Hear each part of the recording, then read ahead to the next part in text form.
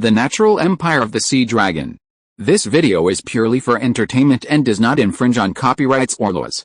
The rights to the novel and image belong to the original author. We do not claim ownership. Don't like waiting and want to listen to this fanfic in full now? Subscribe to our Patreon, where you'll find the best fanfics. Chapter 51: How bold the druids are, how productive the land is. Centaurs and ogres are already the two largest tribes in the wasteland. The other tribes found are all less than 50 people. The three Tauren tribes directly sent Lista to convince them with reason. The number of Tauren under Attilan successfully exceeded 200. There are also 2 centaurs, and the number of centaurs also exceeded 200. In addition, there are goblins. The Eagle King found 4 small goblin tribes that were crippled by gnolls, but after they cleaned up the bodies of the gnolls to avoid contamination, what appeared in front of them was already a noisy large goblin tribe with more than 200 people, and the root of all this came from a big goblin that suddenly appeared in the wasteland. Wearing tattered leather armor, it was obvious that the big goblin leader had fled after being defeated in the battle, and it was likely that the whole army was annihilated, and he was the only one who ran away. When Attilan brought 100 Tauren to recruit him, the big goblin respectfully agreed to join the unified defense front, and immediately asked the goblins under his command to pack up and prepare to migrate the tribe. As a result, this bastard took 200 goblins and ran towards the rainforest overnight. Attilan was so angry that he wanted to lead his troops to chase and kill all the hobgoblins and goblins. He had already called together the Tauren and centaurs. Fortunately, the old centaur calmed him down with a word. The old centaur asked him if he was going to hunt down the goblin tribe now, who had it to these recruited ogres and minotaurs? Other druids were not very willing to get along with creatures of the evil camp, and except for centaurs, Tauren and ogres were actually more disgusted with the natural breath of druids. Attilan was able to suppress them, all thanks to the majestic aura after the enhancement of life control. The ogres were still obedient, and the minotaurs could only be supervised and educated by Lista with a whip. They obeyed the Tauren chieftain, not Attilan, the dragon lord. The most important point is that Attilan took the lead in setting up a united front and recruited so many mouths, so how would they solve the problem of food? Eagle King, you may still need to make a trip and ask the druids in the forest who are good at purification to purify the polluted parts of the wasteland and plant alfalfa. By the way, as for the water source, I will let the kobolds build underground waterways to transport water to both sides of the river.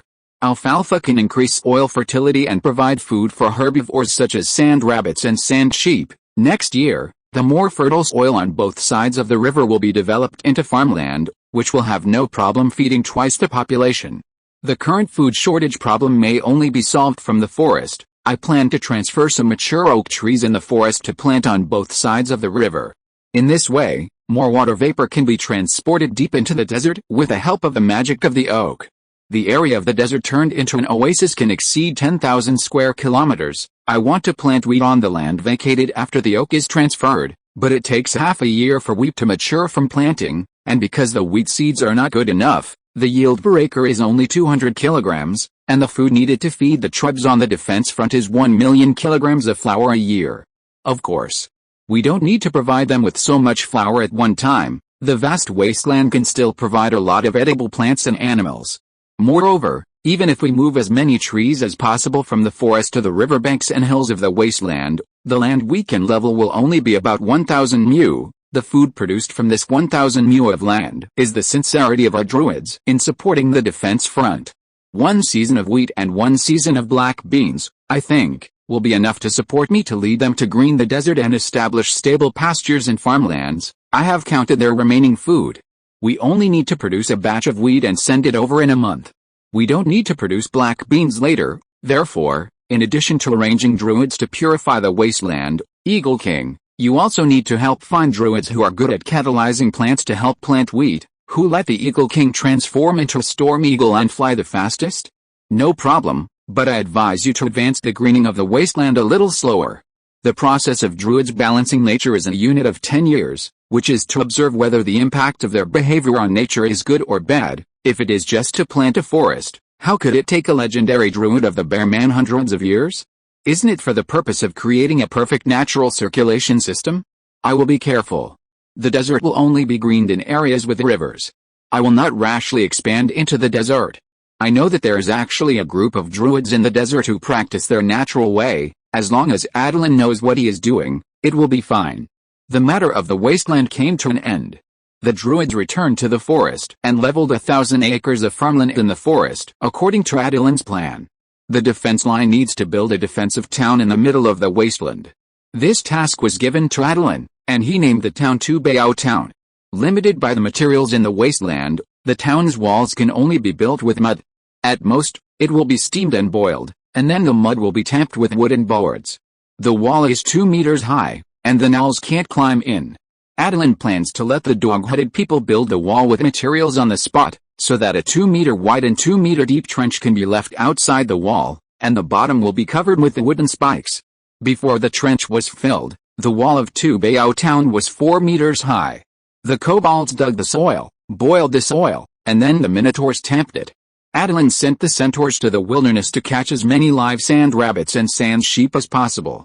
These 2 animals were temporarily decided to be raised as meat. Attilan appointed a leader for the minotaurs, centaurs, and kobolds. With the 3 of them leading the work, Attilan could finally go back to the forest to see how the 1,000 acres of land were doing. Judging from the green trees on the riverbank and hills near Bayou Town, the progress of the farmland should be very good. As a result, when Attilan arrived at Kingland Town, he found that the farmland he and the fishmen had reclaimed was not even 1,000 acres, at most 700, but green wheat had already grown in these fields. The flower girl happened to be there, and Attilan hurried forward to inquire about the situation. "Why is the number of farmland so much less?"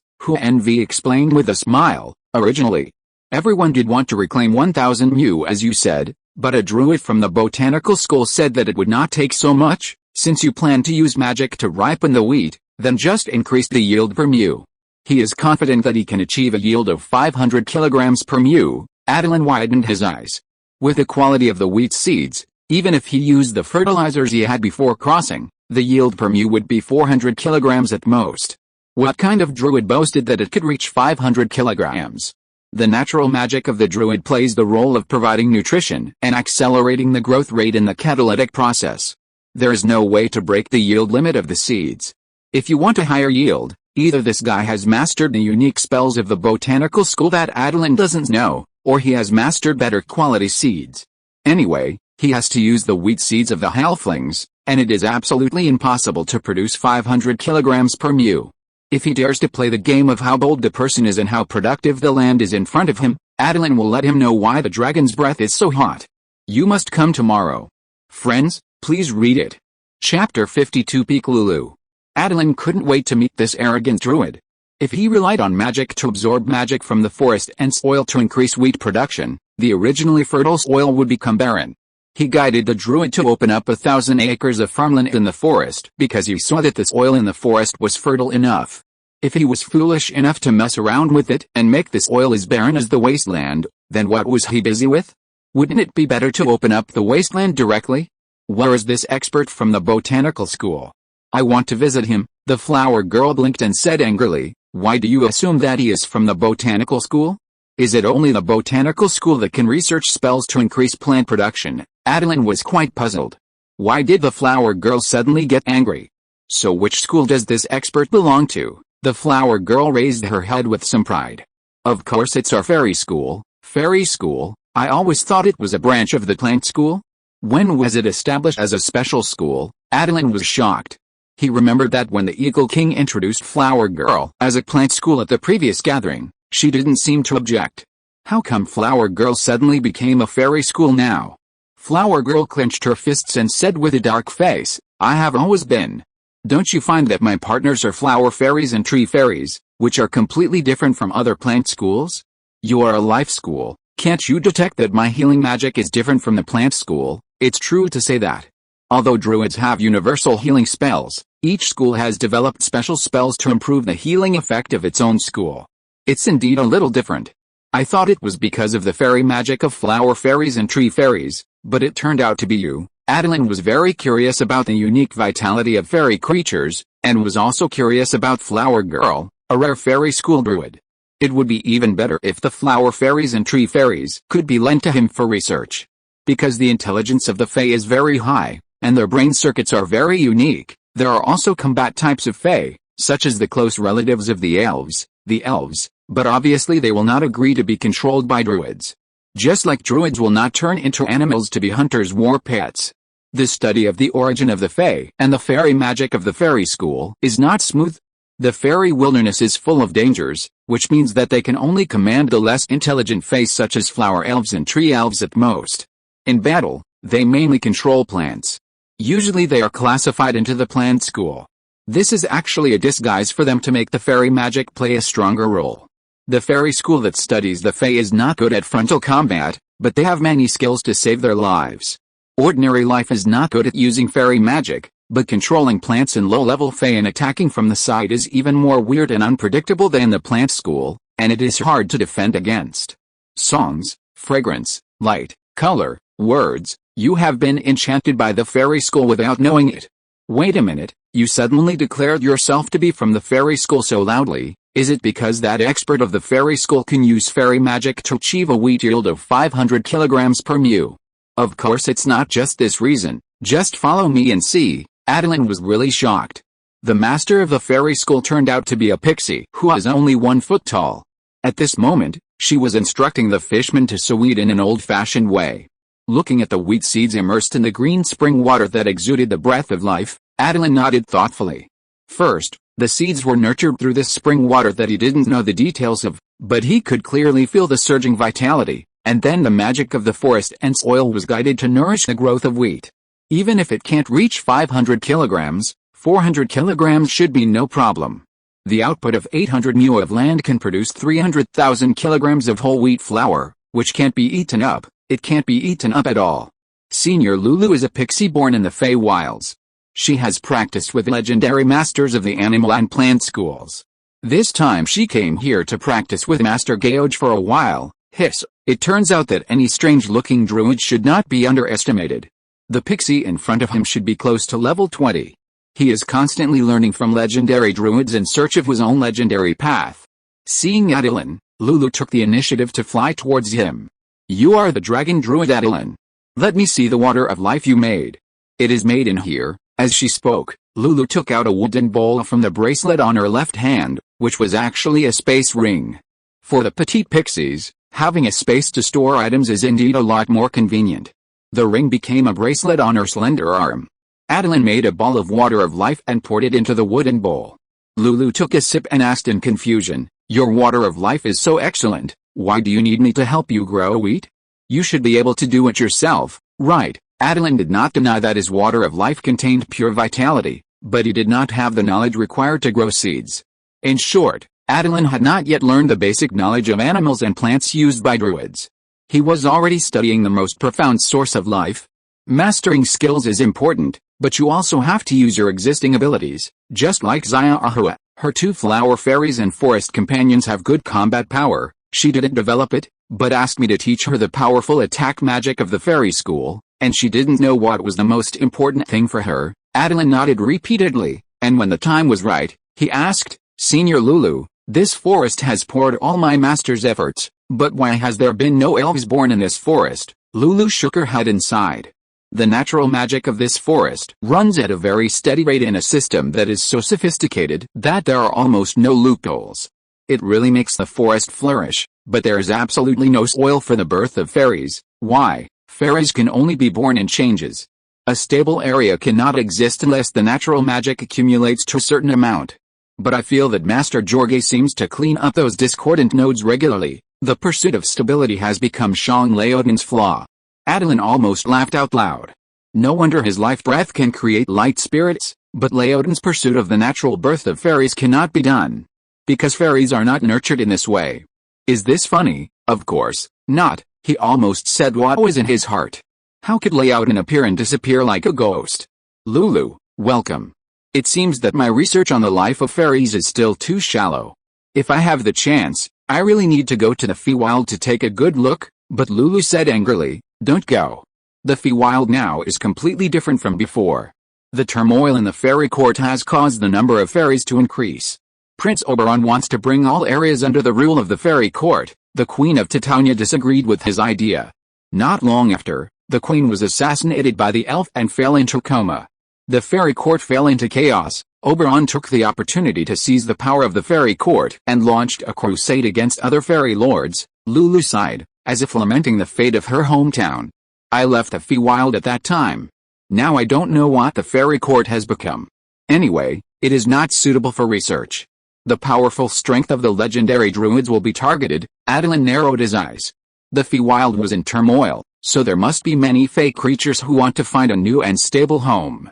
He thinks that the forest of Leoden is very good. You must come tomorrow. There will be more. Please read it. Chapter 53 Love is hard to express. Since the situation in the Feywilds is not good, Senior Lulu, why don't you let your relatives and friends move into this forest to live? You said that the forest is well managed by my master. I think the living conditions here must be met for the fairies, right? Lulu nodded and said, it's indeed good here, but the thoughts of the fairies are really hard to understand. I hated war, so I came to the material world, and I was actually not used to the environment of the new world at first. Some of them don't mind war, and even take the initiative to participate in it. I can't do anything about these fairies. I can only silently wish that they will not be killed, or at least not die too ugly, and there are some fairies who hate war. I think they should have come here, or hidden in the deserted corners of the Feywilds. In fact, Lulu didn't say something. Such a stable forest is quite boring for most fairies, and with such old-fashioned people like the bear people, the fairies can't get the freedom they want in this forest. Lulu knew that the freedom that fairies wanted might seem cruel from the perspective of the material world, but fairies really had no ill intentions, even though their pranks might cost the lives of ordinary people. If she had not met a great druid when she first came to the material world, she probably would not have been able to withstand the kindness she released, and would not have died, but there was also the risk of being tortured to the point of mental breakdown. As a level 16 pixie druid, Lulu could sense some of Attilan's emotions. He really had no ill intentions towards the fairies, and the fairies would definitely have a better life in the forest than before. But Lulu didn't understand why Attilan wanted to recruit so many fairies. If you want to learn this spell to increase production, I will teach you in a while. Whether it can be combined with your water of life depends on your knowledge reserve. As for recruiting fairies to help you farm, don't even think about it. They will not stay in the fields and take care of the crops unless you pay them the reward they like, but the fairies are fickle, and the reward provided by Attilan cannot always satisfy them. Lulu is a pixie. How could she not understand what other fairies are like? Prince Oberon was able to take power because some fairies were so free that they would not even listen to the words of the Queen of Fairies. Oberon seized the opportunity to seduce a group of people and was able to control the Summer King's court, the richest place in the fairy wilds. Lulu, don't follow them in farming. Let's go to the Oak Hall and have a good talk about the relationship between life and fairies. You have pulled up so many of my trees, I want to see what you can do. Looking at this bare land, the bear man felt so distressed. Since the young people wanted to try new things, the bear man naturally let them give it a try. Even if they failed, the bear man could easily transfer a batch of trees to restore the forest to its original state. Besides, Lulu just said that the forest lacked changes and the fairies had no soil to breed. Now they are reclaiming farmland to grow wheat. What if they get a wheat spirit? The creeping spirits nurtured by Attilan's life spells changed from plants to spirits. The bear man thought it was a good topic to discuss with Lulu.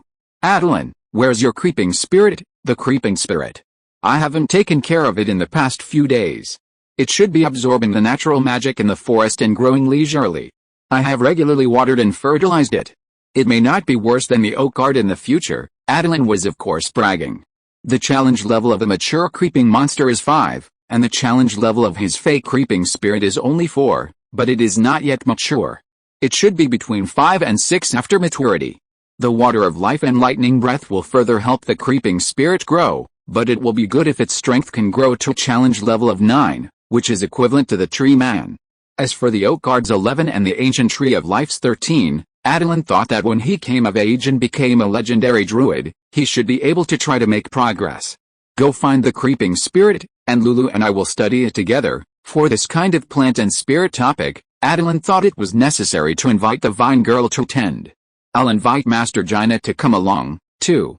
She has a deep understanding of plants and spirits. I think if the 3 of you work together, maybe the creeping spirits will surpass the ancient tree of life one day. He promised to bring Old Deng and Fujin together, but things have not made much progress. Since Lulu could see through his intention to recruit spirits as workers, there is no reason why she can't see his current arrangement. Sure enough, Attilan noticed that Lulu's mouth curled up with a barely detectable smile. I agree. The masters of the Natural Council all said that the most suitable master for me is Master Jaina. If the master didn't want to accept disciples, I would have come to worship her as my master. Lulu, the guest, said so, and the bear man couldn't refuse openly.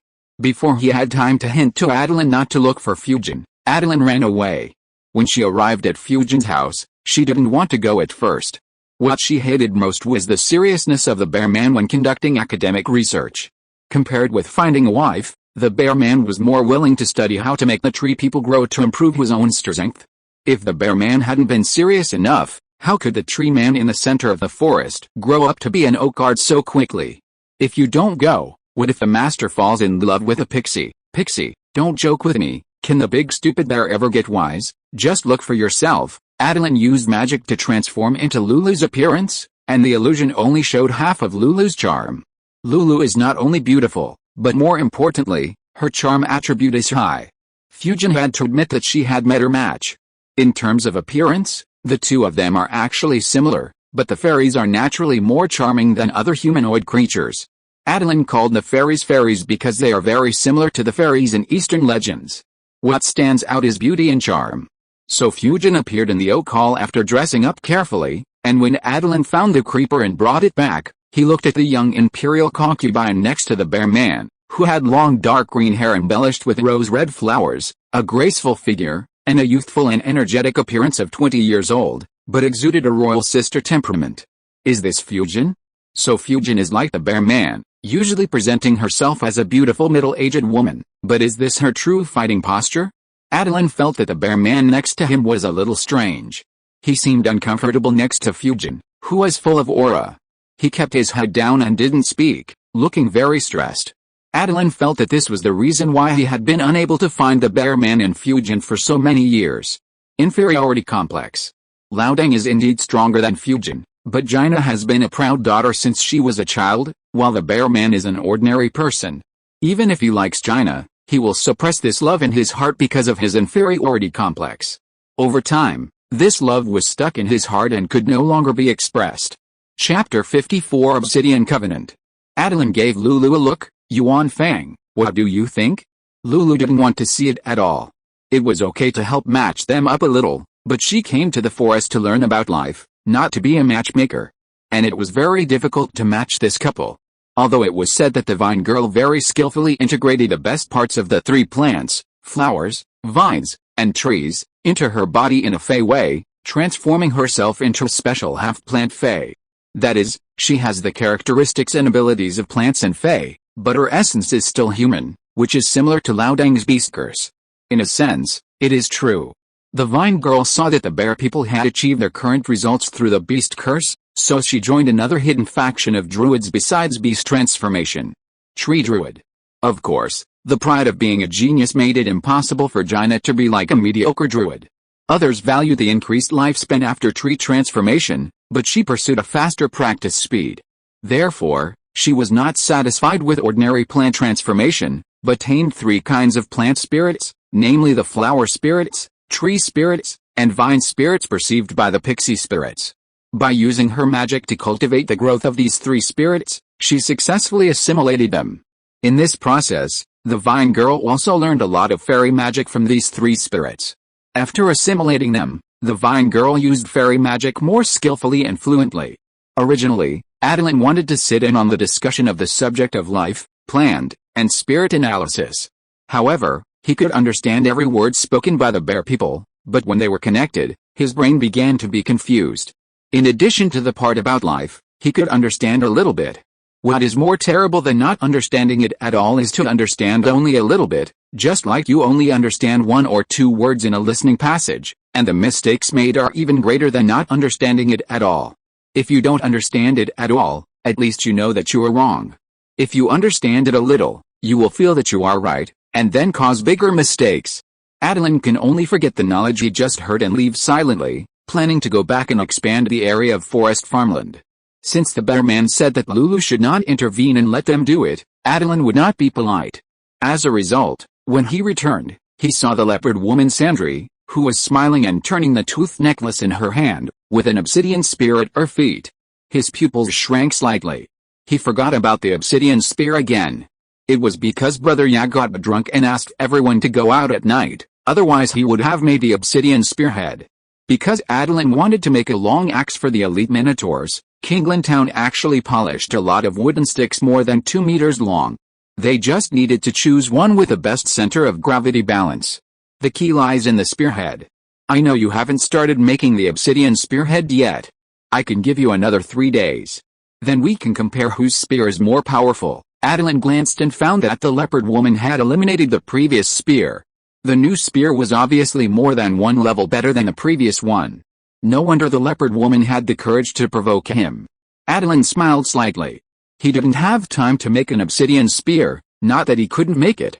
The leopard girl obviously just found an ordinary stonemason to learn the skills of polishing obsidian. But Attilan was different. His inherited memory had a method of using stone to make magic props. Obsidian is a good magic carrier, and the same is true for the oak cultivated by druids. Since you want to pursue excitement, then carry it through to the end. It's boring to just compare who makes the better quality obsidian spear. Why don't we add a little prize? The leopard girl looked at Attilan confidently. She was now extremely confident that the spear she threw in her hand could accurately hit the target 100 meters away, and her skills still had room for improvement. She was sure that the finished product in 3 days would hit the target 200 meters away. As for Attilan, except for being eloquent, I'm afraid he doesn't know how to make an obsidian spear at all. I have the advantage, so I'm not afraid of her. What prize do you want? If I lose, I will help you strengthen the physique of the Black Panther so that he can carry more shadow energy and transform into a shadow creature. The leopard girl also clapped her hands happily. If I lose, don't you ask everyone to help you collect alfalfa, wild pea, and astragalus seeds? I will help you plant them all in the wasteland. I hope you won't regret your outrageous words today, silly leopard girl. Then it's settled. 3 days later, there will be an obsidian spear tasting conference in Bighorn Town. The two of us can provide 3 obsidian spears and compare the best one. Whoever has it, wins. Leopard girl already has 2 spears, and she is more confident that she can win. Then it's settled. I'll go back and prepare now. After leopard girl left, Attilan also found the fishman priest. Where is the obsidian I asked you to find? It's in the warehouse. I'll have someone bring it to the dragon lord immediately. It's not easy to polish obsidian. Obsidian is very hard, but its toughness is also very poor. It will break when it encounters a strong impact. The inheritance of the ocean sub-dragon has a method of polishing obsidian with water flow. Magic water can not only polish obsidian to an unmatched sharpness, but most importantly, it can be enchanted to enhance the toughness of obsidian, so that it will not break directly when it collides with hard objects.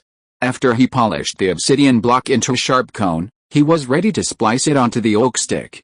As a result, he found that the craftsmanship of the fishman was still too poor, so Attilan had to do it himself. However, Attilan was not satisfied with the spliced obsidian spear.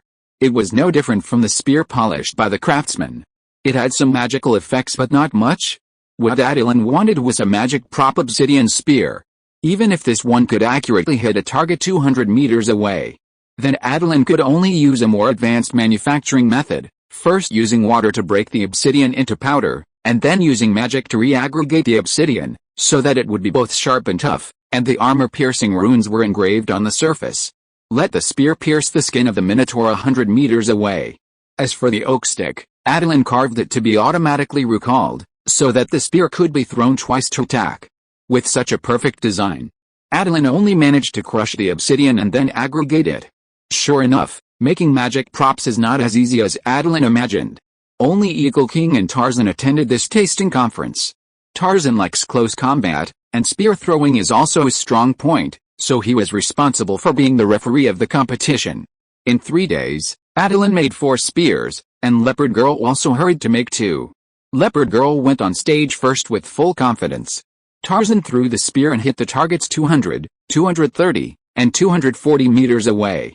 Leopard Girl asked proudly, "Do we still need to compete? 240 meters. Do you know how difficult it is for her to make this spear? Let's take a look at this worst one first." Tarzan took it and shook it, and his eyes changed instantly. He taught Leopard Girl the craft, and sure enough, he threw the spear out 255 meters. "I actually lost." The Leopard Girl's eyes were full of disbelief. If you're listening to this novel on a channel other than Fanfic World, it means they downloaded and uploaded it without effort. We cordially invite you to visit our channel, Mundo Fanfic Novelis. There you'll find the original version of this story and you can explore many other novels of various genres. We're waiting for you to immerse yourself in a world of incredible novels. Chapter 55: The First City. Although the outcome of the game was already decided, Tarzan wanted to see how good the quality of the spears made by Attilan was, so he picked up the best one and threw it. The spear turned into a sharp arrow and hit the target 320 meters away accurately. How can it be so far? Attilan, you can make magic weapons. Tarzan was very excited. Melee druids are the most dependent on equipment among all druids in combat. Although he himself has mastered some magic for druids to make equipment. But he could tell at a glance that Attilan was not using druid magic, but dragon magic. The freshwater element carried a strong breath of ocean dragons. A closer look revealed that this magic equipment was only a semi-finished product. Tarzan opened his mouth hesitantly, but in the end he didn't say anything.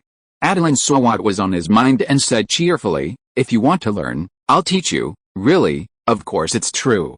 When you learn it, remember to make a weapon and armor for the leaders of my followers. That's my thanks. The first weapon Attilan taught Tarzan was the obsidian sword. The polished obsidian blades were inlaid on the edge with a wooden board. The serrated blades with the same distance were very beautiful. The wooden board was then engraved with patterns, and a gorgeous obsidian serrated sword was completed. Looking at the gorgeous weapon in front of him, Tarzan couldn't help but touch it. It's so beautiful. Why can't I design such a great weapon? The serrated sword is beautiful, but if you don't master the correct method of use, even if Attilan engraved the runes of solidity and lightness, the blade will easily break. The obsidian spear and serrated sword are both weapons used by the jaguar warriors. The first serrated sword was given to Sandri, who is wearing leopard print. Attilan smiled and said, "I'll ask you to grow the green manure in the wasteland. This sword is your reward.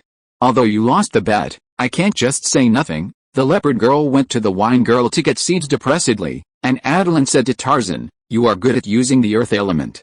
The method I use to polish obsidian can be used after a slight transformation. The key to magic weapons is to guide and combine the magic power of materials to create unique magical effects. I'll tell you how to use the water element to guide magic. With diligent practice, you should be able to summarize a set of forging methods that belong to you. Druids don't use iron. You can decide which one, earth forging or water forging, is more suitable for you." What was taught to Tarzan today was the basic casting method. Attilan's memory had more profound methods, but he hadn't learned them, so how could he teach Tarzan?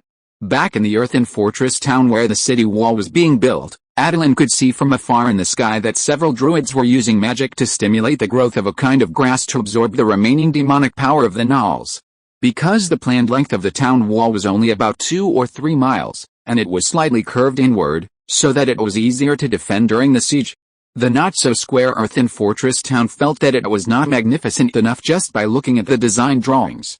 When the first wall was half built, this feeling became more obvious. But after all, the earthen fortress town was the first city built by Attilan. Now it was only 2 meters high, and the straight length of the earthen wall was more than 800 meters, but the wall of the earthen fortress town would definitely be expanded in the future. This was in the middle of the wasteland, so naturally there had to be a magnificent city to control the 4 directions. The rammed earth wall had a unique sense of historical heaviness. The rammed earth wall built by Attilan simplified the city building process to a considerable extent. He was not even sure if these walls could hold up until the gnolls attacked again in 3 to 5 years. More than 200 gnolls were wiped out overnight. I believe the Gnoll King will definitely send scouts to investigate the situation. As long as the scouts see the city, the gnolls will weigh the losses that will be caused by the attack. That's right, Attilan is using the city wall to intimidate the gnolls. As long as the scouts pass on the news that someone is building a city in the wilderness, the Gnoll King will not attack easily. The current situation is that the wolf is afraid of both ends. The dog-headed man is worthy of being the creature that is best at civil engineering. The leading dog-headed man gave an optimization plan in a few days. This is because Attilan said that whoever gives the optimization plan will be rewarded. Otherwise, the dog-headed man would not dare to point out that the Dragon Lord's city building method is wrong. The dog-headed man's method allows the city wall to maintain the existing foundation width, and the height can be increased by 0.5 meters. Although the progress is relatively small, Attilan still took out the worst quality obsidian spear and rewarded it to the dog-headed man leader. Keep working hard. If you can make greater contributions, it is not impossible to be rewarded with dragon blood and let you grow wings. Thank you, Lord Dragon. Judging from the leader's expression, he was very happy to eat this cake. Even if the kobolds grew wings, their combat power was equivalent to that of a level 1 professional. The winged kobolds mainly improved their ability to survive. From the colorful scales of this group of kobolds, Attilan knew that they were very weak, and even their strength in digging the soil was not as good as that of the pure-colored kobolds. The leader of the kobolds was a rare pure-colored kobold. His red scales indicated that he might have the blood of a red dragon, but he couldn't even spit out a flame. Attilan completely gave up letting the kobolds go to the battlefield. They were still honest engineers, digging canals, building cities, and farming. They didn't even plan to use them to forge weapons because they were too weak to forge good weapons. The food level provided by Attilan to the kobolds was the worst among the 3 types of followers, but they were still the first to complete their task and dug out the trench according to the blueprint. It only took 1 month, according to the schedule planned by Attilan. 3 shifts worked non-stop to dig the trench nearly 10 miles long, 2 meters wide and 2 meters deep. Attilan saw another advantage of the dog-headed people, that they could endure hardships. Since they could endure hardships, there was no need to let them rest. Half of them were left to assist the minotaurs in tamping the walls, and the other dog-headed people were arranged to reclaim farmland in Dajao town. Although the minotaurs were clumsy, they mainly relied on strength to tamp the soil. It took another half a month to build the walls on all 4 sides of Dajao town. There were not enough trees in the wasteland to build houses, and the minotaurs and centaurs did not like to live in houses, so Attilan could only let them live in the open air. There were only 100 minotaurs and 100 dog-headed people responsible for staying in Dajao town. 200 people were arranged to graze sans sheep in the vast wasteland between Dajao town and Dajao town. These days, the people and centaurs kept catching and raising more than 200 sans sheep. After a month and a half, the alfalfa, wild peas and other forage grasses planted by the leopard girl near the water source also sprouted and could be eaten, and the horses were grazing along the river. As for the captured sand rabbits, they were given to the kobolds who were good at digging holes to raise. It happened that the habits of kobolds and rabbits were quite similar. They liked to dig holes and gave birth to a lot.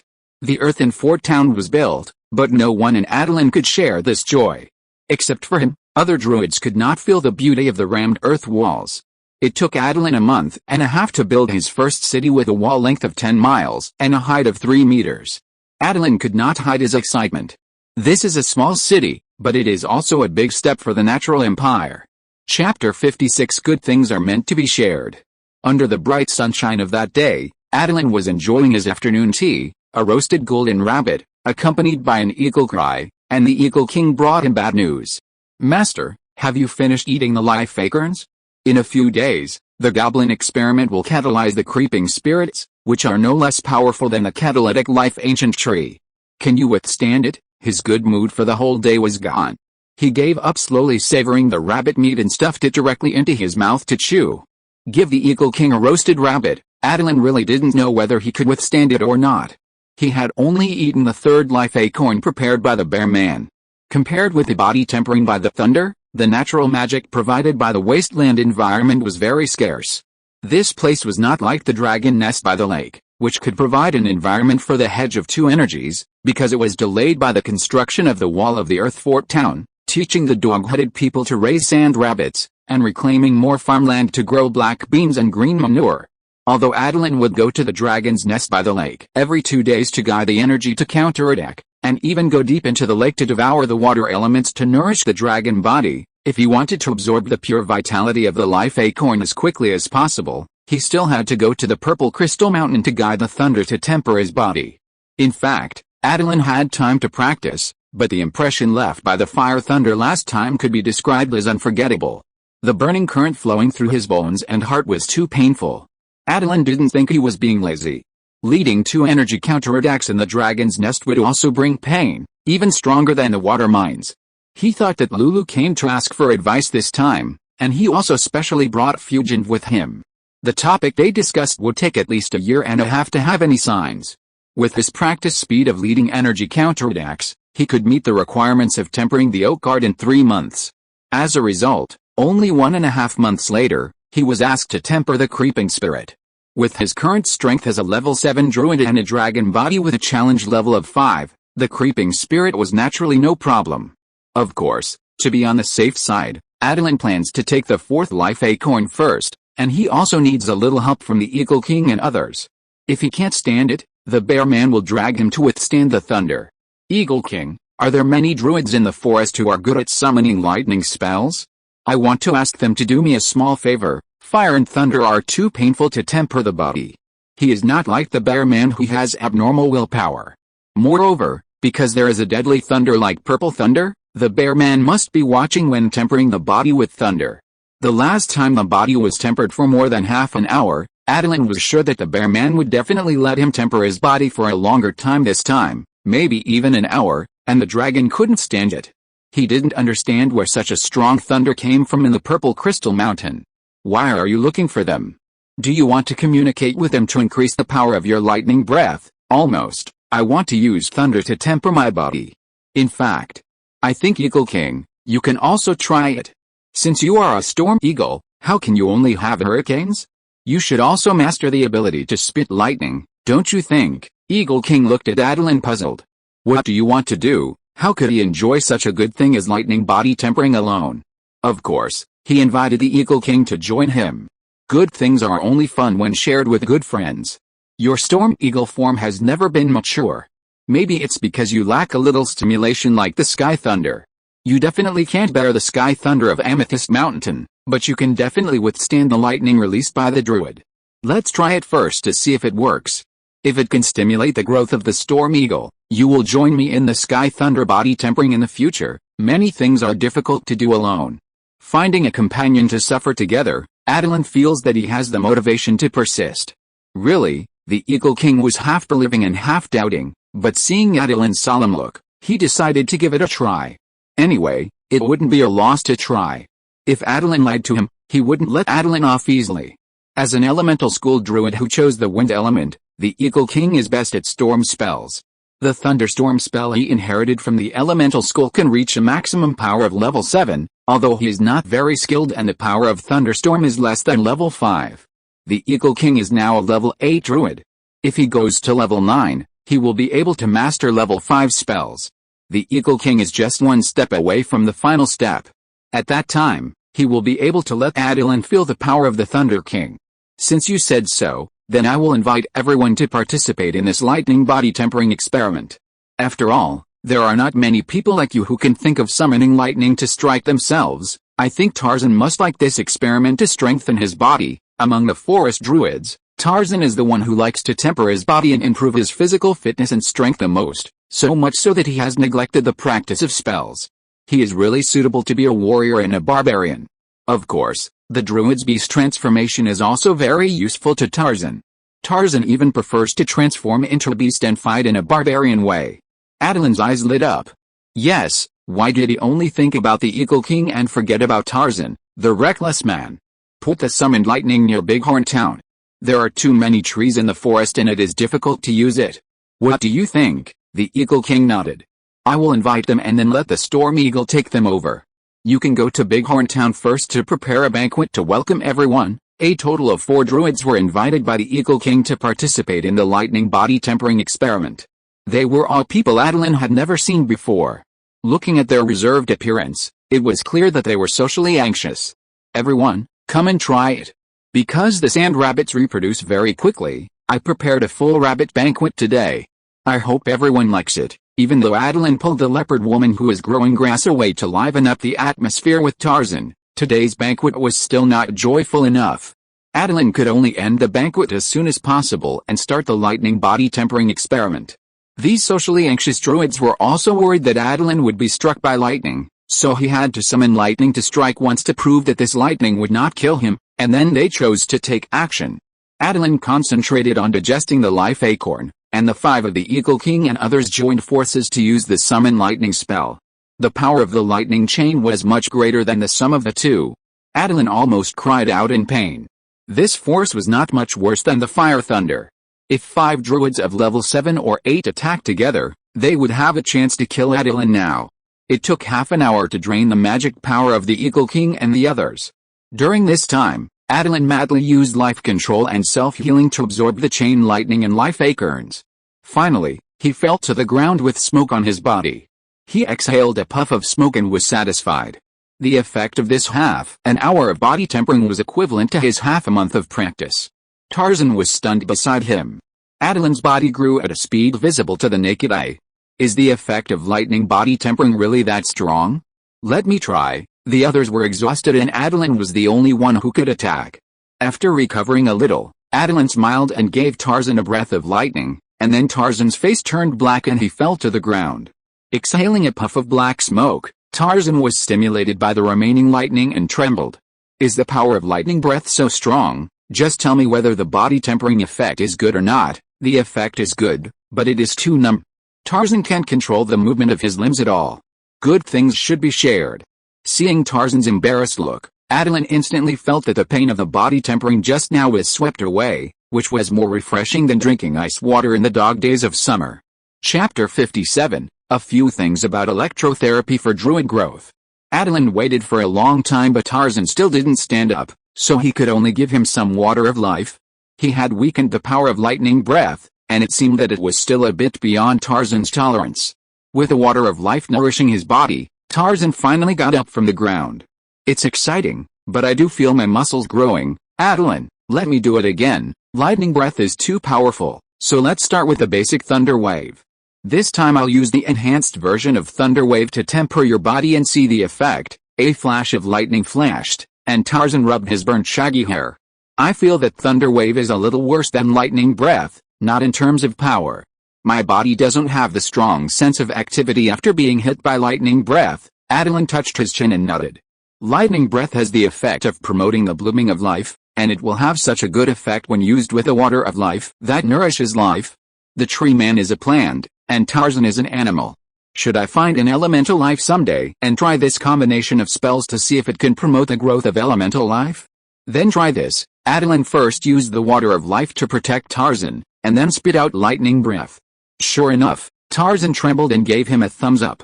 That's the taste. Then he fell to the ground again, and this time he fainted. Leopard Woman came forward to check and breathed a sigh of relief. It's okay, it's just that the stimulation of lightning breath was too strong and he fainted.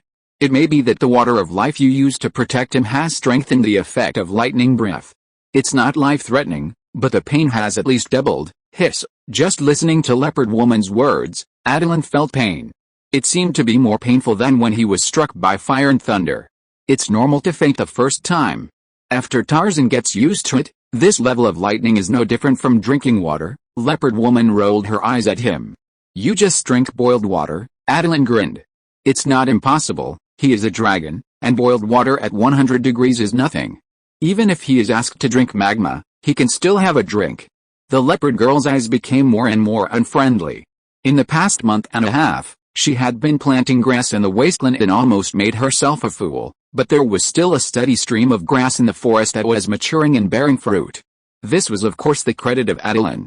With the help of the druids, alfalfa, wild peas, and astragalus expanded into a grassland dedicated to cultivating seeds, and Attilan only needed to irrigate it with the rain of grace every few days. The rain of grace made the seeds of grass more vital, and at the same time, the growth rate of grass also became faster accordingly. The grass that could only be harvested in 3 months matured in 1 month. As long as the leopard girl planted grass along both sides of the southwest river, Attilan would liberate her. He was not a devil, so how could he really let a leopard girl green the entire wasteland? The main reason was that even if Attilan wanted to, the leopard girl did not have the strength to do so. After all, she was an animal school, and the plant school was better at this job. After the wasteland became a grassland, the leopard girl could participate in the ecological reconstruction of the grassland. The wasteland has become a grassland. If the number of wild sand rabbits is not curbed, it will increase to an exaggerated level. Some of the forest leopards raised by the leopard woman will become grassland leopards. The Eagle King has a strong recovery ability, but he only recovered 30% of his magic power and wanted to try the effect of lightning quenching.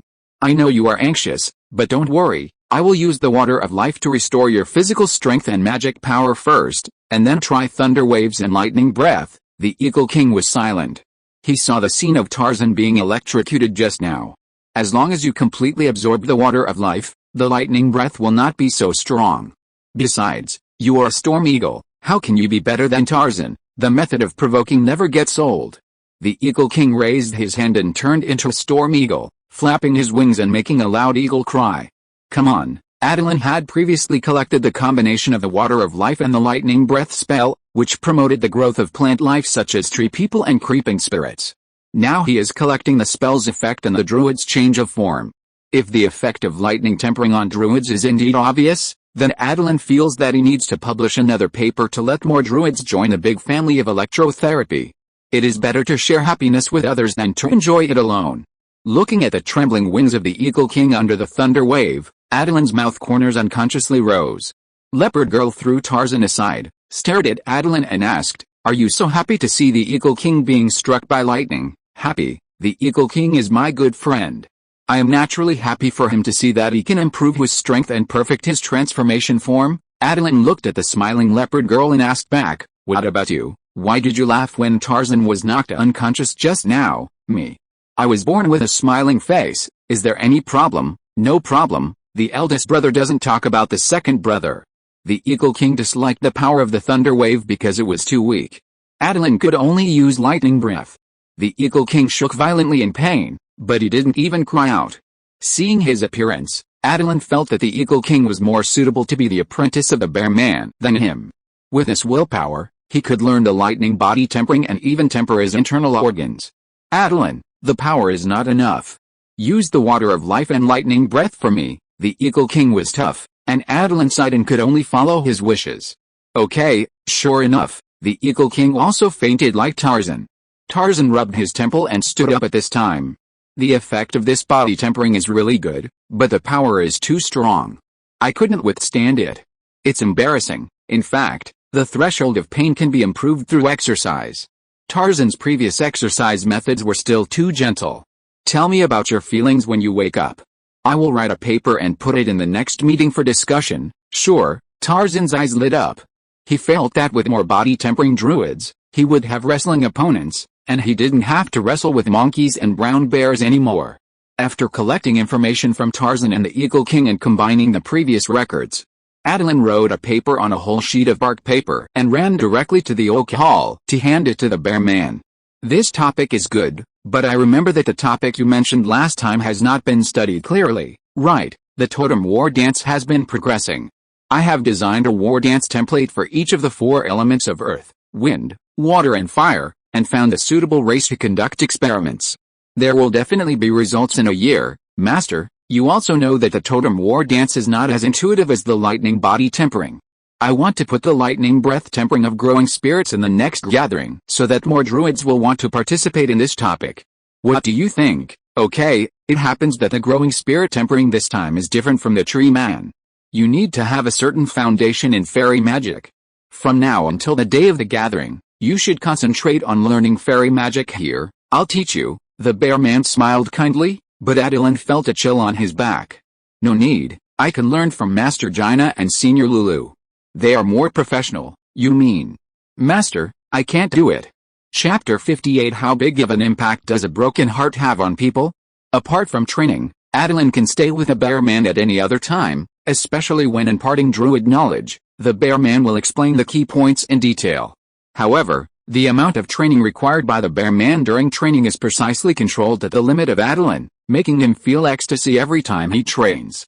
Attilan used Fusion Van Lulu to delay time, because he was afraid that the bear man would ask him to go to Amethyst Mountain every day to receive the sky thunder, which would be painful for him. When it reaches a certain level, the bear man will also let him try the most dangerous purple thunder body tempering, which is really ecstasy. Attilan guessed correctly. Before he started to teach fairy magic, the bear man asked about the sky thunder body tempering. "I've been quite busy lately, so you can only go to Amethyst Mountain by yourself. You've seen water mines and fire mines. Before the purple thunder falls, you'll see the thunder clouds become very bright. Don't get close to them at that time. You're a dragon.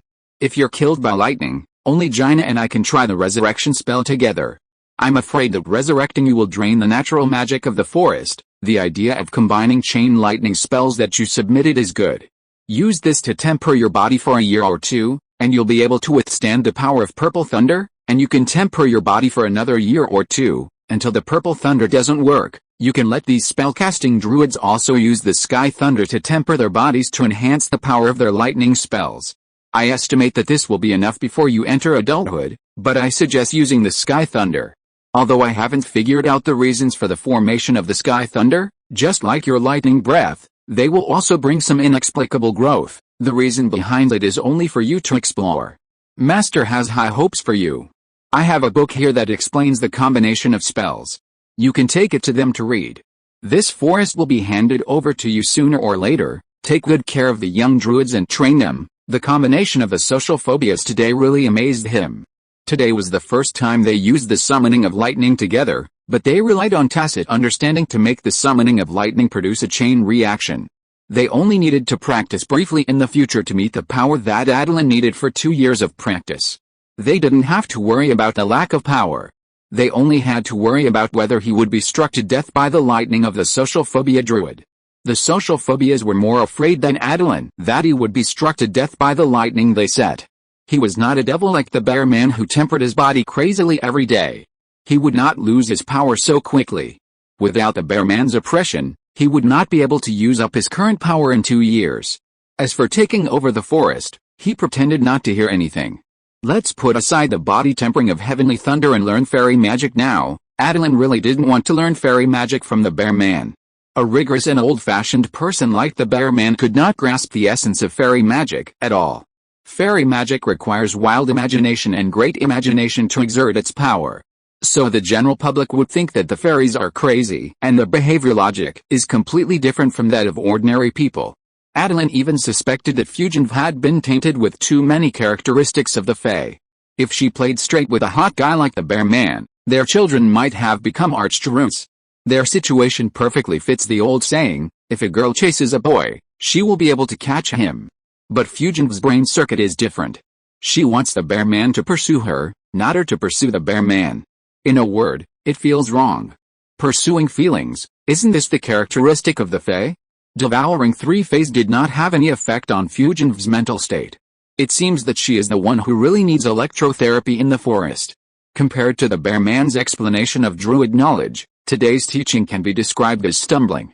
Attilan subconsciously asked, Master, were you ridiculed by Master Jaina for not knowing fairy magic, so you specially asked me to train with you? The bear man's face turned dark and he said coldly, some things are enough to know, there is no need to say them out loud. It's true for other things, but fairy magic is different. Master, this is really not suitable for you. Look at the satyr map, isn't he the most typical example? Him? What's wrong with him? After Attilan said this, the bear man became curious. The most outstanding feature of the satyrs is their panpipes, which can play magical sounds with effects such as charm, fear, and hypnosis. Met carries a panpipe with him, but does his music reflect these magical effects? The root of everything is the change in his way of thinking. He has become more like a human and no longer like a satyr, causing the power of his fairy magic to decrease a lot. He is already completely like a human wanderer and trickster. The bear man frowned. Solving psychological problems is his weakness. He has always relied on willpower to overcome them. He can do it, but others can't. How did he become like this? It's because of a broken heart. Although he didn't say it all, I still managed to understand most of it. After getting him drunk several times, he fell in love with a human girl. It was a love that was destined to have no results. It was like a moth flying into a flame, so painful, but so charming. The bear man continued to ask patiently, so what do you want to express? Just say it directly. Fairy magic values thinking. This is not magic that relies on intelligence and perception. Magic based on charm is a bit abstract. Master, you are too strict and you will definitely not adapt to it. As a legendary druid, even if the bear man did not add points to charm, his charm attribute would not be low. He would definitely be able to use fairy magic, and he would use it well. But in front of Fugitive and Lulu, he seemed clumsy and not smooth enough. Besides, you don't need to use your own weaknesses to attack the enemy's strengths. You should stand firmly in the field of life and compete with Master Jaina. It's better not to learn fairy magic. While the bear man was thinking about this, Attilan used the quiet step he learned from the half-goat man to sneak away. Wouldn't it be better for him to go directly to Fugitive and Lulu to learn fairy magic? He wanted to ask Fusion what was going on. He created such a good opportunity and left Lulu, such a great assistant, but why didn't he take down Laodeng? After asking, he realized that Fusion was not to blame. It was Laodeng who said too much. He said that we should study the life characteristics of the elves, practice and transform ourselves, which is the right way, and devouring alien life to improve strength is a crooked way. Then Laodeng was criticized. Faced with the fairy magic and fairy knowledge proposed by Fusion, he didn't know anything. He had the nerve to accuse Fusion in such a high position. Little did he know that fusion evolution is indeed a common way for the elves to improve their strength. For example, the light spirits only have basic wisdom after the group aggregation, and the evil elf Green Ghost gave birth to her daughter by devouring a human child. From the beginning of the birth of the three elves cultivated by Fusion, she has been instilling her magic and thoughts. They can be said to be Fusion's clones, and it is almost no difficulty to devour them. But people are so contradictory, and they will disagree with themselves. It can only be said that the feelings for the bear man have affected Jaina too deeply. Lulu suddenly came over and asked, I saw a goat man in the forest, why do I feel he is weird? It's like he has completely lost the characteristics of a fairy and has become a vulgar creature. Attilan waved his paw casually. He is in love, there is no hope. Who knew that? Lulu's eyes suddenly lit up. Who said that? Being in love is simply the best state for a fairy. Where is he now? I want to start a new project with him as the topic. Recommend a book. Beast Tamer. I can give entries.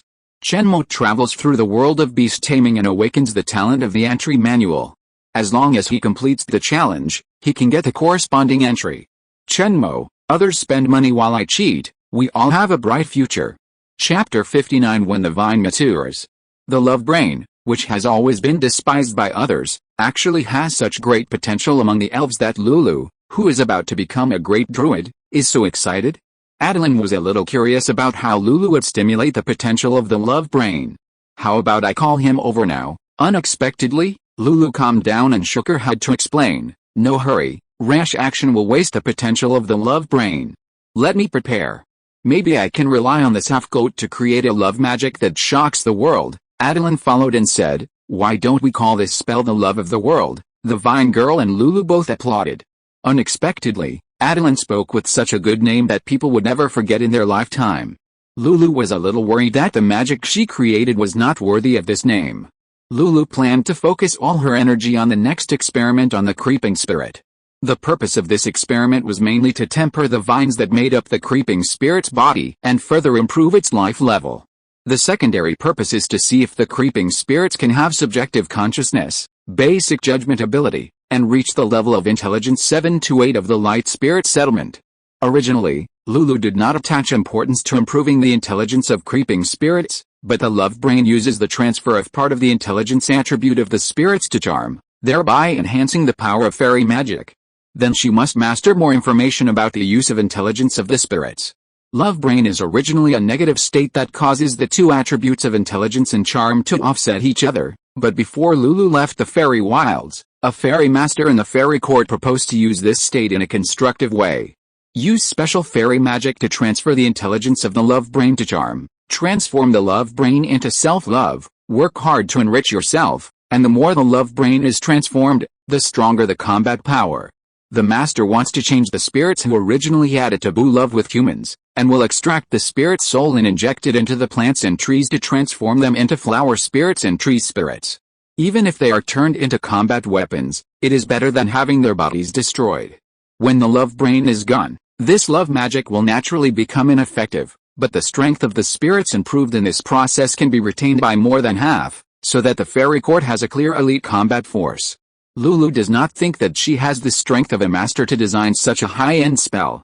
She plans to settle for the second best and keep the love brain, but let the love brain work hard to improve itself for true love. Focus your mind on yourself as much as possible, rather than the person you admire. After listening to Lulu's explanation, Attilan touched his chin and asked, the magic of changing thoughts is really amazing. Do you have the kind of magic that can turn a normal person into a love brain? Lulu moved away from Attilan in disgust. What do you want to do? Don't say you don't have it. Even if you have it, I won't tell you. This evil dragon. Attilan looked at Lulu with righteousness. What are you thinking? Am I that kind of dragon? I'm planning to use it on my master. It's impossible to turn Laodang into a love brain. Maybe I can make him see his heart clearly and confess to Aunt Gina. Lulu nodded thoughtfully. Attilan's idea was not bad, but she couldn't control a legendary bear druid with strong willpower. It's impossible to do it with my power. Who said you have to rely on your own power?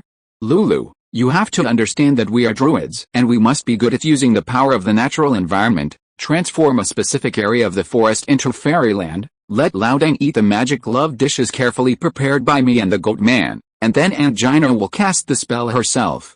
I can't do it, but he can resist it. Gina frowned.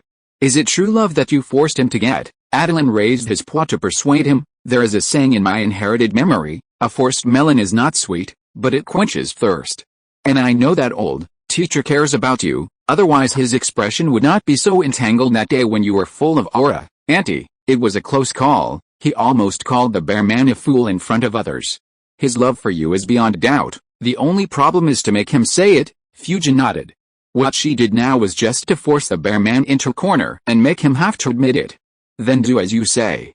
But what kind of magic food made of ingredients can make him trance? He ate your illusion food last time, he won't be fooled this time, right? Lulu flew proudly in front of the creeping elf. It's all we need. After my inspection, I found that this vine-turned elf is more than 80% similar to a carnivorous vine cultivated by the elves of the frost forest. It can bear berries. Cooking with berries and young vines has the effect of strengthening the body. There is a spell for refining poison in fairy magic. By blending toxins into a potion that strengthens the body, it can easily bypass the body's defense mechanism. Let's use this spell. As expected of a fairy, the abilities he possesses are really hard to guard against. Attilan's eyes rolled, and another plan came to his mind. After learning life control, he clearly understood how difficult it was to poison a bear man, so he had to be above board. Since the elves use carnivorous vines to cook, there must be a magic recipe. Why don't we say that we are making that kind of elf food and let Laodang help taste the effect? Coupled with this Trojan horse trick, Attilan didn't believe that Laodang could still withstand it. Now we will start to improve the life level of the creeping spirits. Improving the quality of the ingredients can better hide the phantom poison that has been mixed in. Or I can try to let the creeping spirits master this hallucinogenic toxin. Attilan, what do you think? Okay, how could he refuse such a good proposal from Lulu? His positioning of the creeping spirits is to control them. The toxin can weaken the enemy's willpower to resist, which is better than the blood-sucking vines of the vine girl. Lulu then told her plan. Then I will use the fairy magic that guides the growth of the spirits first, and then you can refine it according to your set. Pay attention to controlling the strength. You need to control it carefully to avoid destroying the effect of the fairy magic. Lulu's magic made the creeping spirits more active than ever before. Attilan then used a combination of spells to enhance the vitality of the creeping spirits, making the creeping spirits grow into a large rattan ball about 2 meters long. Then the vine girl took action, and a pink magic aura shone on the rattan ball. And purple-red flowers bloomed among the tender green branches. After 3 days of hard work, everything was finally arranged. The originally immature creeping spirit became active and took the initiative to approach Attilan and entangled its vines onto his claws. He could only push the creeping spirit away tirelessly. Why is it so sticky to dragons? Because you gave it life, it naturally sticks to you. Can it stick to you? Seeing Attilan's shameless look, Lulu could only say, no, but I can teach you a fairy magic to guide and control the creeping spirit. That's fine. The vine girl waved her hand and summoned a cloud of white mist. I already have a lot of fairy energy here. Next, I will try my best to convert natural magic. It just so happens that I have always wanted to try to create a fairy wonderland. Lulu, please help me with some reference. No problem. With a fairy wonderland, she can summon the fairies to live here, killing 2 birds with 1 stone. Attilan grinned. Just repeat today's spell at the banquet, and the creeping spirit will mature and produce berries, and our plan can be implemented smoothly. Laodang, I can't wait to see the scene of you confessing in public. Chapter 60, Laodang, do you want a wife? Since he wanted to pursue excitement, Attilan naturally had to carry it through to the end. If Fujian mobilized the natural magic of the forest on a large scale in a short period of time, the bear people would definitely notice it, so Fujian could only slow down the transformation of the garden. How could this be possible? The fairy energy in the garden was directly related to the result of this confession meeting. If the natural magic of the forest could not be used, then the bear people would not notice the use of the elemental energy of the lake, right? In the next 7 days, Attilan fully demonstrated to Fujian Van Lulu what it meant to be that he did not produce water, but was just a porter of nature.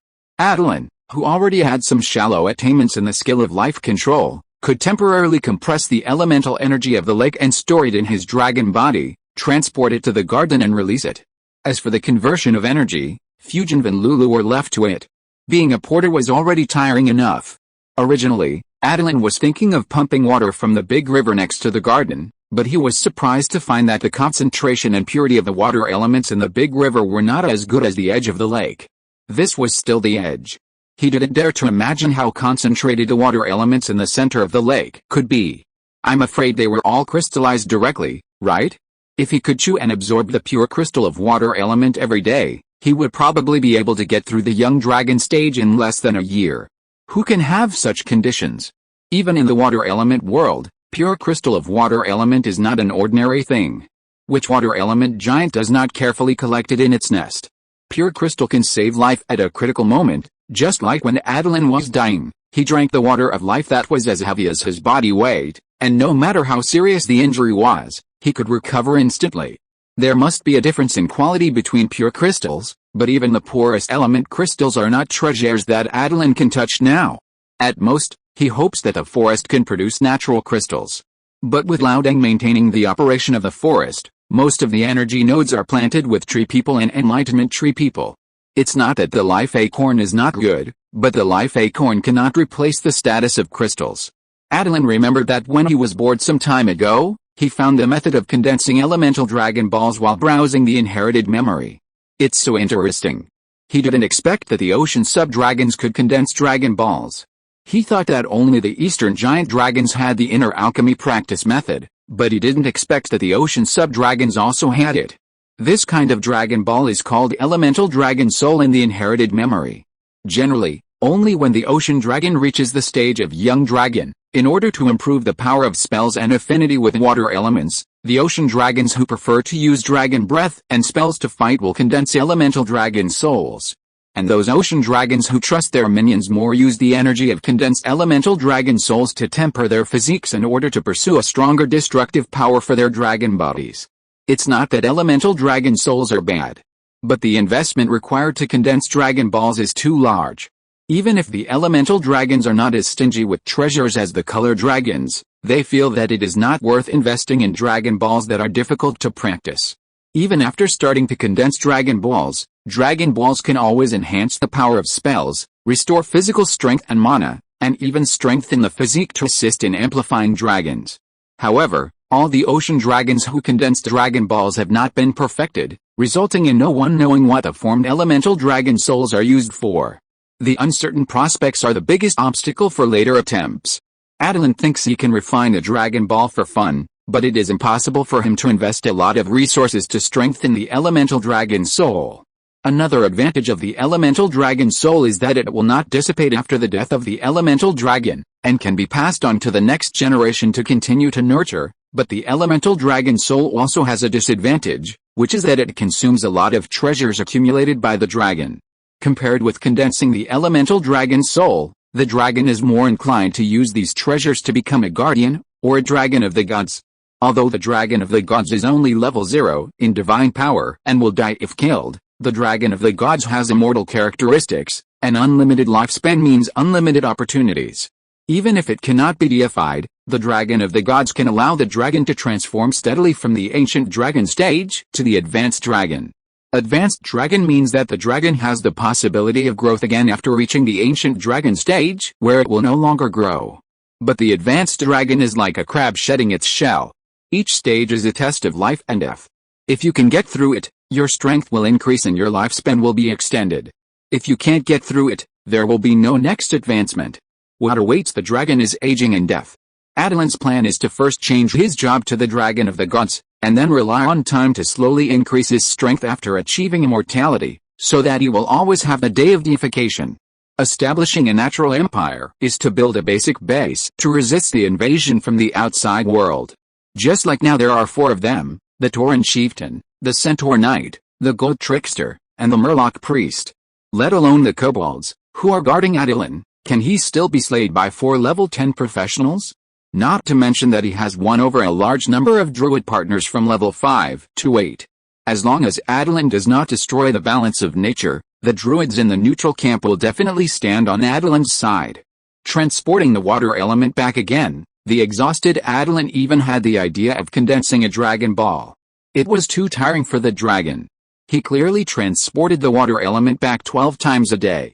But the garden showed no signs of getting wet, and the mist was not much thicker. This shows that these water elements have been absorbed and transformed by the garden, but the energy gap is still large. Lulu is flying and talking without any back pain. Why did you stop? The banquet will be held tomorrow, but the fairy energy is still not strong enough. Get moving. I can't move at all. I am an ocean dragon. But it doesn't mean I can store and transport water elements infinitely. Just like a lake expands outward, you can't expect me to suppress it by drinking water. Although Attilan was a little happy to find a new training method, dragons also have their limits. His dragon body's carrying capacity for water elements has reached the limit of the current stage. His dragon body has not broken through to the length of more than 5 meters in the young dragon stage, and his life level has not broken through to the young dragon stage. What he needs now is not exercise, but precipitation. I remember there are some fairy creatures living in the forest. Why don't you invite them to come and help, and invite them on the pretext of preparing fairy performances for the banquet? Lulu glared at him. What about you? You can't just lie there if you can't transport water elements, right? Attilan lazily got up from the grass and brushed off the grass on his scales. I'm going to find the goat man. Did you forget to plan the magic dishes at the beginning? We haven't designed the recipes yet? If the dishes are not delicious and we can't catch the master's stomach, how can we catch his heart? Let Attilan take a break. He is better than me at preparing a happy banquet. The next banquet will not only be attended by me and the big bear, it only happens once every 3 months. We must not disappoint the druids who come to the banquet. I can't cook it myself this time. It depends on you and the goat man. The vine girl who had been sitting cross-legged in the center of the garden spoke. Beside her were vines full of flowers absorbing the natural magic of the forest and releasing fairy mist in the form of floral fragrance. Attilan was under a lot of pressure. Maybe the vine girl's cooking skills were not as extensive as his, but the vine girl was a real cooking master. He and the goat man were only half-baked. He told the vine girl the recipe for flower-growing dishes in his previous life. She could localize a more reasonable and even more delicious recipe. After all, it was the ingredients and dishes of the magical world. If you want to surpass it, you may have to look for it in the classic of mountains and seas. The goat man who finally got a chance to return to Kingland Town was enjoying his rare vacation, lying on a lounge chair and taking a nap in the sun. Goat man, open your eyes, I'm Attilan. The goat man pulled away the leaves above his head with a little irritation. What's the matter? It's a big thing that you will never forget. It's related to the situation and decision makers of the forest. I just want to ask you if it's big. Looking at Attilan's playful eyes, the goat man didn't believe it and lay on the chair for a while. If you don't say it, I'll continue to sleep. Instead of fooling me, you might as well think about how to attract customers to your style street. Yes, the Fishman style street in Kingland Town has been built, but he hasn't found a suitable dancer yet, and there is only one musician, the goat man, and the chef and brewer are not qualified. No hurry, let's get down to business first, the goat man's eyes seemed to say. Do you know what you are talking about? The materials produced by creeping spirits can be used to make a magical dish that improves physical fitness. Let's go. The plot against the bear man was too big, and Attilan was afraid that the goat man would be scared, so he didn't tell him. So as not to affect his mentality of cooking and using illusions. The goat man came to the garden, and his mouth was almost drooling when he saw the dazzling array of magical kitchen utensils in the kitchen. He had never fought such a rich battle in his life. Cutting the sprouts will not affect the creeping spirits. If the vitality is too active, it must be trimmed regularly to maintain its vital signs and avoid negative effects caused by crazy growth. A plate of steamed dumplings made of wheat dough, creeping spirit sprouts and petals mixed with lizard meat was served. Not bad, but it's still not good enough. More, the goat man turned and walked into the kitchen. After several times, Attilan pointed at the table and said, "Why don't you try the first method again?" The goat man finally held down the knife. Finally, this day came. Even though the goat man was tortured to the point of not wanting to be a chef, he still picked up the kitchen knife. First, Attilan performed a lightning strike on the creeping spirit in public. The creeping spirit received cheers from everyone. After reading the lightning strike body tempering paper he distributed, everyone was eager to try. Except that the petals turned into berries and injured the goat man. Everything went smoothly. "Master, how about trying this magical dish that enhances physical fitness?" The bear man ate one steamed dumpling after another. Everyone felt that the fog seemed to be getting thicker, and the singing of the fairies dancing in the flower fields around him became clear and loud. The bear man's eyes were a little hazy, and he continued to eat the steamed dumpling mechanically. A vine extended to his feet, and the wooden thorn pierced his soles. The vine girl's enchanting spell began to work. Attilan quietly approached the bear man and cast the dragon's natural bewitching words. "Master, do you want a wife or not? If you do, just express your love boldly." The bear man stood up stiffly and looked in the direction of the vine girl. Chapter 61 Thunder Mutual Aid Association. The bear man walked towards the vine girl.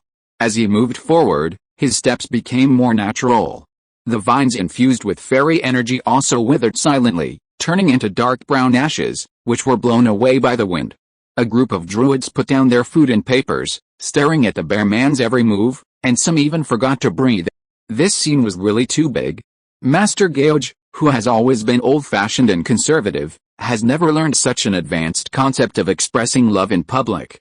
Jaina, in fact, from the first day I saw you, you have left an indelible impression in my heart, but the gap between us is really too big. I can only work hard and work harder. Try to make myself worthy of you. A crystal teardrop slipped from the corner of the vine girl's eyes. Since you love me, why don't you say it? The bear man's face showed a struggle, and he seemed unwilling to say the true thoughts behind it.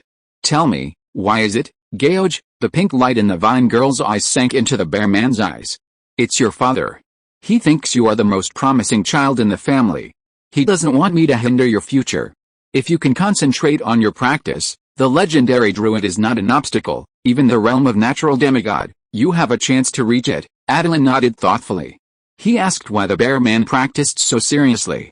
Once, the bear man said that his ultimate goal of practice was to become a natural demigod. It turned out to be because of Fujin's father. Since you think your daughter can practice to become a natural demigod, then I will become a natural demigod. I will be worthy of your daughter. It was difficult for Attilan to judge whether the bear man was inferior or confident. It's the father, how could it be? The bear man continued. Your grandfather is a great druid, your grandmother is a great druid, your father and mother are also great druids, which is enough to prove that you do have the possibility of becoming a natural demigod. I can't delay you. Fujin's emotions suddenly became excited. You know what? My father was able to become a great druid because my grandfather asked for a crystal of the ancient tree of life for him, otherwise he couldn't even achieve the longevity of the 18th level. As for my mother, she married him purely because he is eloquent, good-looking, and considerate. She can't compare with you at all. After all, you have relied on yourself to get to where you are today. You fool. Big fool. All the druids were stunned. Is this something that can be said? Is this something they can hear? Attilan walked to the crowd and whispered, everyone forget it after hearing it. Don't tell anyone about what happened today. I didn't expect that the vine girl was actually from a druid family, but a family of great druids could not compare with their school of life. He asked the Eagle King, although the second-generation elf ancestor of the school of life lived in seclusion. But there are rumors that he had achieved a natural demigod 1,000 years ago. And the only disciple of his left, the dwarf, is still alive. With a realm of other disciples, it is impossible to live from 2,000 years ago to the present. The third-generation dwarf master was also a legendary druid, and the only disciple who succeeded was the bear man. Otherwise, Laodang would not have been without the help of a great druid fellow. If a fellow disciple could stand up and speak for him, Fujin Van him would have succeeded long ago. As for the dwarf master? Attilan asked the bear man, and after the dwarf passed on the inheritance and knowledge of the school of life to him, he disappeared one morning, leaving only a note saying that he was traveling around the world. Remind the bear man to remember to take action as soon as he meets a talented disciple, and never miss it. But compared with the background, Attilan felt that their school of life seemed to be nothing. They only had a natural demigod elf ancestor, while behind the other druids stood the real natural gods, as can be seen from Fujin's grandfather's ability to exchange contribution points for the crystals of the ancient tree of life. If the bear man's background was useful, He would not have been arranged by the Natural Council to such a place to maintain the balance of nature. After thinking about it, this is still a love story between a poor boy and a rich girl. It was because he didn't come that Liaodong was always in a weak position for the past 300 years. Now that he is here, he will definitely help Liaodong get his beauty back. What does an ocean dragon represent? It means that he only needs to practice step by step to become a dragon of the gods, a natural demigod. It is not a dream to work hard to become a god. With him leading the bear man, he doesn't believe that the bear man has no chance to become a natural demigod. Who will stop their love at that time? In fact, Attilan really doesn't think that Fujian's family will object to the love between the two legendary druids, whose combat power is estimated to be around level 30. Liaodong has already proved his potential. Besides, it is not so easy to become a natural demigod. Fujian's father is just bragging. But the bear man really believed it. It's really because the goddess's halo is too dazzling. I didn't realize that Liaodong is still a hidden love brain. Maybe Fujian was too excited and the charm spell lost control. The bear man actually woke up at this time. Thinking back to what he had just done, the bear man glared at Attilan fiercely. No need to guess, it must be Attilan's idea. Advance the banquet time, combine the gathering and the banquet, and cast a spell on him with magic food. No one except Attilan has the courage and idea to do this. As a rich lady, Fujian is still very innocent. She has been protected too well by her family and the bear people over the years. She never thought of these despicable means. Attilan was calm as if he didn't notice his eyes. He took his positive research on the growth of druids by thunder tempering and talked to the druids. Everyone, I believe you have also read the above list about the physical changes and improvement effects of me, Tarzan, the Eagle King after the body tempering, as well as the subsequent long-term impact analysis. Tarzan even came out to speak for himself and puffed up his two arms. Look at my muscles. Although the size has not changed, the muscles inside are divided into 10 more strands than before, and they have become tighter. If I persist in the body tempering for a year, I think my strength can be doubled, but Tarzan didn't say that the doubling was the effect of Attilan's water of life and lightning breath. If conventional healing and summoning lightning were used, it might not be possible to achieve this effect in 3 years. The Eagle King also spoke to stimulate everyone. My Storm Eagle form has not improved for a year, but after the lightning tempering yesterday, there was finally a new change. I am confident that I can completely perfect the Storm Eagle form within 3 years. Once the Eagle King's Storm Eagle form is completed, he can become a superior professional above level 10, and he will be respected wherever he goes. Don't say it, almost all the druids present were tempted. Regardless of whether they were socially afraid or not, they definitely had ideas about improving their strength. The purpose of jointly holding rallies and banquets was to gather as many druids who could not leave their homes as possible. Attilan flew into the sky and shouted loudly, and even used a little trick of bewitching words. In order to let all the brothers and sisters in the forest enjoy the body tempering of heavenly thunder, I planned to set up a Thunder Mutual Aid Association. There is only one requirement for joining, that is, to be proficient in the use of thunder waves and summoning lightning. Even if you don't know how to do it now, don't worry. The door of the Thunder Mutual Aid Association is always open to you. As the president, I will arrange for formal members to teach spells to the candidate members who want to join. I guarantee that every druid who wants to join can join. Let us make nature greater together. The bear man watched all this with a dark face. Although Attilan was a little bastard, he had to admit that he was a natural druid leader. He not only knew how to use these druid abilities, but also worked for their welfare. It is good to unite people, but the bear man still thinks that improving his own strength is the most important thing. Jayaj, say something, Jaina. It's like this again. Looking at the hesitant bear man, the angry vine girl whipped him directly. The bear man did not dodge, and the thorny vines directly made the bear man's arm bleed. You, pointing at the bear man with thorns, Fujian didn't say anything and turned away. Noticing the movement here, the druids who had planned to sign up to join the Thunder Mutual Aid Association sat there dumbfounded. They didn't hear or see anything. Attilan landed beside the bear man and gave him a water of life. Master, what are you worried about? Is there anyone who can stop your love? With your strength, there is no place in the world that you can't go. The bear man shook his head and sighed again. You don't understand. How can I understand if you don't say it? Bah, this sentence shouldn't be said by him. He is a master made of elm knots. The atmosphere has come to this. Will he die if he obeys Fujian? The Thunder Mutual Aid Association is very good. Come to me when you are done, okay?" After saying that, the bear man also turned and left, but Attilan had no intention of looking for him at all. "Eagle King, you are in charge of the recruitment. I'll go to see Master Jaina." Attilan came to a hidden corner of the garden. Lulu was comforting the angry fugitive. "Auntie, don't be angry. At least he publicly stated today that he loves you. I think he has more important reasons besides your family background that he can't tell you. Otherwise, he wouldn't have told you in this atmosphere today. What other reasons could he have? He's just cowardly. He's been like this since the day I met him. I guess he won't change in this lifetime." "Okay, I'm fine. Go and take care of your Thunder Mutual Aid Association." Lulu is here, back in the front hall. Only 2 of the 16 druids who attended the banquet did not sign up. "Eagle King, who didn't join the association? When everyone joins the association, but you don't, that's not giving face. One is the old centaur, and the other is the spider lady. It's normal for the old centaur not to join the association because of his age, but isn't the spider lady a little too disrespectful to him?" "She's over there." Attilan looked in the direction pointed by the Eagle King and seemed to understand why. The spider lady in red clothes and blue silver hair sat in a corner, very unsociable, emitting a strong sense of depression. She poked the food with her sharp index finger claws and ate cruelly and elegantly. If you're listening to this novel on a channel other than Fanfic World, it means they downloaded and uploaded it without effort. We cordially invite you to visit our channel, Mundo Fanfic Novelis. There you'll find the original version of this story and you can explore many other novels of various genres. We're waiting for you to immerse yourself in a world of incredible novels. Chapter 62, Lady Silk Everly. "Eagle King, do you know her name?" The Eagle King shook his head. "I don't know. I only know that she came to the forest in a desperate situation a few years ago and was taken in by Master Jaina. Not long after, she moved to the north bank of the great river to live alone. She transplanted some trees from the forest, planted some more herself, and began to cultivate a kind of spider that she got from nowhere.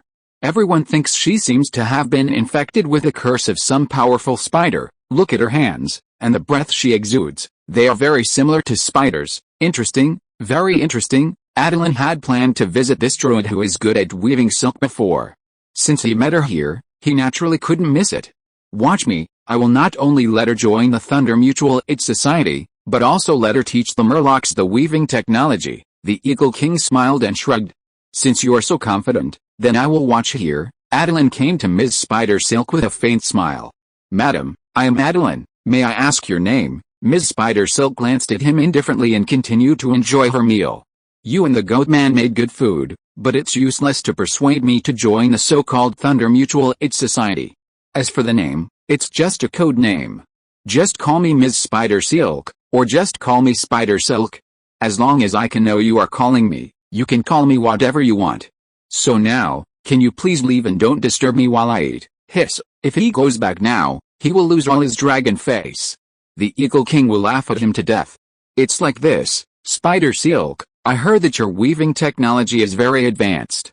Can you teach a little bit to my followers?" "No, I can't teach. Do you want to look at what you are talking about?" Among a group of druids wearing linen, animal skins, and woolen sweaters, you are the only one wearing silk. Tell me you can't do it. Ms. Spider Silk, you are a bit too much. I just need you to teach them how to make a loom to weave linen into cloth. I don't need you to teach them complicated silk technology at all." Attilan knew that Ms. Spider Silk relied on her special ability to raise spiders to spin silk and weave silk. His followers did not have the ability to control spiders.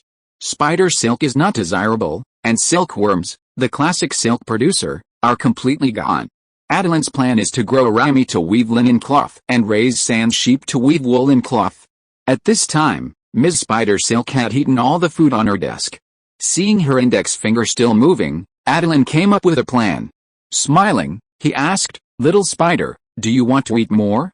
I can ask the goat man to make you a special dish." Ms. Spider Silk took a deep breath. "Can you please not call me such a disgusting name? Didn't you say you didn't mind?" "I don't mind conventional names and nicknames, and even you asking me to feed you is fine, but you are too disgusting. How can I eat?" Attilan smiled and knocked on the table.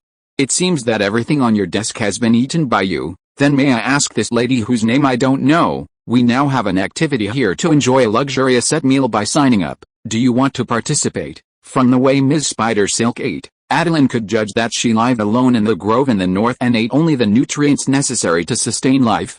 She probably can't cook. There's only one reason why such a lonely person like her would come to the banquet, which is to enjoy the delicious food that can stimulate the taste buds.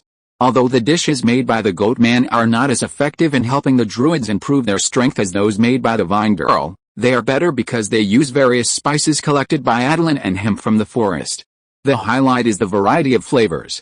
Can you serve me the meal now? No problem, beautiful Miss Evely. Do you have anything special you want to eat? Roasted lizard? Roasted lizard is not delicious. I asked the kitchen to replace it with pan-fried wild boar meat. The lizard is too big and you can't eat it. The dishes are delicious only when they are small and delicate. If you want to eat roasted dragon meat, you don't have to worry about your teeth getting choked. After all, who among the druids here will be hungry? Attilan liked the way Evely hated him but had to follow his plan. He came to the kitchen, where the goat man was enjoying his feast. You served so little food to everyone, but you ate it all by yourself. Are you planning to take all the ingredients back to Kingland Town to hold this banquet? The goat man glared at him unhappily. How dare you say that? You want to tire me to death by letting me handle so many ingredients by myself. And did you tamper with the creeping berry dumplings just now? You can fly, or you are the beloved disciple of Master Gauge, no problem. I'm afraid the master will beat me to death. Attilan waved his hand casually. What are you afraid of? You know nothing. You are just a simple chef. You are here to do business. Look at the silver-haired female druid in the corner. The goal this time is to cook 6 dishes, but the quantity of each dish must be enough to just arouse her appetite. It will be a great test of your cooking skills. Are you sure? The half-goat man stood up and patted his chest and shouted, who are you looking down on? After all, I am the 3rd place in the first half-goat cooking competition in the fairy forest. It is not easy to win the stomach of a druid. What good food can a group of isolated druids eat? Master Gina's cooking skills are very good, but what she has mastered is outdated. I have traveled to the elf forest, the human kingdom, and the halfling town to exchange cooking skills with local powerful chefs. I have seen all the mainstream cooking schools. Attilan naturally applauded and cheered. He could offend anyone but not the chef. Okay. Then I will watch your performance. The half-goat man finished a chicken leg in one bite and began to process the ingredients. What is there about this female druid that is so worthy of your concern that you use such an extreme trick to deal with her? Silk. The most gorgeous, lightest and most expensive material for clothes. What do you think now? Then it is indeed worth setting a trap for her. Attilan grabbed a roasted rabbit and tore it into small bites, looking at the satyr with boredom. Now that the master and the others' emotional problems have come to a temporary end, why don't you tell me about your problem? Maybe I can find a solution for you. The satyr paused while cutting vegetables, then pretended to be nonchalant and said, Me? What can happen to me? You should think about how Master Gauge will repay you. Exposing his emotional problems in public will make him lose face in front of so many people. I don't think the master will give you time to rest unless you are trained to break through the young dragon stage at your life level, and the training will surely be painful and torturous for you. Attilan shuddered, took a sip of jelly and said, The jelly is good. I said that leaves and wood ash can be used to make this kind of elastic and slippery jelly. I'll serve Ms. Spider Silk a portion with honey later. After eating the jelly, Attilan used his claws and the wizard's hand to simply process some of the unprocessed ingredients. The satyr also prepared the 6 dishes he wanted during this time. I have prepared the ingredients for you. In order to celebrate the establishment of the Thunder Mutual Aid Association, I would like you to make some more dishes and send them over. The wizard held 6 dishes and green leaf honey jelly as a dessert, and Attilan came to Evely again. Please enjoy, Miss Evely. Fried pork chops, braised pig's trotters, chilled fish fillets, smoked fish, nut cakes, mushroom lizard soup, and the last dessert, honey jelly. The dishes were rich and the presentation was exquisite, but the amount of food made Evely really want to use her claws to hit Attilan. She suppressed her anger and said, Is there no food in the kitchen? Who can eat this little? Attilan shook his head calmly and explained, Our dishes are both visual and taste enjoyment. Ordinary people don't have this kind of treatment. It has to be Miss Evely. You are the only one among the forest druids who can weave silk. You? Evely understood. If she wanted to eat well and be full, she had to help Attilan train a few followers who could weave. When had she ever been so angry? If it weren't for Master Jaina and the food, she would have fought this shameless dragon to the death. Okay, I'll teach them. I'm only responsible for teaching, but I don't care whether they can learn it or not.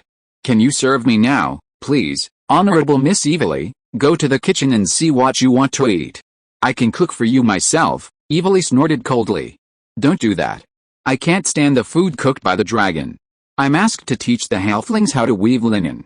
If you do it, I'll have to give them silk as well. The stems of lotus leaves can be used to spin silk, but the yield is too low to weave silk. At most, it can be used to make exquisite embroidered fans. During this period, the halflings took people to another halfling town to purchase 3,000 kilograms of black beans and planted them in the newly reclaimed farmland. At the same time, they also brought back a lot of plant seeds, onions, carrots, and parsley, which greatly enriched the tables of their dependents. These vegetables can be planted in hilly and mountainous areas with relatively low value to expand the planting area. The most important thing is that the halflings also got peppers and lotus seeds. Originally, the goatman saw the lotus for its beauty. He still remembered that Attilan's plan for Kingland Town was to build a lakeside garden city, and asked him to collect as many exotic flowers and fruits as possible. After bringing back the lotus seeds, the goatman knew that lotus seeds and lotus roots could be eaten, and lotus leaves could also be used to make delicious food. As expected of an ocean dragon, the inherited memory embraces everything. Evilly didn't ask for too many dishes, just asked the goatman to use a whole wild boar to cook a table for her. She had no taboos. And she could accept pig heads and tails. Attilan nodded in appreciation. Don't tell me, Evilly is still a suitable dining partner. Last time he served the druids a dish of cold pig ears, but after knowing that it was ears, the druids were actually a little bit unacceptable. They were really poor. Attilan directly grabbed 2 boiled pig ears, cut them into shreds, and mixed them with the seasonings, soy sauce, vinegar, horseradish, honey and scallion shreds in the kitchen and poured them into a plate. It's free for you, try it. Evilly's eyes lit up after tasting it. Delicious. How can it be so delicious? How is it made? Chapter 63, Pure Desire Wind Snake Princess. The reason why the cold mixed pig ears are delicious is naturally because of these seasonings, and Evilly's appreciation of this delicacy is also an important reason. Seeing several pig heads in the kitchen, Evilly asked curiously, why don't you cook these pig heads and take them out for everyone to eat? Compared with other parts of the pig, the meat of the pig head is much more fragrant. It is relatively troublesome to handle, but it is a rare delicacy when it is cooked well. If you like to eat it, I can process it and marinate it with spices and give it to you. You only need to slice it and heat it slightly when you take it back. Take a bite of meat and a sip of fruit wine.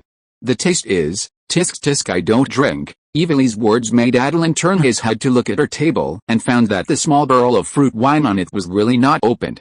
But the pig head can be cooked as you said and taken back. Don't worry, I won't take your pig head for nothing.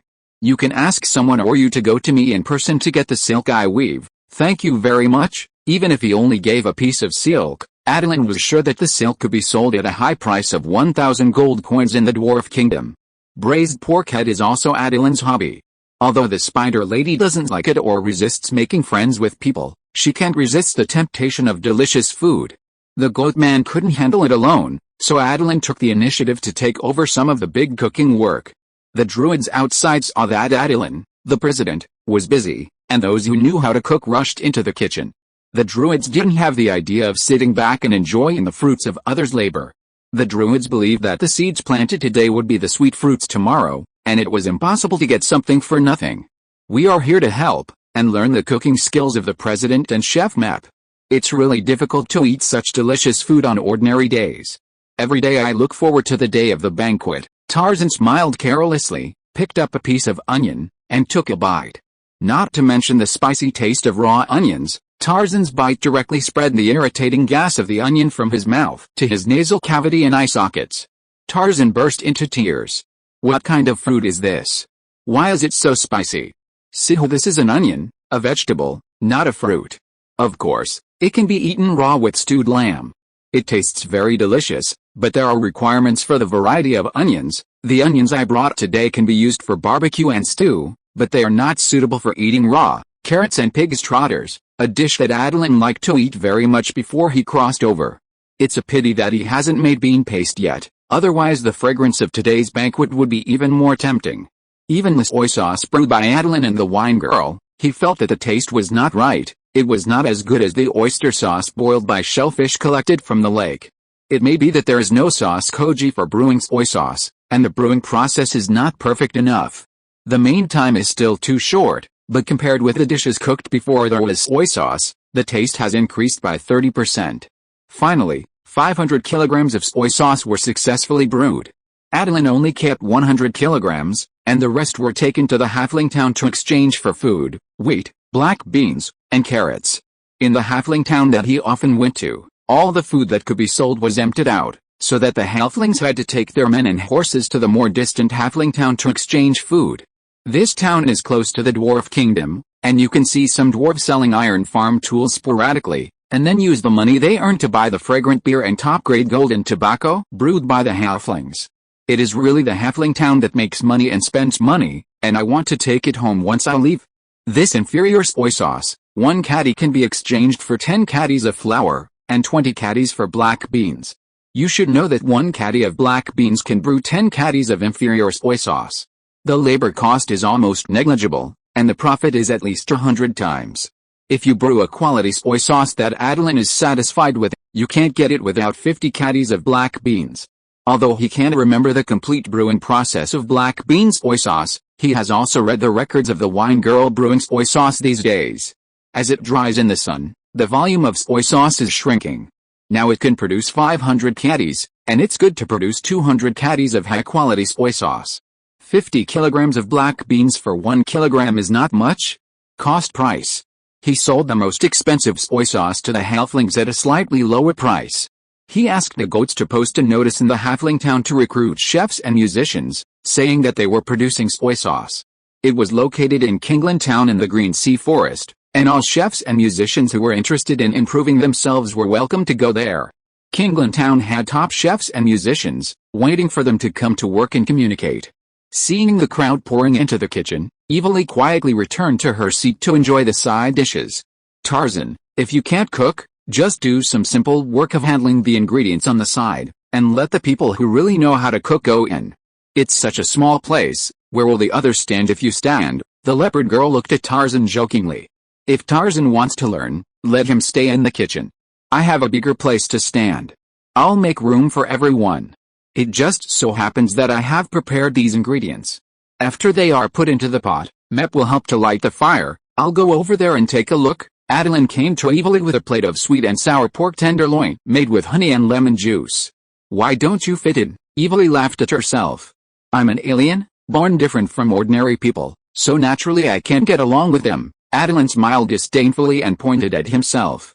Look at me, a giant dragon. I should be even more incompatible with this group of people, but I still got along with them. Besides, there are not many ordinary people in the whole forest. Most of the druids are normal humans, but almost all the druids in this forest did not grow up in human society. Tarzan, Leopard Woman, Eagle King and others were all raised by animals. There are also alien druids such as halflings, centaurs, and pixies. Almost all of them were rejected by the mainstream, and came to this forest passively or actively, and then they didn't want to leave. How could there be so many druids in an ordinary forest? Evely, you stay here. Isn't it because you know that everyone will not drive you away? You have been here for a few years. Even if you rarely have contact with them, you should have some understanding of everyone, right? Evely shook her head bitterly. It's different. Everyone just has different identities and growth experiences, but I'm different. You just need to know that anyone who gets close to me will become unfortunate. Even if they don't die, they will be disabled, and at worst, they will be seriously injured. So evil? Attilan subconsciously took 2 steps back.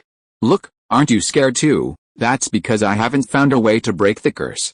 As an ocean dragon, my inheritance contains knowledge to deal with almost all situations. I can definitely find a solution to your problem. Attilan flipped through it roughly and found that the natural magic resistance of the dragon scales is their best tool to fight the curse, followed by the Dragon Ball. The Dragon Ball can break almost all spells, but it has higher requirements for the investment cost and the strength of the dragon itself. If it is only a short contact with Evely, Attilan's resistance can prevent him from being affected by the curse. He only needs to purify the curse with the water of purification afterwards. The water of purification is the blood inheritance ability of the ocean dragon that is more advanced than the breath of life. Obviously, Attilan does not meet the awakening conditions. But it doesn't matter.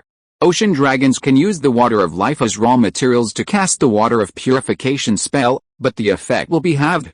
It consumes the energy of using 2 spells, but only half of the spell sounds like a loss. But it's against a strange curse, so it doesn't feel like a loss in an instant. Curses, apart from demons, should be best at being fey. Try my purification spell first. Condensing a ball of water of life, Attilan cast the water of purification on Evely, and the result was that Evely's body did not undergo any changes. Isn't it a curse? Senior Lulu may have a way. I'll ask her to come and see. No need, Master Jaina has already asked Senior Lulu to see me, and she didn't see anything. Evely's situation was too strange, and Attilan decided to test it himself. Looking at Attilan approaching, Evely was a little surprised. Why did you take the initiative to come up? I want to try your misfortune and see what effect it has. Druids must also be brave to try, and it is normal to use themselves as experiments. I don't care about you. Although she said so, Evely still regarded Attilan, who took the initiative to approach her, as her first friend. The joyful banquet also had to end. Attilan carried the goatman back to Kingland Town to prepare for sleep. Hearing the noise of their return, the fishman priest took the initiative to come up. Dragon Lord, there's news from the rainforest that a large snakeman tribe was defeated and the remaining snakemen are fleeing in all directions. Should we send people to recruit them? Yes, you can arrange it. Anyway, there's still a lot of food now. Let the fishmen, centaurs, and minotaurs act together. The dog-headed man will take care of some and be responsible for logistics issues. Lesta will lead the troops. After saying that, he went back to the dragon's nest to sleep. He dived into the lake and came to the dragon's nest. He stretched his wings and felt that his body had become a little bigger. The space of the dragon's nest needed to be further expanded. All the fishmen warriors were sent out to meet the snakemen. The rainforest was their place to perform. Expanding the dragon's nest could only wait until they came back. 3 days later, Attilan, who presided over the first lightning-quenching experiment of the Thunder Brotherhood, returned to Kingland Town and saw more than a dozen nervous snake warriors. After seeing Attilan, the snake people bowed their heads respectfully. The fish priest stepped forward and introduced, "These are the elite." The snake king was killed. Only they escorted the princess to escape. There are also some scattered snake warriors and the old and weak.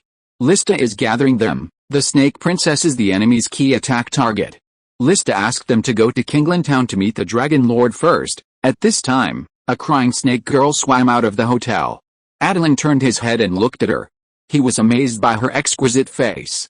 Pure and flawless, pitiful face, graceful figure exuding seductive mature style. This snake princess is still pure and lustful. Pure face, water snake waist, white arms, purple scale tail. As graceful as a startled swan, as gentle as a swimming dragon. Just like a weak willow in the wind, people can't help but feel pity. Greetings, Dragon Lord. I only hope that you can give snake people like me a place to survive. The dragon couldn't refuse the tender and tempting voice. Chapter 64 Food Crisis. Okay, although there are only a dozen snake warriors, they are still alive after being defeated. The mission they performed is the most dangerous mission of escorting the princess away. They are all worth training. But what Attilan values most is this snake princess. To be honest, Attilan thinks it is a waste of talent to let such a beautiful snake princess be a dancer in Fenking Street. If she is not a dancer, then let her be the proprietress of a tavern. There are 2 female snakemen in charge of guarding the snake princess. Let them be dancers. I believe they will not refuse his request. Even if they are unwilling, there should be suitable candidates among the snake refugees who arrive later. Thank you, Dragon Lord. Apatia hopes that the Dragon Lord can send his elite warriors to help Apatia rescue as many people as possible. Apatia is willing to serve the Dragon Lord for a lifetime in return. Apatia looked at him with tears in her eyes, which made Attilan a little overwhelmed. Apatia, since the snake people are willing to become my followers, then I will naturally rescue the snake people as much as possible. Of course, the snake people must repay me with loyalty and death. Yes, Apatia understands. The charm of this snake princess is too high, and the mental resistance of the dragon cannot withstand it. This kind of pure charm without mental charm is probably unbearable as long as the aesthetics are compatible with the snake race. The problem is that the minotaurs, fishmen, and centaurs under Attilan's command cannot see her beauty. Only the half-goat man was stunned when he saw the snake princess for the first time. Opaia, go down and rest first. I won't ignore the snakeman. He originally arranged the fishman to go to the rainforest to find out the news about the goblins who tricked him, but he didn't expect that he would recruit a group of defeated snakemen. Compared with Opaia, whose upper body is human and whose lower body is snake, ordinary snakemen look more like snakes with human upper bodies, and their bodies are covered with very obvious scales. Even the two snake dancers selected by Attilan have human upper bodies, but they still have snake pupils and snake tongues, and there are snake scales on their faces, arms, and bodies. It's enough to be a dancer, and it may make customers feel more exotic. The snake dancers are taller. If they perform with two swords, they need a larger stage, so the tavern must be rebuilt. Fortunately, he recruited dog-headed people, so he will not lack manpower to rebuild a more spectacular tavern. It's just that building a magnificent tavern requires oak trees that are 20 meters high. I don't know if there are corresponding logging indicators for the forest this year. When the construction technology is not up to standard, we can only use high-quality building materials to improve the grandeur of the building. Only a magnificent restaurant can be worthy of such an outstanding proprietress as Opaia. According to the battle report sent back by the Torn Chieftains team to the rainforest, the use of iron axes and spearheads does have a certain suppressive effect on the races in the rainforest. What surprised Lister the most was the shield woven by the Murlocs with rattan. The attacks launched by the warriors in the rainforest using stone and bone weapons can be completely resolved by being blocked by the rattan shield and then lightly thrown away. The craftsmanship of weaving the rattan shield is relatively poor. Even if the Murloc priests prepared 2 rattan shields for each of them, after several battles, 80% of the rattan shields they brought were scattered, and a small number of them were put back into battle in the hands of the Murloc warriors who mastered the method of weaving rattan shields. But the defense and durability are much worse than before. Weaving rattan shields directly with freshly picked rattan is one reason, but it is mainly because the quality of rattan in the rainforest is not as good as that in the forest. In the rainforest full of chaos and killing, it is not certain whether there are druids practicing. Even if there are, it is too difficult for them to maintain the natural balance in such a place. It is normal that the vitality of plants is a little worse. The fact that the rainforest has not been chopped down by the warring tribes already shows that the druids are working hard. 50 iron axes and 300 iron spearheads are the results of a 3-party transaction between the goats, halflings, and dwarves.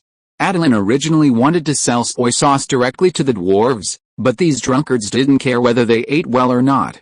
They just wanted the halflings' mellow beer, while the halflings who loved food wanted to clear out the soy sauce. Then they could only exchange soy sauce for beer, and then exchange beer for ironware.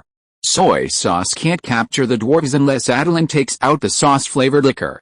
Brewing sauce-flavored liquor consumes too much grain. Unless the wasteland has been transformed, the lower fields have become fertile fields, and there is a risk of corruption because there is too much grain to eat. He will not brew sauce-flavored liquor. According to the news brought back by the Centaur messenger, the collected snake people include 50 warriors and more than 50 old, weak, women and children. Because Kingland Town has been building houses to practice construction skills, it can accommodate snake people. Mep, take the snake people to choose a house to live in. Attilan didn't hear the half-goat man's reply, and turned his head to find that he was staring at the direction where the snake princess left. Come back to your senses. Don't you have a beloved girl? Why are you still staring at Opaia? Have you changed your mind? The half-goat man came back to his senses, rubbed his eyes and said, she looks too much like the girl I like, but I remember she is not a snake man. How can there be someone so similar? There are so many people in this world. What's wrong with 2 women who look alike? Maybe you haven't seen your beloved girl for too long, and when you see a beautiful girl, you think she looks like her. The half-goat man shook his head seriously. No way. I can't possibly remember Trina wrongly. Finally getting the information about the girl the satyr liked, Attilan smiled and said, what's the difference? You clearly thought Opaia was your Trina. Opaia is a serpentine priestess, and Trina is a shadow warrior. They are very different in temperament. The only similarity is their looks. No, their looks are also different. Could it be that I haven't seen Trina for too long? The person the trickster liked was a shadow warrior, just as he expected. Then why didn't she agree to you? Was it because she disliked the way you looked? The satyr shook his head with a little sadness. Perhaps because he was too shocked to see the Serpentine Princess, he couldn't help but tell his past story. She is an assassin belonging to the Lord, and is considered the Lord's personal property. Years of assassin training have made Trina not have too many personal feelings. Unless the Lord sets her free, there is no way for us to do it, but a powerful shadow warrior, even the Grand Duke, will not give up. The half-goat man's rival turned out to be a human Grand Duke. It's not right to say that he is a rival. It is obvious that the Grand Duke is a man who does great things. No matter how beautiful the assassin is, he is just a tool. The Grand Duke is unwilling to give up, just because the chips you give are not enough. Trina is an assassin, and her role is destined to be limited. 10,000 gold coins. Do you believe that 10,000 gold coins can make the Grand Duke sell Trina to you? The half-goat man suddenly became excited. Trina is not a tool. How can it be measured by money? Money is not omnipotent. Attilan shut up speechlessly. He knew that he couldn't say these things to the love-brained man, and it really stimulated the half-goat man. Money is indeed not omnipotent, but not having money is absolutely impossible. He really wanted to tell this love-brained man. Is your Trina in the human kingdom north of the fairy forest? The satyr looked at Attilan with caution. What do you want to do? What do I want to do? I want to help you buy Trina. The assassins have been raised by the shadow warriors. This Grand Duke must be restless. Maybe he is thinking about usurping the throne. If he doesn't act sooner, the female assassin beloved by the satyr will become cannon fodder sooner or later. Don't worry, I will never touch a hair of your goddess. Don't you want to be with Trina as soon as possible? The satyr told Attilan the information about the Grand Duke and Trina. As expected, it was just as he thought. It was estimated that this Grand Duke's family had been trying to usurp the throne for more than one generation. The Wanderer training camp was behind it. The fact that the satyr was almost killed was probably related to the Grand Duke. It seems that Trina is not completely indifferent to the satyr. To contact the Grand Duke, a human needs to come forward, or the centaurs need to go by themselves. Now the time is not ripe. When he can dispatch 500 minotaurs and 500 horses, he can help Trina redeem herself. Of course, Attilan is not so kind. His target cannot be just Trina and the centaurs.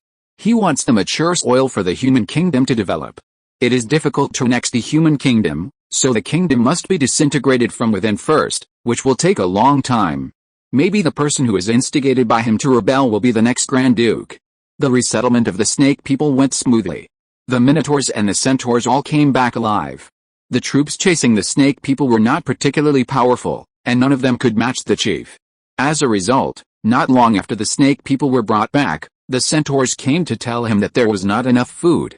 When Attilan learned the news, he was confused. Why was there not enough food? Did the forest produce 800 acres of wheat with an output of 400 kilograms per acre?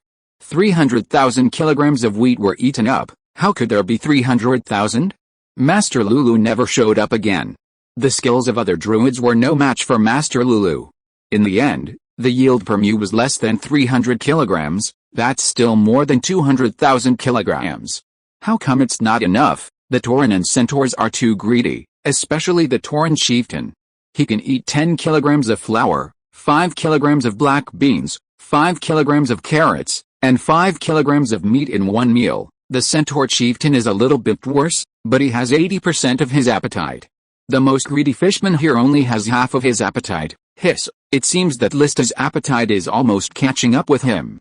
Because the druids helped to plant the wheat, each of them took 500 kilograms. This is not much. I calculated that the daily rations consumed by your followers are about 5,000 kilograms, almost half of the 200,000 kilograms of food left for us has been consumed. Now there are 100 more snakemen, and the daily consumption has increased to 5,500. Including the food purchased from the halflings, we can only support it for 1.5 months. It will take 3 months for the black beans to mature, and 4 months for the wheat to mature. Attilan, what should we do? Otherwise, I will go to the halfling town on the south bank of the river to purchase food. I didn't expect that he would encounter a food crisis. He thought that there was plenty of food, so he agreed to recruit snakemen. We have a food shortage of 200,000 kilograms. Can we buy so much food? Sorry, I overestimated myself and thought I could finish writing by 9 o'clock. As a result, I feel like a waste until now. Chapter 65, Expanding the Area of Cultivated Land. It is a bit difficult to buy 200,000 kilograms of wheat from the halfling town. Because there are many mineral veins in the mountains of the Dwarf Kingdom, the yield of grain and vegetables is lower than that of normal soil. Moreover, the dwarves are not good at planting and maintaining the land. The reason they buy wine from the halfling town is because the grain production is insufficient. It is difficult to survive. If they want to drink, they can only go out to purchase. Even large banquets have to purchase beer, flour, carrots, onions and other vegetables from the halfling town. It can be said that half of the dwarf's skills are in smelting, and half in exploration and mining. Planting and animal husbandry are generally done by women and children with less strength.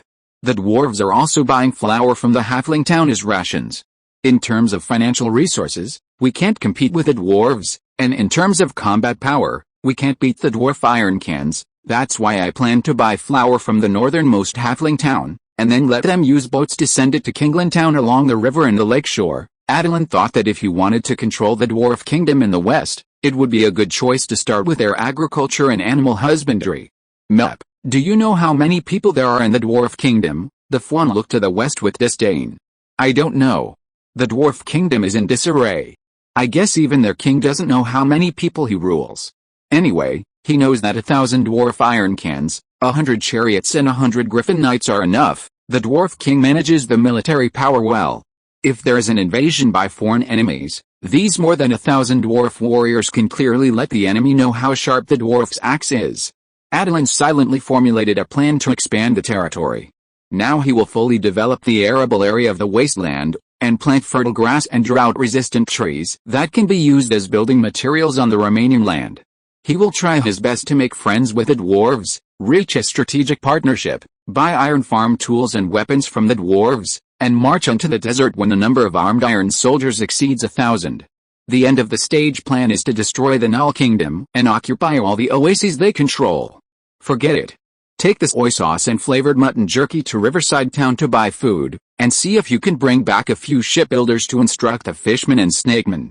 We need food transport ships. If Kingland Town has food transport ships, the 3 towns under Attilan can communicate as a whole through food transport ships. Dajao Town and Tubayao Town are both built near the southwest river. It is entirely possible to choose a suitable place on the riverbank near the town to build a dock. In this way, the 3 towns can exchange supplies through the southwest river. Mep, when you go to Riverside Town to buy food this time, buy as much black beans as possible, and the flour should be whole wheat flour. Buy some bran and mix them together, so that it is half flour and half bran. The half-sheep man looked at Attilan speechlessly. Why do you start to withhold the food rations of your relatives as soon as there is a shortage of food? Do you think they can be full with such wheat bran noodles? How can they not be full? In addition to wheat bran noodles, there are also green leafy vegetables such as alfalfa, wild peas, and sweet clover, meats such as sand rabbits, sand sheep, lizards, wild boars, and carrots, onions and parsley as spices. Their lives are colorful enough. What else are they not satisfied with? Whose relatives can have such a dedicated dragon lord like him, who personally uses the rain of grace to give birth to a batch of carrots, onions and parsley for them? The half-goat man rolled his eyes at him. Are you sure you don't want to eat it yourself? It's not important. What's important is that they also enjoy this batch of dishes that can be used as vegetables and spices. It has always been the followers who serve the Dragon Master. How can the Dragon Master serve the followers? You are responsible for purchasing food. I will go to Bighorn Town and Tubayao Town to see why the food is consumed so quickly. The half-goat nodded. He also felt that the speed of food consumption was a bit too fast. If the Tauren chieftain and the centaur leader had not had the brains to resell food, he would have suspected that they were enriching themselves. Attilan flew in the air, looking at the green manure, wheat, and black bean sprouts growing on the leveled fields near Bighorn Town, and he felt proud and happy. These changes were all caused by him. Planting green manure plants such as alfalfa made the soil in the wasteland more fertile, and it could also be used as feed for herbivores such as sand rabbits and sand sheep. There are also marmots, wild deer, wild boars, and other animals in the wasteland that have gradually run out of the forest as the wasteland ecology improves. However, their number is still too small, and Attilan prohibits minotaurs and centaurs from hunting them within 1 year. They can only hunt animals that have lived on this land before the wasteland environment improved, and try to avoid killing them directly. After identifying the gender, They are put into the corresponding pasture for breeding. Taking the sand rabbits managed by the dog-headed people as an example, the strong individuals among the male rabbits will be raised with the offspring of the female rabbits bred by the previously captured sand rabbits, and the female rabbits will be raised with the offspring of the male rabbits. Only the strongest male rabbits can be kept as breeding rabbits, and the other male rabbits will be eaten after the meat grows to a certain extent. Female rabbits with fewer rabbits in a litter will be killed for meat after breeding, and their offspring will also be eaten after fattening. Of course, if the growth rate is fast enough during the fattening process, they will also be kept as breeding rabbits. Attilan has only two choices for selecting breeding rabbits: give birth to more and grow fast. As for the sand sheep, it is more detailed. It is divided into meat sheep and wool sheep. Meat sheep are naturally fattened for meat, while wool sheep are raised for a long time and their wool is sheared to make woolen cloth. The wool of sand sheep is not enough, so it needs to be selected and bred continuously. Meat sheep only have one requirement to grow fast, because sheep give birth to one at a time. If it were not for the byproducts such as sheepskin and sheep horns from the breeding of sand sheep, Attilan really wanted to concentrate on breeding sand rabbits as a meat variety. Dajao town is close to the forest, and the nearby land is more fertile than Tubayao town. Therefore, the main task here is to produce all kinds of grains and vegetables. Wheat, black beans, carrots, parsley, onions, and sand onions are all planted here. Kinglan town is at the junction of forests and lakes. It mainly grows fruits, nuts, spices and other agricultural products produced from trees, as well as green ecological breeding projects such as pearls, honey, and fish. There is no problem in Dajao town. The fishermen are responsible for cleaning the silt in the river, which needs to be from the outlet of the lake to the downstream of the riverbank of Tubayao town. Near Dajao town, the minotaurs are responsible for piling up the silt in the riverbank for drying. After the silt is dry, it is mixed with wood ash and sprinkled into the newly reclaimed soil to increase fertility. In the wilderness between Dajao town and Tubayao town, the people and horses who graze sand sheep are responsible for handling the silt. The minotaurs, centaurs, and dog-headed people in Dajao town are all using iron and wooden farm tools to prepare the land, carrying dead branches and leaves from the forest to burn the wasteland, and the scene is full of vitality. Everything is so harmonious and beautiful, but when Attilan came to Tubayao town, his blood pressure rose instantly. What did he see? A group of dog-headed people were lying lazily on the ground to bask in the sun. How could this be possible? He let the dog-headed people eat to make them work harder to dig the soil. Even he hasn't been so leisurely for a long time to bask in the sun. Get up. Who told you to lie here and sleep? Why don't you go to work? The dog-headed leader ran over in embarrassment, kneeling on the ground and kowtowed continuously. Dragon Lord, calm down. They are all just children. We have been doing the work of raising sand rabbits that the Dragon Lord has entrusted to us. After the city wall was built, I also specially asked the dog-headed people who built the city to go to the wilderness to catch sand rabbits, because it doesn't take so many people to take care of the sand rabbits, and they are still young and ignorant, and they don't have enough strength. I will let them grow for a while, and then put them into work when they are strong enough. Attilan looked at the dog-headed people kneeling on the ground in shock. Are they all small dog-headed people born recently? Yes, I dare not lie to the Dragon Lord. Hiss, it seems to be true.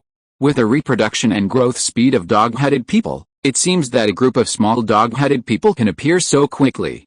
But he recruited this group of dog-headed people for only 2 months, and for 1.5 months they had to dig the soil every day. How could they have the energy to give birth to children at night? When were these dog-headed men's eggs laid? During the construction of the city. Then when did they hatch? 1 or 2 days after the city wall was built. Attilan nodded. He did not pay enough attention to these dog-headed men. Their eggs were laid in a cave dug outside the city, and he did not even see them.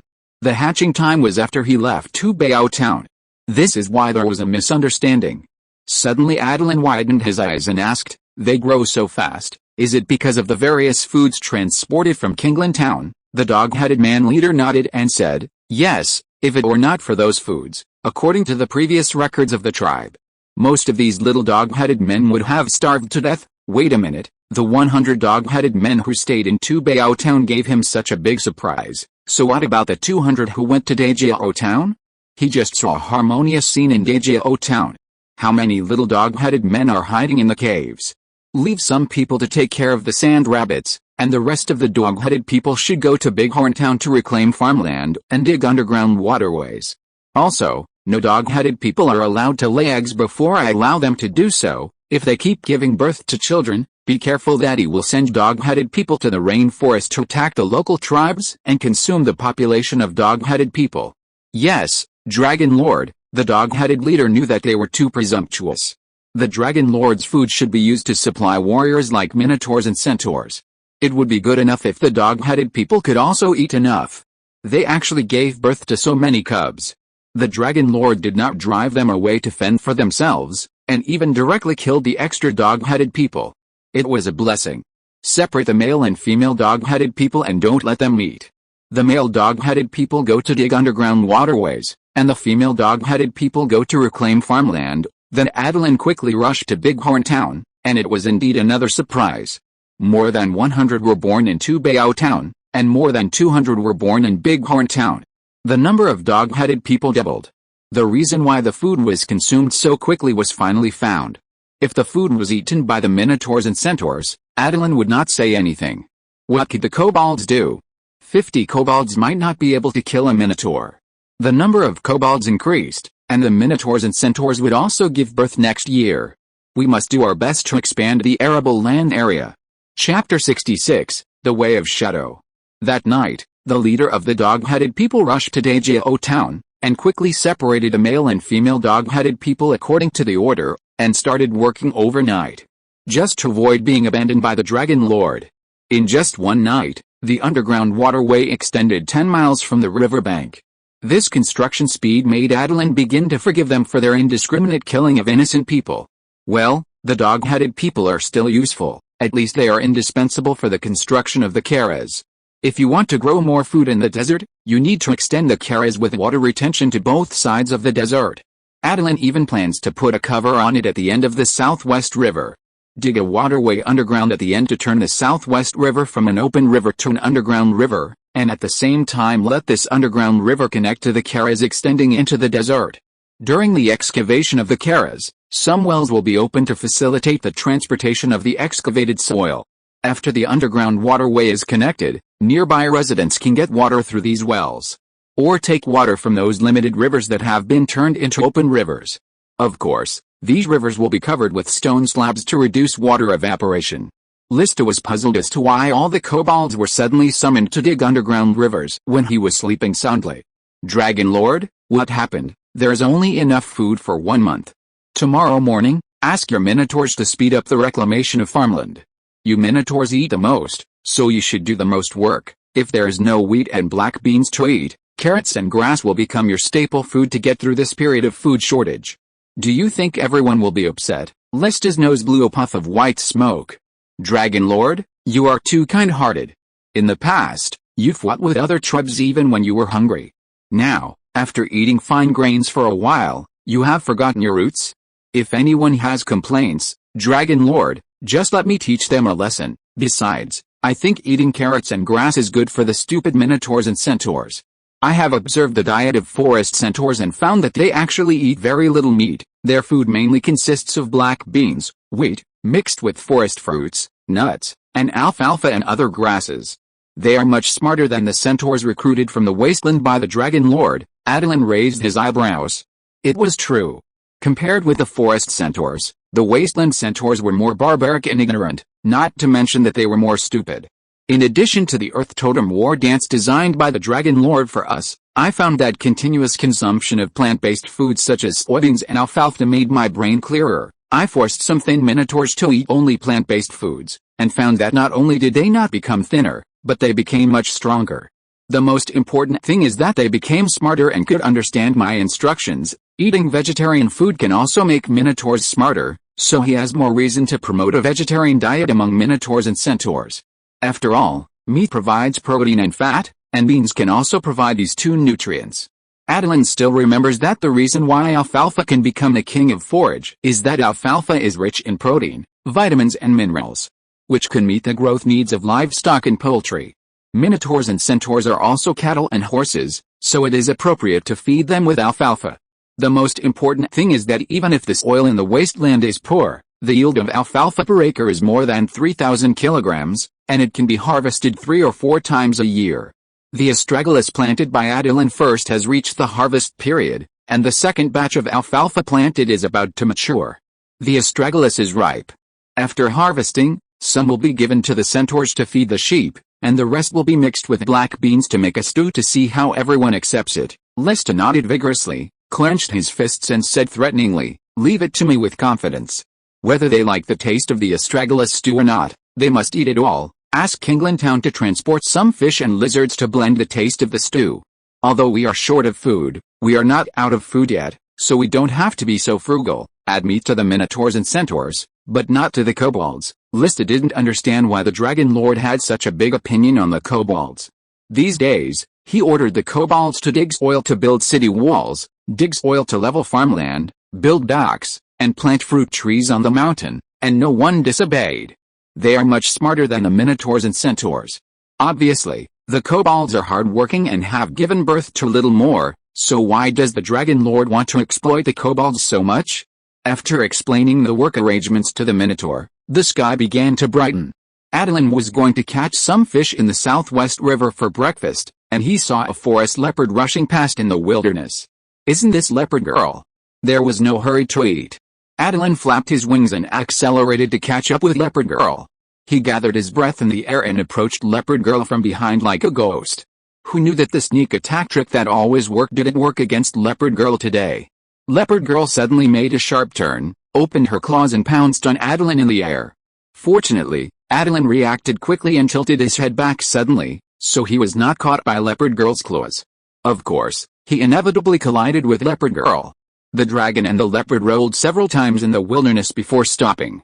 "Attilan, what are you doing?" Attilan stood up awkwardly and said with a smile, "I just wanted to say hello to you, but I didn't expect you to have such a strong sense of perception, and when you sensed danger approaching from behind, your first reaction was to turn around and rush over. Should a normal person's reaction be to speed up to distance themselves, and then turn around to observe what is trying to sneak attack them? You rushed over so rashly. Aren't you afraid of losing?" The leopard girl turned back into human form and patted the dust and weeds on her body. "What's the use of speeding up? Instead, it will make the opponent more vigilant. My master told me that if you only notice the opponent when he is close to your face, it means that the opponent is stronger than you. Running away is the wrong choice. Turn around and fight the opponent immediately, and try to use the opponent's first counterattack when he is not vigilant to injure him. This way you can get a real chance to escape." It seems to be true. It seems that I can't say hello to people from behind casually in the future. Who made you really sneak attack just now?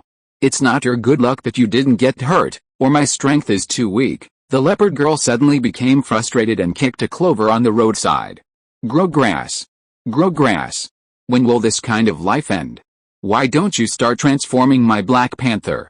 That way I can also try to transform into Shadow Panther and upgrade to level 10. I can't become a druid master in this life, but being an expert is not bad." Seeing the pitiful look of the leopard girl, Attilan thought that the leopard girl had helped to grow grass for such a long time, and it was not too much for him to help nourish the Black Panther as a reward. Of course, the leopard girl couldn't get it easy. "I can help you nourish the Black Panther, but you also need to plant alfalfa, astragalus, and wild pea in all the places where grass can be grown in the wasteland. Is that okay?" The listless leopard girl stood up instantly. "No problem.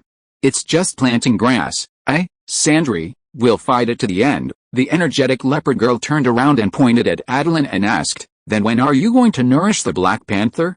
"You can't really wait until I really plant grass all over the wasteland before nourishing it. I'll go tomorrow." Okay.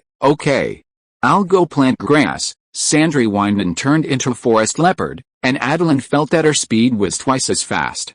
He didn't ask how many acres of grass were planted, but thinking about the role of these grasses is to fertilize the fields. When the grass matures, he will have to ask the dog-headed people to break the grass and press it into the soil to wait for the grass to decompose as nutrients for the soil. There is a beautiful house built by the Fishman architect in Gajao Town and Tubao Town, and the minotaurs and centaurs who don't take a bath are prohibited from approaching. It's hundreds of kilometers back and forth every day, and even the Iron Man can't bear it. The leopard girl can only ask Tarzan and others to help keep an eye on the Black Panther's movements. If the Black Panther has any abnormal behavior, let the Eagle King take her back immediately. She herself would go back once a week. Fortunately, Black Panther had not made any progress under the nourishment of shadow energy for a year or two. In the final analysis, Black Panther's own physique was not strong enough. Black Panther instinctively resisted being further nourished by shadow energy. More shadow energy would not only be of no benefit to her, but might even kill Black Panther. This is why Leopard Girl hoped that Attilan would nourish Black Panther with the water of life. Leopard Girl was not good at mobilizing natural magic to transform into vitality to nourish animals. Even though she had been trying to nourish Black Panther was still stuck in the last step of transforming into a shadow creature. Attilan only knew a little more about nourishing life than Leopard Girl. He relied more on the innate ability of the ocean dragon. Black Panther had always been very popular with Attilan. He had originally planned to train Black Panther. The half-goat man could not take the path of a shadow warrior. There were 2 little fishmen apprentices. The 2 little guys were quite competitive. They were now level 1 wanderers. Attilan sent them to the rainforest to get information. And they were the ones who brought the snakeman back. When the Black Panther transforms into a Shadow Panther, its intelligence will be improved accordingly. Attilan wants to try to let the Black Panther walk the path of shadow and become a Shadow Panther shadow warrior. Even if the Black Panther cannot walk the path of shadow completely, at least the little fishmen who follow the Black Panther to learn can have enough understanding of the shadow energy, which is convenient for them to choose whether to switch to trickster or a shadow warrior in the future. Leopard Girl came back last night. Seeing that Attilan still brought 2 little fishmen, she asked curiously, "Why did you bring them here? They are wanderers. Let them learn from Senior Black Panther." Leopard Girl couldn't help but burst out laughing. When did Black Panther become a senior? Do you still want Black Panther to teach them the way of shadow? Attilan said nonchalantly. Why not? Barbarians can practice under the guidance of animal spirits. Why can't wanderers walk the way of shadow under the guidance of shadow panthers? Leopard Girl blinked in confusion. Why did she think what Attilan said made sense? Black Panther walked over to the little fish man and sniffed. He preferred the calm and steady number 2 to the lively number 1. Let's get started. Leopard Girl nodded and waved to Black Panther. Black Panther, come and sit down. A large ball of emerald green water of life was condensed by Attilan, slowly accommodating Black Panther, and dots of emerald green vitality merged into Black Panther's body. Change came quietly. There is another chapter of 4,000 words tonight. Chapter 67. What a big spider. Black Panther has been lonely for a long time. Although she has transformed into a shadow creature under the influence of shadow energy, she was originally just an ordinary female forest panther. Shadow energy has more advantages than disadvantages for her, but it still causes great harm to her. Even though Leopard Girl has tried hard to use druid spells and herbal knowledge to recuperate Black Panther's body, the progress is not very smooth. Now wrap Black Panther with the water of life. The warmth and comfort make Black Panther feel like he is back in his mother's arms, and naturally curl up into a ball. Leopard Girl nervously observes the process of life nourishment. Judging from her previous experience of treating Black Panther, the effect of this treatment is undoubtedly better than all her previous treatments combined. Although planting grass in the arid wasteland is a hard job for her, a forest druid, but seeing the changes in Black Panther, she feels that all the hard work is worth it.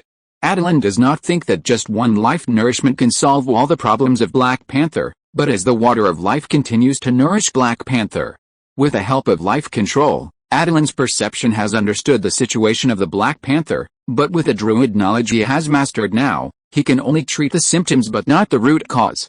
Even for the symptoms of the Black Panther, the symptomatic treatment depends on the strange effect of the water of life. You can't ask too much of a druid who has been practicing for less than half a year. Seeing that Attilan's expression seemed wrong, Leopard Girl also became nervous and her breathing became rapid. What's wrong with the Black Panther? Can't it be incurable? Attilan shook his head. The problem of the Black Panther is not fatal, but it will be very troublesome to treat it. If you want to improve the druid realm, I think it's best for us to study the treatment plan for the Black Panther ourselves. Once a legendary druid like Bearman and Fujin, no, even if a druid above level 15 intervenes, the Black Panther can be cured. If Leopard Girl wants to rely on studying the Black Panther's Shadow Panther transformation path as a resource for practice, then she should delve into the way of shadow and help the Black Panther evolve by herself. Before you just observed without intervening, but now you can't. I also think that if you just watch the evolution of the Black Panther without participating deeply, you won't gain much. These 2 little fishmen, After the treatment is over, they will stay with you and study the way of shadow with you.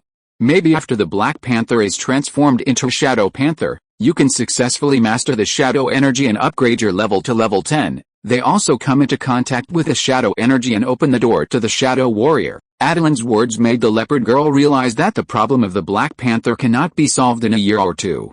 The two little fishmen are just level 1 wanderers. If they want to come into contact with the shadow energy, they must be at least level 6 intermediate wanderers. Wouldn't it take at least 5 years? Attilan blinked indifferently. Is 5 years a long time for a druid? Don't think he doesn't know that the leopard girl is an 18-year-old girl in her prime. Even if 5 years pass, she will be a genius picked out of a million in the eyes of others after upgrading to level 10 druid. Of course, 5 years is just an ideal time for promotion. It may only take 5 years for Black Panther to transform into Shadow Panther, but it is not certain whether the progress of Leopard Girl and Fizz will be so smooth. Black Panther's transformation cannot be said to be smooth. After all, every day of transformation is full of pain for her, just more or less. After the treatment of Water of Life, Black Panther slowly fell to the ground. If the former Black Panther was a dirt leopard who liked to roll on the ground in the forest, then the Black Panther in front of him, shining in the sun, with its fur reflecting layers of silver light, adding a sacred and inviolable atmosphere, is like the queen of leopards. My God, is Black Panther so beautiful? Leopard Girl stepped forward and held Black Panther in her arms, rubbing her wheat-colored cheeks against Black Panther. Black Panther, you are not allowed to roll in the dirt pile anymore. Attilan, let your murlocs go to the habitat of the forest leopard now and prepare a special cabin for Black Panther. No problem, who doesn't like such a beautiful big black cat like Black Panther? Attilan took such good care of the Black Panther, which actually made up for his regret of not having a cat in his previous life. Now that he has traveled through time, he has raised not only half-shadow panthers like Black Panthers, but also minotaurs, centaurs, fishmen, dog-headed men, and snakemen. Especially the snake princess Apaya, a delicate beauty, really let him experience what a wonderful experience it is to have a beautiful woman in a golden house. Apaya, whose lower body is supported by a snake tail, is actually 2 meters tall, a very realistic beauty. Moreover, the height and temperament form a unique contrast, which makes the innocent little dragon almost unable to resist. He can only arrange Apaya to treat fishmen and snakemen injured at work and relieve work fatigue. Don't say, hearing Apaya's soft voice, it feels that the enthusiasm of these guys for work has increased a bit. Hearing the leopard girl asking the fishman to build a cabin, without Attilan's instructions, number 2 silently turned around and walked towards the direction of Kingland Town, but number 1 was different. He quietly came to the side of the leopard girl, ready to reach out and touch the beautiful Black Panther at any time. The Black Panther finally pushed the leopard girl away impatiently, then turned around and climbed up a tree, lying on a thick branch, and began to bask in the sun for the first time in a long time. I have now balanced his body and the shadow energy, so the Black Panther's basking in the sun will not cause the restlessness of the shadow energy and cause pain. If I had noticed that something was wrong with the Black Panther before, I would have treated her long ago. Sure enough, his life control is not yet at home. Just now, with the cooperation of the Black Panther, he barely experienced what it is to control the enemy of life. He can actually control the shadow energy in the Black Panther's body. Of course, Attilan did not move around, but just suppressed the shadow energy in the area where they should be as an external aid, but the problem of balancing the body and energy is not so easy to solve. You can only explore this knowledge bit by bit. The original shadow leopard is a pure elemental creature, and the transformed shadow leopard is a semi-elemental creature. This is the mystery of life. Until the last moment, you will never know what the creature in front of you will become. The problem of the Black Panther needs to be discussed slowly. My treatment effect can last for a month. I will come back for a follow-up visit in half a month.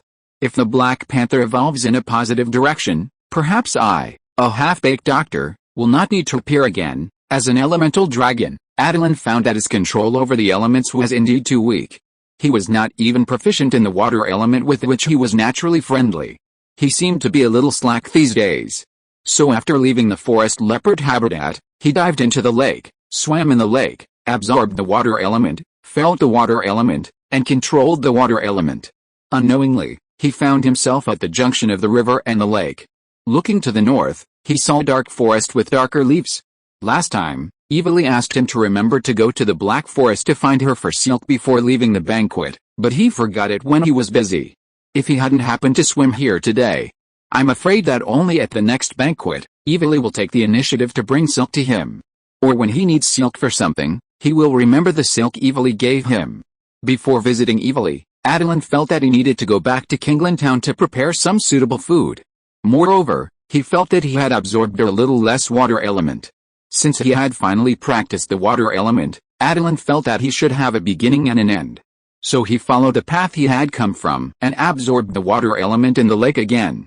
The fish in the lake felt that the lake water today did not seem as comfortable as before.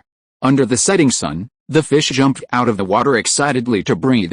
The fishman sighed that the speed of fishing today was much faster than yesterday, and he could go home early to watch the snakemen rehearse dancing. In addition to the 2 female guards of the snakeman princess, 2 young and beautiful snakemen were finally chosen to dance. They were all beautiful snakes with human upper bodies and snake lower bodies. Because the swords were not ready, they could only use wooden swords for rehearsal, but for the snakemen who had no entertainment, their dance was enough to make them happy. Eating dried small fish, watching the graceful figures of the snakemen dancing in the firelight, the dim light of the scales, no snakeman and fishman could refuse. Even some minotaurs and centaurs who heard the news would arrive in Kingland Town in the evening of the previous day when transporting food, just to appreciate the dancing of the snakemen. Attilan recruited these country bumpkins, and they had never seen such a big scene. Not to mention them, even the snakemen did not expect that the dances rehearsed by these girls under the guidance of the Dragon Lord would be so beautiful. It was not appropriate to visit girls late at night, so Attilan returned to the dragon's nest to absorb the vitality of the life acorn. It was not until the sun rose that he went to Kingland Town to take away the food he asked the fishman chef to prepare last night. As soon as he stepped into the Black Forest, he felt a familiar energy. Shadow energy? Why is there such a strong shadow energy in the forest where Evely lives? This question can only be asked to Evely when he sees her. But this Black Forest was unusual. Attilan was flying in the sky, and his sharp eyes allowed him to see spiders of all sizes in the forest. It was not that there were no other living creatures, but there were too many spiders. It was not in line with the natural balance that druids followed. If Evely really wanted to go on the road of druids for a long time, she would not be able to control the number of spiders, unless she could not control it. Was it because of that unknown curse? Evely, are you home? Attilan shouted loudly. Soon he heard the rustling sound of spiders crawling, and Evely's lazy voice came. Don't shout. Who told you to run to someone else's house and shut so early? Evely actually came riding a big spider. No, are all the spiders in your house this big? How did you cultivate them? Attilan was stunned. He was not unfamiliar with the spider that Evely rode.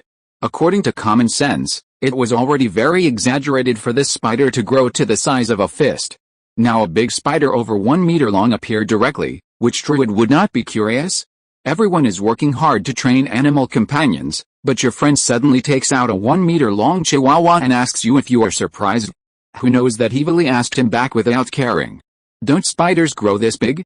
I didn't take care of them, and they grew this big on their own. Then is there enough food in the forest? I think there are spiders everywhere in the forest. Evely nodded. Enough. I specially planted this kind of black leaf mulberry tree.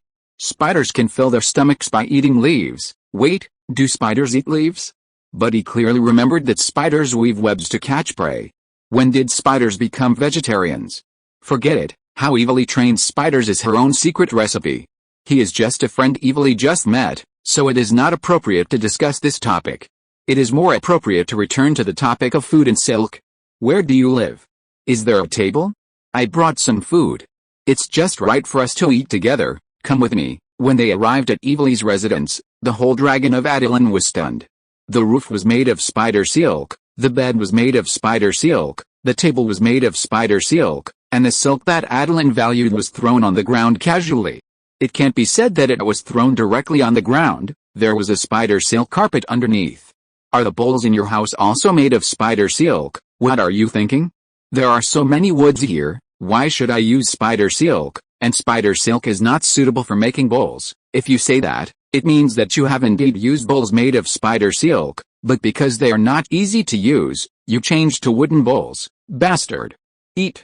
I know you are not as superficial as other druids, So I specially prepared some authentic delicacies, but the raw materials may not be so easy to accept, Evely said calmly. There is nothing I dare not eat, unless it is not delicious. The first dish, spicy pig brain flour. Because there are chili peppers, Attilan specially grinds dried chili peppers into powder and mixes them with pepper powder, and then refines them in black bean oil with spices such as onions, bay leaves, cinnamon, etc. Removes the spices and pours the black bean oil into the double pepper powder, slightly moistened with fruit wine. It is not easy to make chili oil. Then we have today's dishes. Evely directly scooped a large piece of brain with a spoon and stuffed it into her mouth. It's delicious, especially the red oil on the outside, mixed with a taste of pig brain, a great combination. Try this braised lamb tendon. She grabbed a lamb bone without caring about her image. The lamb tendon is very soft and chewy, and what I like most is this layer of red oil. Can you exchange some with me? I only have silk piled over there. What are you talking about? Silk is precious, okay. Wait a minute, his chili oil seems to be a rare treasure with the same value as gold at this time. Attilan suddenly moved his nose. What's behind your house? Why does it feel a little creepy? Nothing, just a spider. Can I take a look? Attilan always felt uncomfortable without taking a look. Go ahead. Evely held the lamb tendon and continued to chew it, answering casually. Attilan got up and flew to the back of the house, only to see a spider with a diameter of more than 8 meters under a big tree weaving silk diligently. What a big spider! 10,000 is given. Chapter 68 Linen Weaving and Silk Dyeing. Attilan originally thought that these silks were woven by Evely. How could she not cherish the fruits of her labor at all? Now that the case has been solved, these silks were not woven by her at all. If she didn't weave them with her own hard work, she would not cherish them. Wait a minute, if these silks were not woven by Evely, then he asked the fishman to learn to weave linen from Evely. Wouldn't he learn nothing? Attilan originally thought that Evely made a wooden loom, spinning and weaving. It turned out that the silk was woven by spiders, and the fishman's hands could not learn the weaving skills of spiders at all. Bastard! The curiosity about this big spider with a diameter of more than 8 meters was instantly suppressed by the bad mood of the linen technology tree being destroyed. Attilan, who came and went in a hurry, did not disturb the big spider. She was still weaving the silk in her hands seriously. Back at Evely's house, Attilan couldn't wait to ask, Evely, can you make wooden spinning and weaving machines? Evely, who was holding the sheep's tendon, was stunned for a moment. Weaving can be done with hands. Why do we need to build a wooden machine to weave? Isn't this just creating trouble for yourself? Attilan looked at her helplessly. He was really stupid. Really, he only knew that Lady Spider Silk could weave silk, but he forgot that spiders don't need machines to weave. But fishmen must have the help of machines to weave. When Attilan said this, Evely immediately understood. Is that so? She put down the sheep tendon in her hand, grabbed a ball of spider silk to wipe her hands, picked up a thin branch from the big tree next to her, and cut it into 2 wooden needles in a few seconds. Although I don't know what the loom you are talking about looks like, I can use these 2 wooden needles to imitate the spider's weaving method. I'll show you. Evely grabbed the ball of spider silk and wrapped it around the wooden needles, showing Attilan a hand-knitted silk. When Attilan was a child, he had seen adults at home use knitting. He also saw thick blankets woven with a loom, but he had no talent in this area and didn't understand the key. Otherwise, he would have designed a loom by himself. Why would he need to go to such lengths to please Evely and ask her to teach the fishman how to weave? As a result, Attilan met a talented player. Evely was very fast. In less than 2 minutes, the spider silk in her hands turned into a thin white scarf. She walked directly to Attilan and tied the scarf around his arm. Look, isn't it beautiful? The knitting skills can be used for the time being. Please teach it to the fish man, but the knitting efficiency is too slow. I still need to find another weaver who can use a loom. Evely waved her hand casually. No need. It's just a loom. Give me some time and I promise to design a loom that will satisfy you. On the surface, Evely was very calm, but she knew very well that if she wanted to hold on to Attilan's long-term food ticket, the loom must be designed as soon as possible. No problem. I'll leave the loom to you. I see you have so much silk at home. Do you plan to sell some? I can exchange them for delicious food. 1 piece of silk will cover your 3 meals for a month. Do you want someone to deliver it to you, or do you want to eat it in Kingland Town? Evely blinked in surprise. These silks were just things she and Arachne made to kill time when they were bored. She didn't expect that one piece of silk was worth a month's worth of delicious food. Can I bring Arachne along to eat with us? Arachne isn't talking about the big spider at the back, is she? Yes, that? I'm afraid not. With Arachne's size, I can't provide her with so much food. I'm having trouble even feeding my followers who have come to me for refuge. If the food produced in the Black Forest is not enough to feed the big spiders, I can help you sell the silk in exchange for meat, so you don't have to worry about Arachne running out of food. Evilly smiled faintly and explained, Arachne's appetite is actually very small. In addition to mulberry leaves, she can be fed by a few lizards and rabbits a day. Attilan looked at the little spiders crawling around and munching on the mulberry leaves on the black-leaf mulberry tree not far away, and sighed and said, evilly, as a druid, you really should control the number of spiders. If this goes on, sooner or later there will be no animals left in the Black Forest except spiders. Evilly said indifferently, these little spiders will attract lizards and snakes, frogs, and birds from the south to prey on them. They eat the little spiders, and Arachne eats them. Isn't this the balance of the Black Forest? Attilan was silent. He originally thought that the little spiders were the offspring of Arachne, but now it seems that these little spiders are the bait for Arachne to prey on. What kind of spider is Arachne, and how did she grow so big? Or did you use some secret recipe to cultivate it? If so, then there's no need to tell me. Evilly opened the third jar that Attilan brought. Snake soup. I like snake meat the most. Attilan, who was ignored, could only walk to the silk and use the magician's hand to check it. Evilly rolled up the silk with a 2-meter-long wooden stick. The silk was about 10 meters long and about the same width as the wooden stick. According to this calculation, one piece of silk can make at least 2 sets of clothes, but white silk is too common. It happened that he found several plants that can be used as dyes in the forest. Everly, for 1 piece of silk, I will give you 1,000 rabbit meat, or 50 sans sheep meat, or 20 wild boar meat. How about that? Evilly answered vaguely while eating snake soup. Okay, but you have to help me cook it. Attilan glanced at her coldly. When asked how Arachne came, you didn't tell him, but when it comes to food, you answered immediately without waiting for the food in your mouth to be swallowed. I thought you were a cold and arrogant queen, but I didn't expect you to be a foodie. Evilly's silk is all white spider silk, original color silk. This kind of silk is of high quality, but it is a bit elegant for vulgar humans who are willing to spend money on luxury goods. The dyeing plants discovered by Attilan can play their role. Of course, if you dye silk directly, what if the silk is dyed badly? Attilan naturally had to try the correct use of dyes with linen first, and then dye it with the silk that Evilly had just wrapped around his arm. Wait a minute. Evilly is wearing red silk products, so she must have mastered the technology of silk dyeing. How did you dye the silk red? There are a lot of matter growing in the forest. As long as Arachne eats the corresponding amount of matter, red silk can be obtained. Do you want red silk too? Attilan was silent. He suddenly felt like a fool climbing the technology tree in the fantasy world. Should he also directly control an animal that can weave cloth like Evilly? Forget it. Magical beasts like Arachne are not popular. People who can control magic beasts to weave cloth are 1 in 100 among professionals. The path he chooses can create the most wealth. Although he can't eat matter directly like Arachne and spit out red silk threads to weave silk, Attilan also mastered the process of dyeing red cloth with matter. Boil the dried matter to make red dye, and after 10 times of immersion in drying, you can get a very bright red cloth. Of course, this is an ideal situation. The specific color of the dye still needs to be tried. Attilan now has matter that can dye fabrics red, indigo that can dye fabrics blue, turmeric that can dye fabrics yellow, and comfort that can dye fabrics purple. The 4 dyes of red, blue, yellow, and purple are enough in the early stage, and new colors of fabrics can be obtained by mixing different dyes. For example, green can be obtained by dyeing with yellow and blue. In addition to matter, Evilly, have you found other dyeing plans? Looking at the empty jar in front of her, Evilly shook her head awkwardly. No, matter is also because Arachne accidentally ate a few plants and found that it can spit red spider silk. So I asked Arachne to eat a lot of matter to help me make this red dress. I know a few other plants that can be dyed. Can you help me make a few sets of clothes? I will also exchange them with delicious food and provide the design drawings. The snake princess wore clothes made of linen and shells, which could not bring out her beauty at all.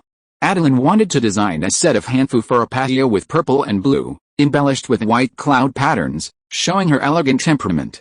Wait, a patio is wearing linen. which means there should be a race in the rainforest that has mastered the art of weaving linen. Regardless of whether there is enough food, Attilan decided to recruit them. No problem, you treat me to delicious food. I was planning to give you a few pieces of silk, but it's better to make clothes directly so that Arachne can see the person wearing this dress. The clothes made in this way are beautiful and fit. Attilan returned to the table and found that the food he brought had been eaten by Evely alone.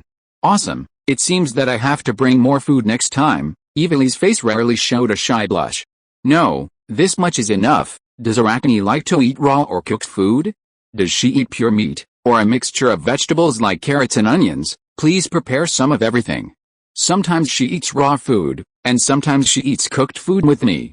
Anyway, I can't figure out her temper. Attilan asked doubtfully, isn't she your animal companion? Evely shook her head and said, she is my companion, but she is not under my control.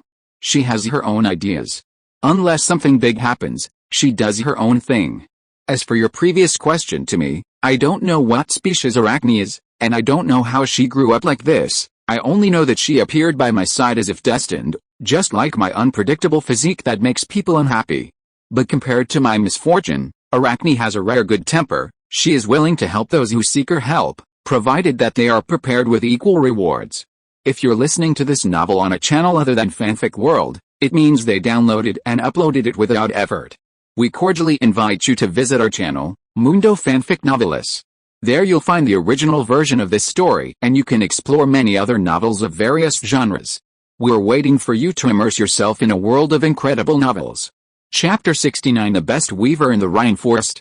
The reason why I mentioned preparing equal rewards was probably because I recently discussed with Lulu and Fugitive about the growth and habits of the Fae, and a very important point was mentioned. The Fae will give you gifts, but you must prepare what the Fae considers to be equal rewards. If you help the Fae will also repay you with what he considers to be equal help. Attilan couldn't tell whether Arachne was a Fae, so Fugitive might have to come to see it, as she had a higher vision. Evely, have you asked Master Jaina to see Arachne? Evely nodded. The Master has seen Arachne, and she just judged that Arachne would not harm me. She doesn't know what kind of spider Arachne is, unless she asks the gods of nature. Fugitive couldn't do it to bother the gods for such a small matter. Of course, she wrote a letter to her family and asked her grandfather to collect information about this spider through the Natural Council. However, nothing was found. Fugitive could only characterize Arachne as a unique species. In the past few years, she would come to the Black Forest from time to time to see Evely and observe the changes in Arachne. Arachne is related to the fairies, but she is not a fairy. She is a magical beast that has mastered the magic of the fairies. As she grows up, she may transform into a fairy. However, she has not transformed even at the age of 8 meters. The Vine Girl has decided that she will not change. After packing up the pottery jar, Attilan was ready to leave. Evely quickly picked up 2 pieces of silk and stuffed them into his hands, saying, take these. You need to take the rest at any time. As for the meat in exchange, give me some of each kind of meat. You can decide how much these silks can be exchanged for. Evely did not care whether Attilan would deduct her meat in the exchange. It was just more than 10 pieces of silk. If it was gone, she could weave more. It was not a valuable item. Evely trusted him so much, and Attilan would naturally not let her down. It was indeed not cheap to exchange thousands of kilograms of meat for a piece of silk, but with a piece of silk, he could exchange at least 100,000 kilograms of wheat flour from the human nobles. After all, for the human nobles, as long as the farmers were planting the land, flour would grow from the land continuously and become taxes that fell into their hands, but silk was different. This kind of rare treasure is rarely seen, and 100,000 kilograms of wheat flour is not much at all. The land of the human kingdom in the north is not like the wasteland that Attilan is developing. Attilan has worked hard to develop 100,000 acres of farmland, while in the human kingdom, the slightly larger lords may have so many farmlands. I will arrange a horseman to deliver food to you. The dishes will definitely satisfy you, but there is no bridge connecting the north and the south on the river. You can only cross the river to get it.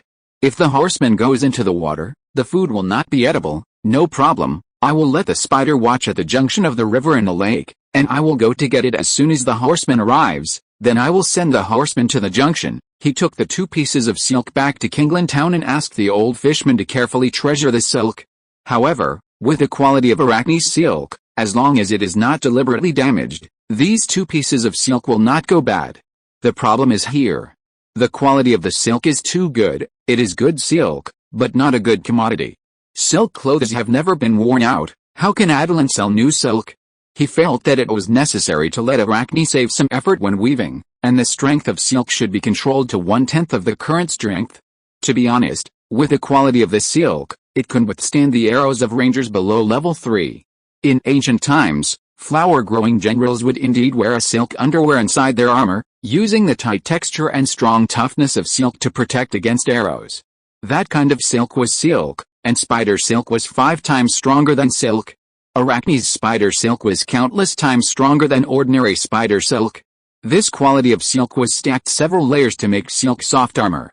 Attilan had reason to suspect that even the Horse King's arrows might not be able to kill the guy wearing silk soft armor. When the linen was woven and the fishman tailor's skills were well practiced, he would make silk into soft armor to reward the most meritorious dependents. He ordered the fishman priest to find a fast and steady horse to be responsible for delivering takeout starting tomorrow, and let the fishman weavers who had been selected in advance also set out to learn weaving technology. Attilan found Princess Apatya, who was treating the wound of a snakeman who was accidentally injured by a wild boar while hunting. Apatya, where did you get the linen you are wearing? These cloths were made by some craftsmen in the lizardman tribe who are good at weaving, and they can use a plant to make thread and then make cloth. Although the output is not high, it is very popular in the rainforest.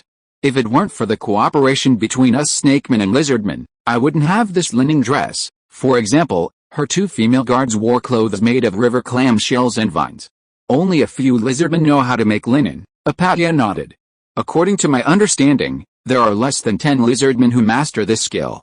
You know, the lizardmen are also a large tribe with more than 500 people. The number of snakemen was close to 1,000 at one time, but now there are only more than 100 old, weak and disabled people left. Before Apatya fled from the rainforest, the lizardmen were a large tribe with more than 500 people. But the lizardman's biggest partner, the snakeman, has perished, so the lizardman should not have a good time either. If he doesn't recruit lizardmen quickly, those lizardmen weavers who are good at weaving but not good at fighting will become cannon fodder in the first place. There are lizardmen who are good at weaving in the rainforest, and there may be other talents who have been missed. Attilan asked excitedly, Apatya, do you know that there are other races in the rainforest that have mastered similar skills? Apatya thought for a moment and shook her head. The lizardmen should be the best at weaving in the rainforest. Other races use vines and leaves with good toughness to make clothes, not weaving. I mean other similar abilities. Apatya scratched her cheek in confusion. I don't know, what is a similar ability? For example, being good at building houses with wood, making weapons, armor, etc. Apatya shook her head. Everyone uses weapons made of stone and bone, and houses are built with vines and leaves. I don't think anyone has ever built houses like the ones in Kingland Town. Then Attilan was curious about how the lizardmen learned to weave linen. Apatya, do you know how the lizardmen learned to weave? Apatya shook her head directly. How could such a secret skill be leaked? Then you continue to treat him. The snake man kept his head down in shame. As a snake guard, he was injured by a wild boar while hunting. It was really embarrassing. Obviously, he underestimated the strength of the wild boars in the forest. Not only are the vines in the forest tougher than those in the rainforest, but the wild boars are also stronger. The snake guard who went out to hunt wild boars for the first time today was injured. Speaking of wild boars, Attilan suddenly remembered the wild boar chariot he borrowed from the old naughty boy. He actually forgot to watch the result of the chariot race between wild boars, gray rabbits, and mastiffs. What a pity. Attilan wanted to ask the goat man about the result of the competition, but unfortunately the goat man had already taken a caravan to the riverside town, so he could only ask Brother Ye about the result of the competition. Of course, the work of recruiting lizardmen needs to be arranged first. When he found the fishman priest, he was encouraging the weavers who were going to learn tomorrow. For the Dragon Lord, you must study hard. Whether the fishman can prosper in the future depends on you, understand? Yes, High Priest. Attilan watched the performance of the fishman priest quietly, and he appeared after the weavers dispersed. You contact Lista and the centaur leader and ask them to go to the rainforest again to find out the situation of a lizardman tribe that can weave. If they are doing well, wait for them, and if they are not doing well, recruit them. The fishman priest obviously knew how much food Attilan had left. Dragon Lord, if there are a few hundred more big appetites, we really won't have enough food for everyone to eat, even if we use grass as the staple food. You don't mind eating grass? Attilan was a little surprised. The fishman priest said cheerfully, the grass that the Dragon Lord asked us to grow tastes better than the water grass we used to eat, and it contains more nutrients. If we add some flour, the children will grow well. Attilan smiled and joked. You don't let me recruit lizardmen. Are you afraid that they can weave and will take your place? Of course not. The fishman will always be loyal to the Dragon Lord. The more people weave, the better. I've worn watergrass skirts for a long time. I haven't tried to wear linen clothes for decades. Indeed, after wearing linen clothes, no one can stand wearing vines, leaves, and watergrass like a savage. Not everyone can learn to weave. If you want to supply all your followers and have some left to sell, the labor required is not something that more than 10 people can do. The more weavers, the better. I have something else to do, so I'll leave first. Before leaving, Attilan used the Rain of Grace on the clam field as usual. When he found Yajet, Dajiao and Tarzan were also with him. What are you doing? Are you trying to improve yourself without me? It's just the lightning body tempering. The strength of the lightning we summon can't meet the requirements for body tempering, so we get together to practice more. Taishan said it with a bit of decadence.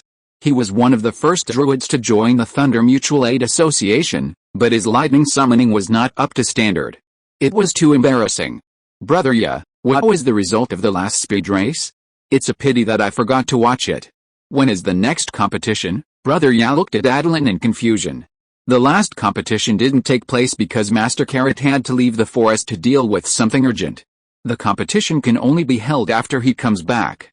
If it weren't for the war against the Gnolls, the competition could have been held earlier, but how could I give up fighting the Gnolls for a speed race? Attilan asked with a smile. Brother Yat, if I go to the halfling town to recruit warriors under the pretext of fighting the Gnolls, will any halflings be willing to come? Of course I don't need them to really fight on the front line. Their main responsibilities are to be chefs, musicians, brewers, guide planting and other logistical support work. You have to know that the primary factor for victory in a war is logistics. Brother Ya rolled his eyes at him. Are you sure you are recruiting warriors with this requirement? Chapter 70 Multifunctional Development of Black Beans. How can they not be considered warriors? The one who hired them is a mighty dragon with majestic aura all over its body, and their colleagues are minotaurs, centaurs, snakemen, and kobolds, who are either powerful or evil. The workplace is full of dangerous wilderness and deserts, and the opponents they will face are thousands of evil Gnolls with demonic power. Once they are defeated, nothing will be left. Do you think it is dangerous now? Are the halflings who can work in such an environment warriors? After Attilan's exaggeration, it seems to be really dangerous. Brother Yer frowned and said, if it is so dangerous, I will help you recruit halflings and harm them. How can I face the elders and folks in my hometown in the future? Oh, he seems to have exaggerated it accidentally. Of course not. Think about it. Halflings are responsible for the safest logistical work. I will equip each halfling with mastiffs with first-class endurance and speed, make sure that if the situation is not right, they can leave the battlefield as soon as possible. And there are safe rear posts. They just need to stay in the safe earthen fortress town. Attilan's words made Feng Jie feel that he would not lead his fellow countrymen into a ditch. He knew that fighting against the Gnolls could not be completely risk-free. But there are two ways to die and to die completely. Except for fools and wars that have to be fought, no one will choose the second one. In order to eliminate the Gnolls, it is worth taking a little risk. It's not just the time when the Feng brothers were young. Every 2 or 3 years, the Gnolls wandering in the dark corners will attack the weakly defended halflings from the cracks of the southern mountains.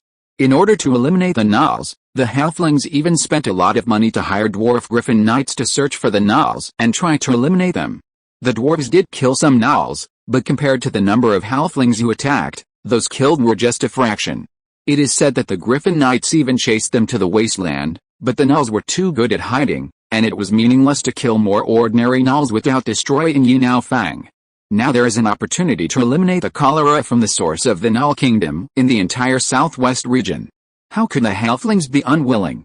Comparing the races in the southwest, it is not difficult to find that the combat effectiveness of the halflings is one of the best, and it is almost impossible to find a second race with a weaker combat effectiveness than them.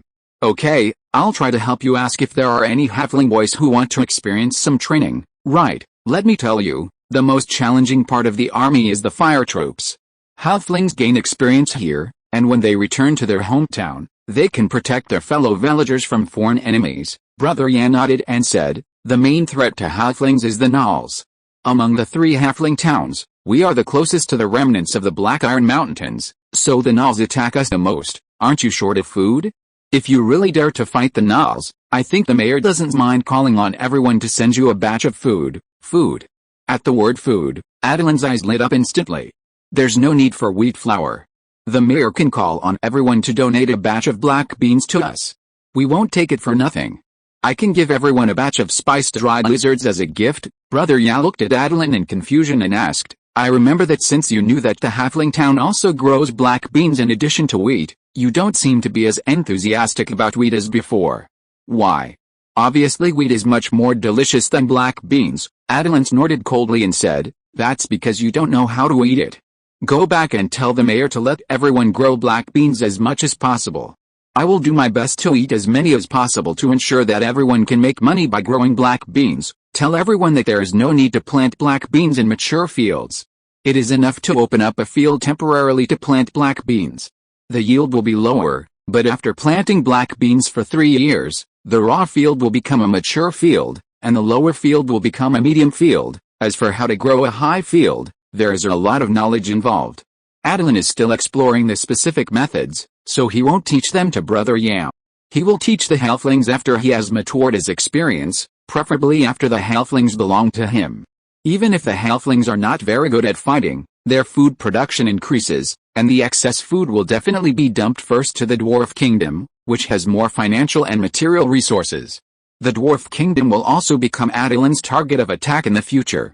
Strengthening the Dwarf Kingdom's logistical supply capabilities will only add trouble to itself.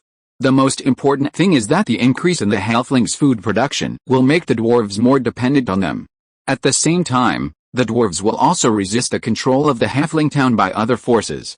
Although the dwarves are already quite dependent on the halflings, as long as a force that can sell them food and alcohol at a low price appears on the south side of the Black Iron Mountains, the halflings will not be so important to them. If the products of the halfling town were not important, how could such an important unit as the Dwarf Griffin Knights run to the wasteland to search for gnolls who dare not provoke them for a little food? This is the tactic that Attilan learned from the story of the ancient sage Guanzhong. Selling food at a low price and buying the dwarf's ironware at a high price, the dwarves will gradually lose the ability to produce food independently. When I need it, Attilan only needs to cut off the dwarf's food supply, and the dwarves will become weak shrimps. As for the problem that my neighbor is my granary while my neighbor is my grain storehouse, there is no solution for halflings, but it is unsolvable for halflings, but for the tribes under his command, such as minotaurs, centaurs, and snakemen, who are eager to fight and kill. Can the dwarves regard him as a granary? The most amazing thing is that the dwarves must have regarded Attilan as their friend because they sold grain at a low price before.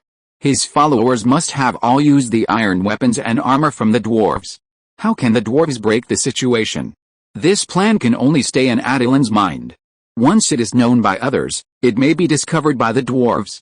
It is not easy to come up with such a perfect plan, so it cannot be cracked. So how should black beans be eaten? Attilan didn't expect that after saying so much. Brother Yer was still concerned about how to eat black beans most deliciously. Grind with a stone mill, add water during the process to get black soybean milk, and you can drink it after boiling. Of course, it still has no taste. You can add some fragrant flowers and honey to get delicious floral sweet soybean milk, or add some salt. Some people should like salty soybean milk. Remember to grind the dregs several times. Of course, don't throw away the remaining dregs. You can eat them anyway, mix with flour and add some salt, put it in the oven to bake. It smells very good. Why does Attilan value black beans more?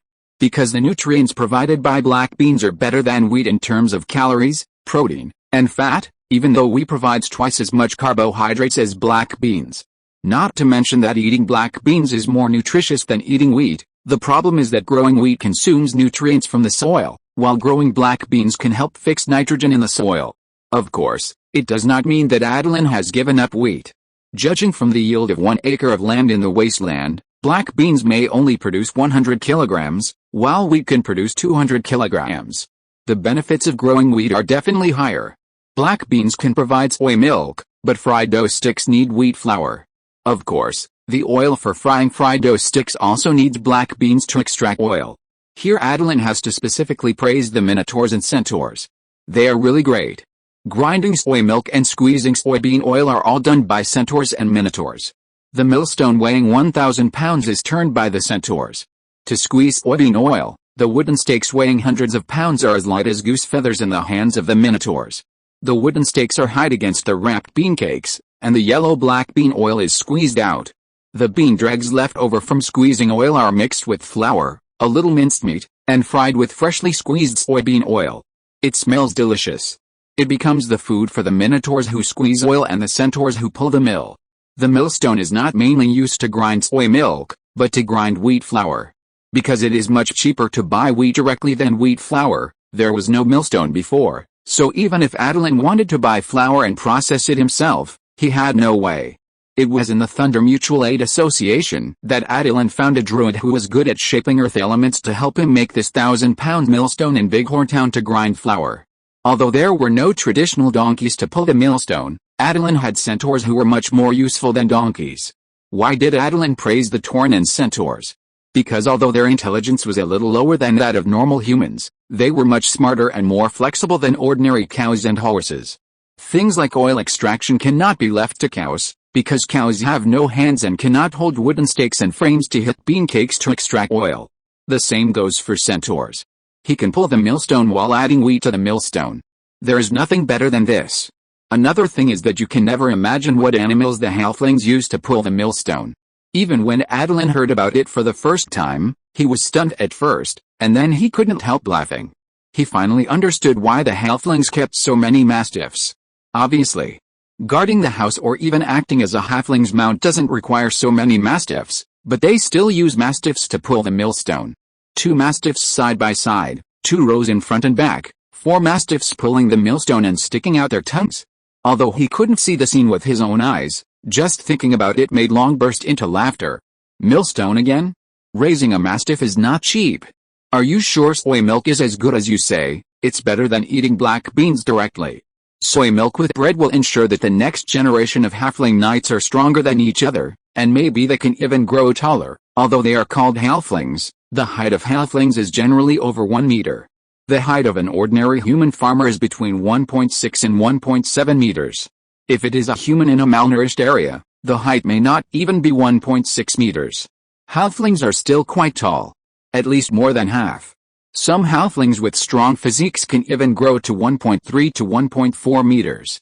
Legend has it that there was a halfling with extraordinary talent who grew to 1.6 meters. After going out on adventures, he became a legendary halfling who is no less than humans. Of course, his descendants gradually returned to the standard height of halflings. Attilan is not sure whether the legend is true, and the halflings in the West are not sure either. It is a legend of the halflings in the East, and the halflings in the West have always lived such a stable life. There are no legends, and no disasters. If drinking soy milk can make you taller, then I think some halfling families will add soy milk to their daily menu. Anyway, they have to grind wheat flour, so it doesn't matter if they grind a little more soy milk. Attilan smiled and said, in fact, in addition to soy milk, dried black beans can also be ground into powder to make bread. There is also a delicacy I found in the inherited memory, tofu. There are many things that can be made with tofu. Tofu pudding, dried tofu, which can expand a series of delicacies. If you can't eat meat, black beans are also a good substitute for meat. Compared with wheat, the yield of black beans is indeed a bit lower, but you halflings don't have a large population. Before, we didn't develop a delicious way to make black beans. Now that you know, can you not expand the planting area of black beans? Just the fact that drinking soy milk powder can help children grow taller has made halfling parents eager to try. Although Brother Yer is not married yet, he still knows what other halflings think. Everyone has always decided that height is an important factor affecting them as halflings, which is true, but if they are taller, Brother Yer believes that it will also affect the speed that halflings are proud of. Compared with the increase in strength brought by height increase, Brother Yer believes that agility is the capital that halflings rely on. Of course, if strength can be improved without affecting agility, he thinks it is worth a try. Let's put aside the matter of black bean. Since Attilan is here, You can help us use your lightning breath to electrocute us. Didn't you say that the best way to learn is to learn to be beaten first? Since you are here, you naturally have to help us learn how to summon lightning. Looking at the impatient Tarzan, Attilan didn't know whether to laugh or cry. Okay. He knew that Tarzan felt embarrassed that he couldn't master the summoning of lightning. Using lightning breath on 3 people in turn, Attilan couldn't stand it anymore. What has Tarzan eaten recently? He could only withstand 3 lightning breaths before, but today he could withstand 4. You are amazing, Tarzan, with a head of smoking hair, said cheerfully. President, don't underestimate me. Although learning spells is not my strong point, I am only slightly worse than Master Geoj in the whole forest in terms of body polishing. Brother Ya said with a smile, what you said is true. It is obvious that you are the only one in the younger generation who can polish the body. Master Geoj's body polishing techniques are all for you, Tarzan said proudly, but can you bear the pain brought by the body polishing method? You can't, right? So I am still the most powerful physical expert. Tarzan is a typical thick-skinned person. Pain will only make him more excited. Of course, you can't regard Tarzan as a pervert because of this. What he likes is the strong sense of power brought by the adrenaline flowing through his body when he is in pain. Dajiao, your strength is not bad either. Why don't you compete with Tarzan? Dajiao shook his head. No, I value the vitality of deer more than increasing strength. My strength comes from vitality. It is different from the strength trained by Tarzan, but it is somewhat similar to the president's. Chapter 71 When the Dragon Grows. Attilan was keenly aware that the vitality of the deer described by Bighorn would have a long-lasting and far-reaching impact on his development of the life talent of the ocean dragon and his learning of life control skills. So he looked at Bighorn expectantly. Bighorn, can you elaborate on it? No problem. It happens that I am the only young druid studying this topic. If you can study with me, I think the topic will soon have a breakthrough. Attilan's mouth twitched. Bighorn thought too highly of him. Now he has already started 2 topics in the assembly, but Totem War Dance and Lightning Body Tempering have only started. If he starts a new topic, the bear people will probably find trouble with him. When mentioning Bear Laodang, Attilan remembered that Laodang seemed to have suspended the experiment of nurturing the ancient tree of life because of Lulu's arrival. He felt that he was ready to face this challenge. Now he has eaten all the 5 life acorns given to him by Laodang, and the life energy contained in them has been transformed and absorbed by him. He needs a new challenge to tap the potential deposited in his dragon body. For Attilan, who is in the dragon stage, 5 life acorns had already pushed him to the limit of the current stage. He seriously suspected that Laodang had calculated his situation and prepared 5 life acorns for him at the right time. After a month of intensive digestion of life acorns, Attilan's body has further expanded after accepting the chain lightning body quenching provided by the Thunder Mutual Aid Association in recent days. Attilan is now 4.8 meters long, weighs 500 kilograms, has a wingspan of 10 meters, and stands 1.7 meters tall. In the eyes of others, he already has the majesty of a giant dragon. Just seeing Attilan's dragon body will make the timid guys breathe rapidly. After Attilan's experiments during this period of time, it was found that the mechanism of using life energy and thunder to stimulate the tree people of the plant type, the creeping spirits of the spirit type, and the human druids has the same underlying logic. It is the vitality mentioned by Bighorn. Bighorn, which method do you think is better, thunder body quenching or your usual absorption of natural magic to stimulate the vitality in the body? Bighorn touched his chin with his hand and thought for a moment before shaking his head. President, I can't tell, but I feel that absorbing natural magic gives me a more comfortable feeling, although the speed of this kind of practice is much slower than the thunder tempering body. Attilan nodded thoughtfully. What do you feel about the thunder tempering body spell and my lightning breath tempering? I felt a little uncomfortable after the thunder tempering body spell, and the effect was reduced when I used the resurrection secret art. At first I thought it was the difference caused by the high-speed improvement of the body tempering. Later I found that my body had many tiny wounds due to the thunder tempering body. If I hadn't repeatedly and carefully used the resurrection secret art to check my body, I wouldn't have discovered the harm of the thunder tempering body. I now understand why the president asked everyone to gather once every 2 weeks, just to use the process of everyone's daily absorption of natural magic to naturally heal the tiny wounds caused by the thunder tempering body. He really thought so, worthy of being a bighorn. He is so meticulous. How do you feel about lightning breath and water of life? Almost no damage, but not worth promoting. The guild leader's spell is based on the innate bloodline of the ocean dragon, and will increase in power as the guild leader grows. I think it will be difficult to transform it into a druid spell. Brother Yang and Tarzan nodded in agreement. If lightning breath is the positive energy that promotes the growth of life and thunder, then how can the healing spell, which is originally the energy of life, become as powerful as the water of life? The first collective task of the Thunder Mutual Aid Association is to summarize everyone's experience after being hit by lightning breath and develop a higher level spell to summon lightning, thunder of life. This move, like lightning breath, has a strong striking effect on undead creatures. It can also cause the solidification of vitality and the incurable effect on regular life. Attilan's lightning breath gradually has this effect, but he usually only uses the vitality activation effect that lightning breath carries at the beginning. According to the inherited memory of the ocean dragon, the dragon has many dragon spells, but generally it takes a young age to master the ability to cast spells before relying on the natural warlock level to start learning these very useful spells. Compared with those who are unlearned and only know how to sleep all day, Attilan is studying druid spells while also practicing warlocks according to the warlock knowledge and the inherited memory and the dragon spell knowledge. Attilan's goal is certainly not to improve the warlock's spellcasting level, but to use the warlock's ability to develop bloodline magic to develop his ocean dragon bloodline.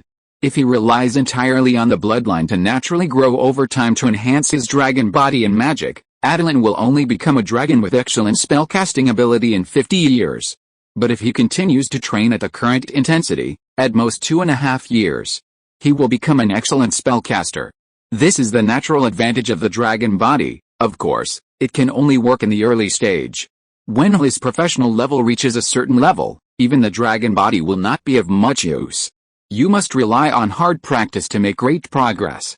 In fact, after Attilan's druid level was upgraded to level 6, he clearly felt that the speed of his strength improvement was slower than before. It was wrong to try to pursue the original fast improvement speed. The further you go, the harder it is to improve. Professionals must adapt to adjust their mentality. Impatient pursuit of rapid progress will only make mistakes, although there is no such thing as obsession. But professionals will also have similar results. Just like Attilan's promotion has slowed down, in addition to lightning quenching and tapping his own potential, the fastest way is actually to find Loudang to get some life acorns to eat. But it's meaningless. Attilan believes that the reason why the dragons are killed by the little bugs in their eyes is because their strength depends entirely on the increase of age, and they are not clear about the power they have. Just like you don't know how much money you have, and you haven't made money yourself, will you know how to spend money to achieve the greatest results with the least money? Attilan is not completely clear about how much money he has. But he is now learning how to make and spend money. The means of making and spending money are advanced. Naturally, he will learn how to check the accounts and know how much money the ocean dragon can have when it grows up. Dajiao, could you tell me more about your secret resurrection technique? I won't take your secret technique for nothing. Every 7 days, I will use the purest and most powerful water of life to nourish your body. The secret resurrection technique that the 4 of us have perfected will also belong to you. We will only practice it ourselves and will never pass it on to our disciples. What do you think? Without waiting for Dajiao to give an answer, Taishan immediately said excitedly, "How can we let you, the president, do the work alone? I also have a secret technique of ki and blood, which can stimulate vitality and transform it into ki and blood, which can temporarily expand body size, strength, physique, and resistance." Brother Yat also raised his hand not to be outdone. "You have it. I also have a life connection secret. Everyone knows that our halflings are not strong in close combat. To make up for this shortcoming, I developed a secret technique to connect life and mastiffs under the guidance of Master Gauge. In this way, part of the mastiff's power can be transferred to me, or my power can be transferred to the mastiff, so as to obtain close combat capabilities that can cope with more complex environments. This secret technique can also temporarily merge me and the mastiff into one when it is practiced to the highest level, and the power of both of us can be combined to evolve into a more powerful combat form, the mastiff man." This secret technique is good, but it makes Attilan feel an inexplicable sense of familiarity, as if he has seen it somewhere. And Tarzan's secret technique is exactly the same as the gods descending to earth and the giant spirit form, but why are the 2 of them using combat skills? Brother Yan, Taishan, there is no secret art for cultivation. It is best to link it with the secret art of resurrection, The kind of secret art for vitality, Attilan said, is a matter of course. My secret art is to develop and strengthen vitality. Every time I use it, my body can swell to the limit of my endurance.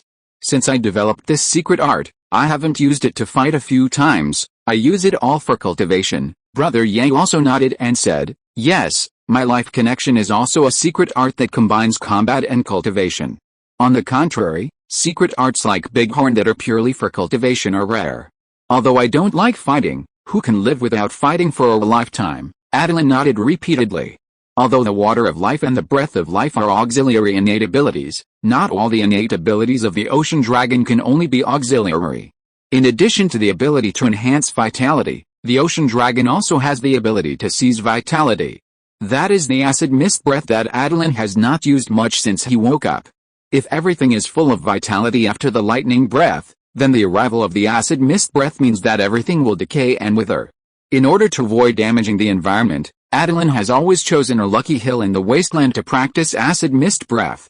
Under the effect of acid mist breath, the weeds full of vitality withered, corrupted, and turned into bits of debris on this rocky hill, with some weeds growing tenaciously. The vitality of the weeds turned into dots of fluorescence, and as the wind blew, they dissipated in the air with the acid mist and never appeared again. In addition to this use of acid mist breath to take away vitality, another way is to cause corruption inside life. The vitality will remain in the soil and let the next plant that falls on this soil grow more vigorously. Rather than saying it is acid mist breath, it is better to say it is corruption breath. Attilan even laughed at himself that acid mist breath is very suitable for clearing wasteland and weeding, but it can't be used in battle, at least not now.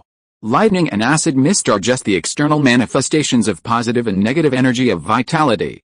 In fact, the ocean dragon has only one kind of breath, that is the breath of life. Attilan is a newborn sea dragon, so naturally his lightning breath is stronger. As he gets older and accumulates enough negative energy, his acid breath will show its true power. Of course, Attilan can also improve the power of his acid breath through spontaneous practice.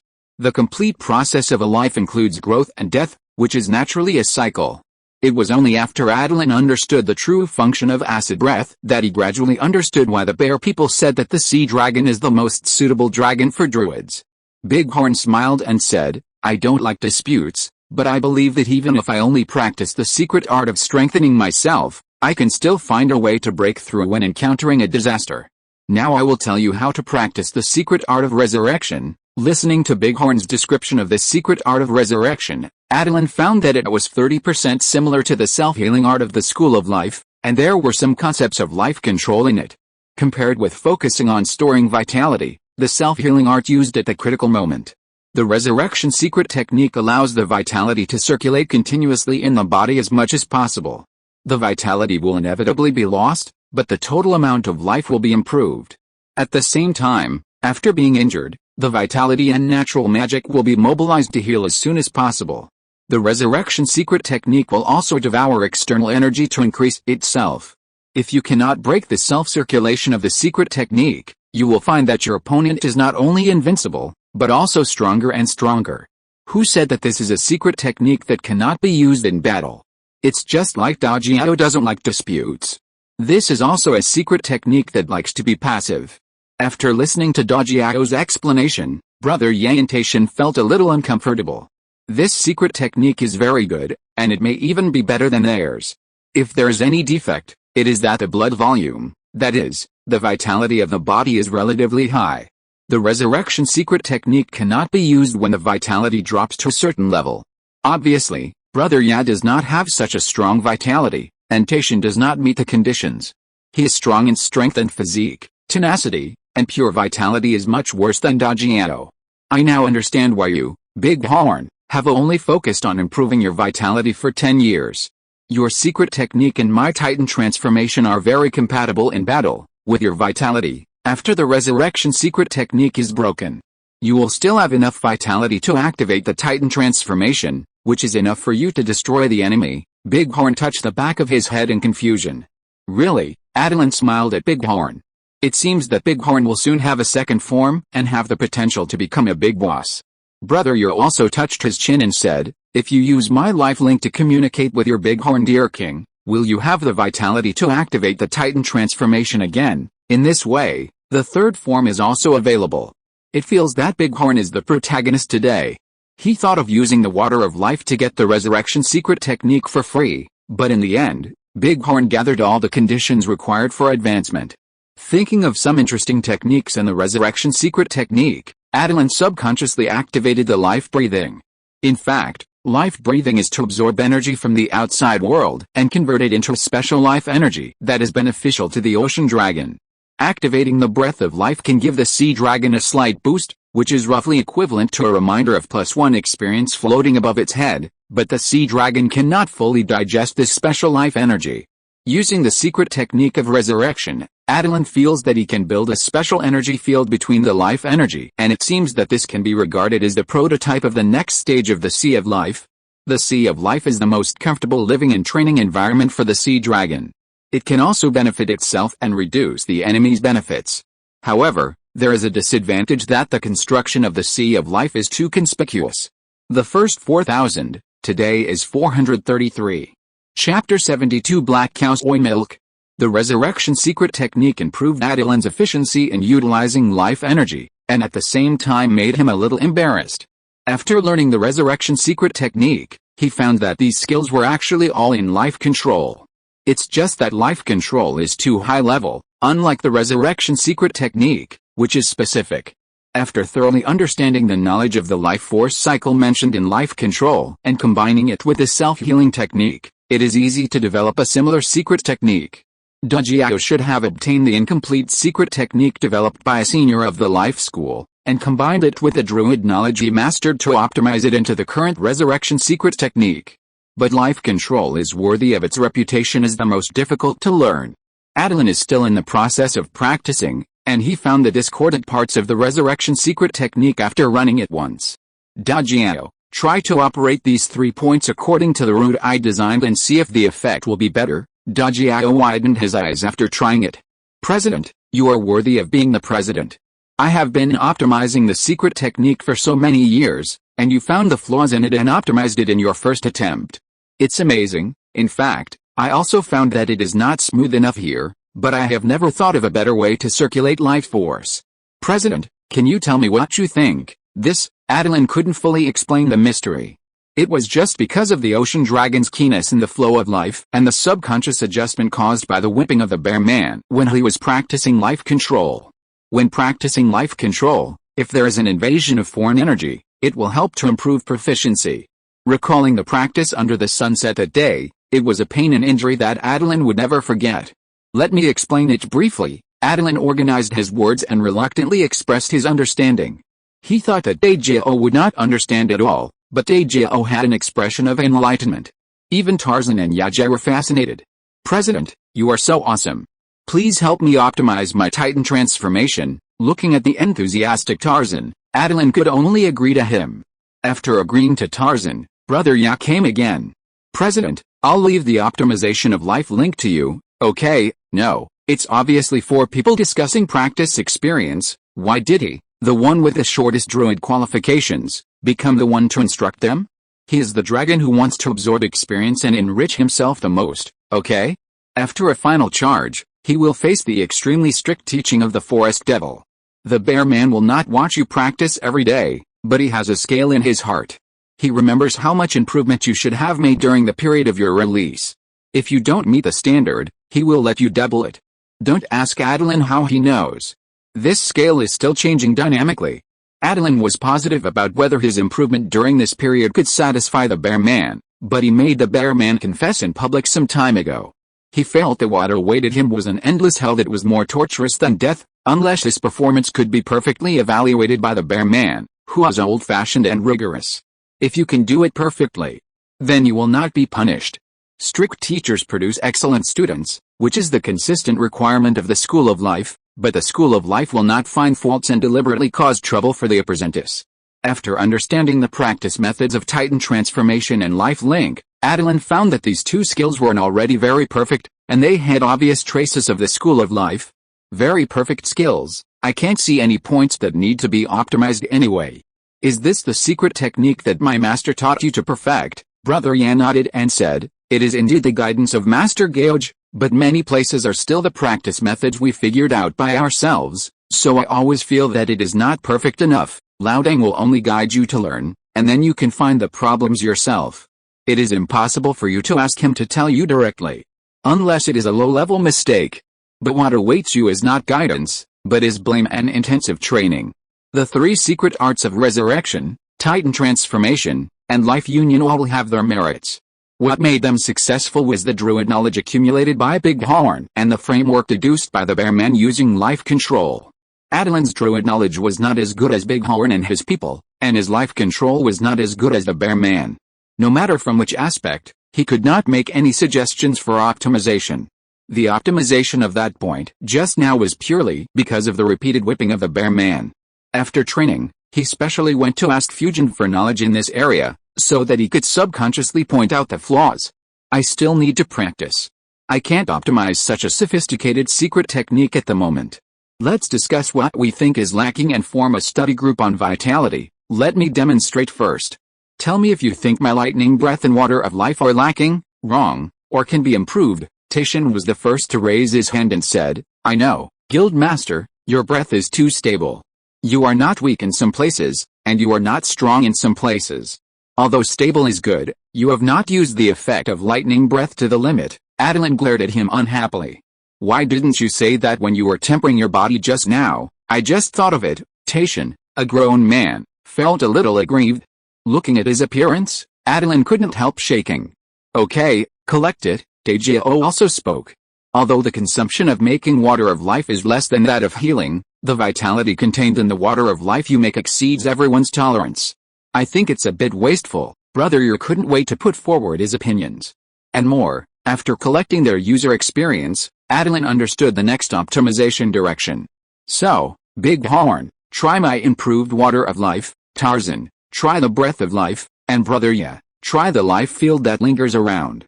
This is an ability I just developed, and the specific effect is not yet clear. After this experience, the 3 gave the highest evaluation, especially Brother Yak, who was blessed by the life field, and directly tried to activate the Titan transformation.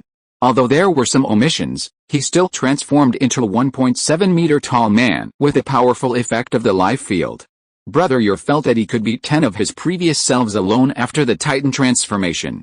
The 1.7 meter tall man perfectly retained his previous agility, which made Brother Ye more determined to let the little halflings drink a cup of soy milk every day. He used the Titan transformation and then understood why the big halfling in the east could become a legendary wanderer. The tall halflings can really do whatever they want. President, is the production process of your soy milk complicated? The only thing I'm worried about now is the output of the mill in the town. Grinding flour has basically used up the physical strength of the mastiffs. The halflings don't have the manpower to grind flour, but he does. He has muscular minotaurs and centaurs who have nothing but strength to grind black beans. How about this? I'll find a few minotaurs and centaurs to open a mill to specialize in processing soy milk powder, and sell soy milk powder, soy milk, bean dregs cakes and the most important fried dough sticks. What do you think? Brother Ye frowned slightly. He felt it was inappropriate to let the dangerous wasteland minotaurs and centaurs into the village. Are they too barbaric? I'm worried that they will attack the people in the town over some trivial matters. After all, their brains. Don't worry, those who are selected to work in the halfling town are relatively docile guys. They may not have a bad temper, but at least they will not attack the halflings casually. Since you plan to recruit some halfling warriors to work in the wilderness, it would be better to let them have some contact with a minotaur, centaurs, and murlocs in advance. How about this? Just set up the mill outside the town. Anyway, with the strength of the minotaur, even if the jackals attack, they can't hurt them. On the contrary, they can help the halflings attract firepower. Hiss. Thinking about it this way, it seems that having a minotaur mill is indeed a good thing. With a few minotaur and centaurs in the mill, they can easily deal with dozens of jackals. Okay, I'll go back and ask the mayor to prepare the building materials. As for the millstone, I'll have to wait until they arrive to prepare it myself. No problem, I'll go back and select the Tauren and centaurs with good tempers. Carrying thousands of pounds of heavy stones is indeed too difficult for the halflings. Although the Tauren and centaurs have become more tempered and their intelligence has increased after the spiritual domestication of the totem war dance and the herbivorous diet advocated by Lista, their previous living habits have not been completely changed. They still prefer to use force rather than speak with their mouths. Among the Tauren who first used the Earth Totem to start evolving, a small number of Tauren with good adaptability to the Earth Totem have begun to evolve. Compared with other Tauren with blood in their eyes are already a bit clear like an old ox. Attilan plans to select a few of them to go to the Halfling town to serve as the facade of Attilan's power to attract Halfling warriors. Because Attilan believes that its current strength is not enough to be a kingdom, it uses him as the leader to name the entire power. The first exchange of the Vitality Learning Group ended successfully. Attilan went back to select personnel. Brother Yer took Tarzan and Bighorn to the Halfling town to support the Minotaur in opening a mill. Attilan flew directly to Bighorn town to find Lista and asked him to find those Minotaur who practiced a totem war dance well. You also know that the totem war dance project has been linked to the old man. This time I will go to give a report, and it is just right to bring them with me to let the old man see the results. There are also a few Minotaur who need to open the mill in the Halfling town. After the old man inspects it, I will let them go directly. Select a few people who practiced the Hurricane War dance well. Dragon Lord, there are no people who practiced the Hurricane War dance well. As for the Earth War dance, only Dalhai practiced it well. Then call Dalhai over to let me see. Yes, Dragon Lord, don't say. This big black bull gave Attilan the feeling of a tame buffalo after practicing the Earth War dance. With a height of 2.5 meters and a simple and honest aura, it is simply the perfect spokesperson for the image of the Minotaur. This big black cow is more suitable than Lister. Attilan nodded with satisfaction and said, good, the mill will name it Black Cow Soy Milk after your appearance. After all, Black Cow Soy Milk is better, our whole family loves it. Chapter 73, The Totem Rises, Lightning and Thunder. Lista was still too fierce. The size of this big black bull was considered medium among the Minotaurs. Attilan planned to pack the big black bull in his entourage well. The rattan armor, rattan shield, and obsidian spears must all be arranged. The most important thing is that the marching movements must be uniform and show the elite style. If the rattan armor, rattan shield, and spears were made by the craftsmanship of the Murlocs, they would definitely have a smell of inferior quality. He still had to personally use magic to create a batch of equipment.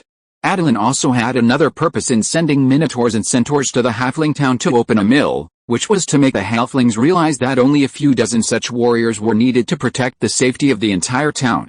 How much land has been opened up near Dajio town? How much area is covered by irrigation ditches? How many acres of wheat are planted? How many acres of black beans are planted? And how much forage grass and vegetables are planted? In the face of Attilan's question, Lista did not answer. Instead, he smiled and patted Dalhai on the shoulder and said, since the Dragon Lord intends to let Dalhai go out and take charge of his own affairs, let him answer these questions.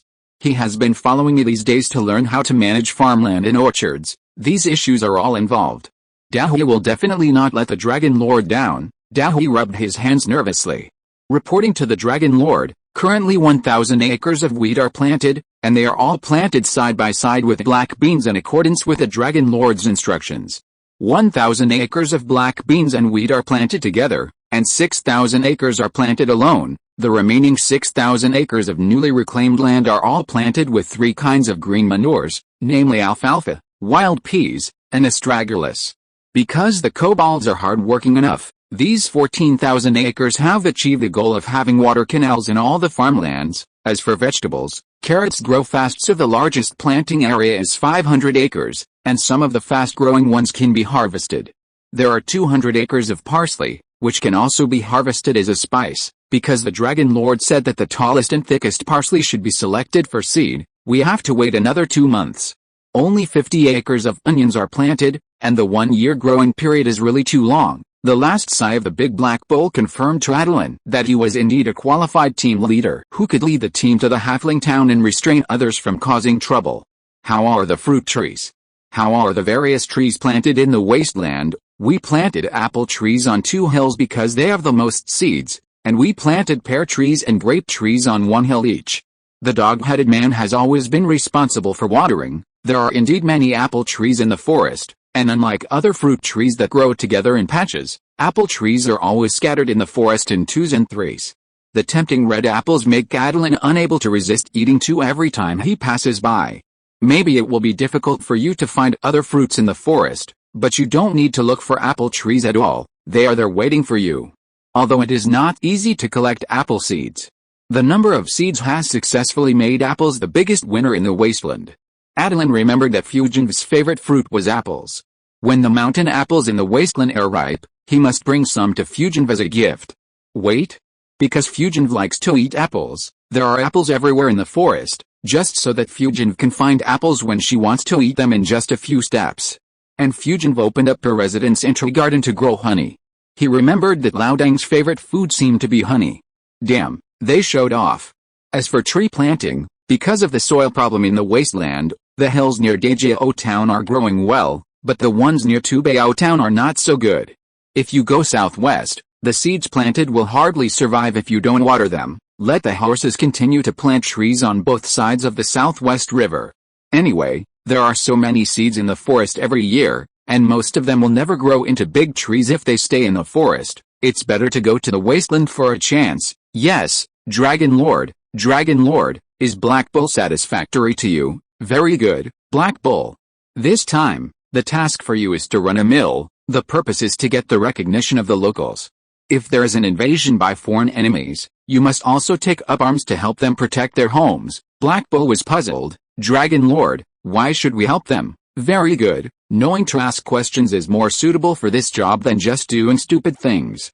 Because they are the best at farming, we need the food they grow, and they will become our own people in the future. Helping them is helping ourselves. Understand, it's a bit confusing, but Black Bull still roughly understands what the Dragon Lord means. I understand, Lord Dragon, don't worry, I will protect them. Don't harm the locals. Even if they attack first, you'd better not fight back. Give up the mill and retreat. This mission requires that the participants should not have bad tempers. You are the captain, you go and select your team members yourself. Yes, Lord Dragon, letting him choose his own team members. Big Black Bull was a little nervous, afraid that he would make the wrong choice. It was only when Lista gave him an encouraging look that Big Black Bull agreed. Looking at the back of the Big Black Bull leaving, Lista said, Dragon Lord, Big Black is the son of the chieftain of the Tauren tribe that I defeated. He is very talented, although he may not be the best Tauren warrior, but he has the potential to become the first generation of Tauren shamans. My white bull spirit seems to be better to him than to me, and he has a certain affinity with the earth element. After practicing the totem war dance for a few months, Big Black can already guide some earth elements together in his palm. I believe he will soon be able to master 1 or 2 earth element spells. I plan to wait for him to come back from the halfling town, and then he will preside over the totem war dance ceremony, and I will concentrate on training the barbarian warriors of the tribe. Attilan nodded. Okay, as a level 11 barbarian, although Lista is worried about the future of the entire Tauren race, he still has the desire to become a legendary barbarian in his heart. Attilan also needs a legendary barbarian under his command. If he nourishes Lista's body with the water of life, then this Tauren should be able to serve him for more than 100 years. Thinking of this, Attilan gave Lista a water of life to nourish his body just right. You have worked hard in charge of Bighorn Town and Tubao Town during this period. This is a reward for you. Lista felt that the fatigue in his body was swept away instantly, and his blood and ki also rose. The barrier that was difficult to break through during training seemed to be somewhat loosened, making him excitedly clench his fists. Thank you, Dragon Lord. Let the various races in Bighorn Town get ready tonight. I will host a large-scale totem war dance involving all races, which should be beneficial to everyone. After working for several months, the bodies of the followers have accumulated a lot of fatigue and hidden injuries, which cannot be completely eliminated by a simple totem war dance. Therefore, this totem war dance involves the 4 elements of earth, wind, water and fire, and Attilan will personally participate in it, using druid spells to transform the 4 elements into vitality to nourish the bodies of the followers. Do you think Attilan will be so kind to reward the followers? This is because he set up 3 objects of worship in the totem war dance, the worship of natural elements, the worship of ancestors, and the last and most important worship of the wild gods. The wild god is a powerful creature that is not a god, but has some abilities that only gods can have. Obviously, Attilan cannot be called a wild god. He cannot even be called powerful. But it does not prevent these followers from worshipping him as a wild god. There are 4 races, earth, wind, water, and fire. The dog-headed people of the fire element worship the dragon without thinking. The fish man of the water element is his first follower and is the most loyal. After such a long transformation, The Tauren of the earth element have begun to identify with Attilan. Only the centaurs are conquered by the Horse King, and they still symbolize the unruly wind. They are the weakest link in this large-scale totem war dance, but it doesn't matter. The centaurs enjoy the benefits brought by Attilan and the totem war dance. The daily work is to herd sheep and farm. The work is not as tiring as before, and they can have a full stomach all day. I believe they are quite satisfied with Attilan as their boss. Moreover, they don't know what the wild god worship is.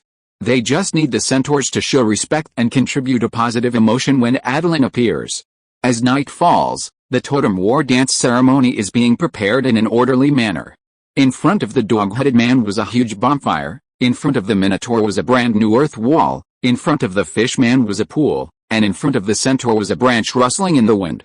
As Lista knocked on the wooden board in front of him, the four races began to dance their totem war dance, and the four elements began to gather towards the dancing crowd little by little. Attilan, which had long opened its life breath in the sky, had formed a life energy field covering the entire ceremony site. In front of the four races was the signpost, and the elements gradually gathered into energy tornadoes of earth yellow, hurricane white, ocean blue, and fiery red, connecting to the life energy field above. For a moment, the sky and the earth changed color, and each thunder with a power greater than Attilan's lightning breath kept flashing in the air. And Attilan's control of the energy field became more and more difficult.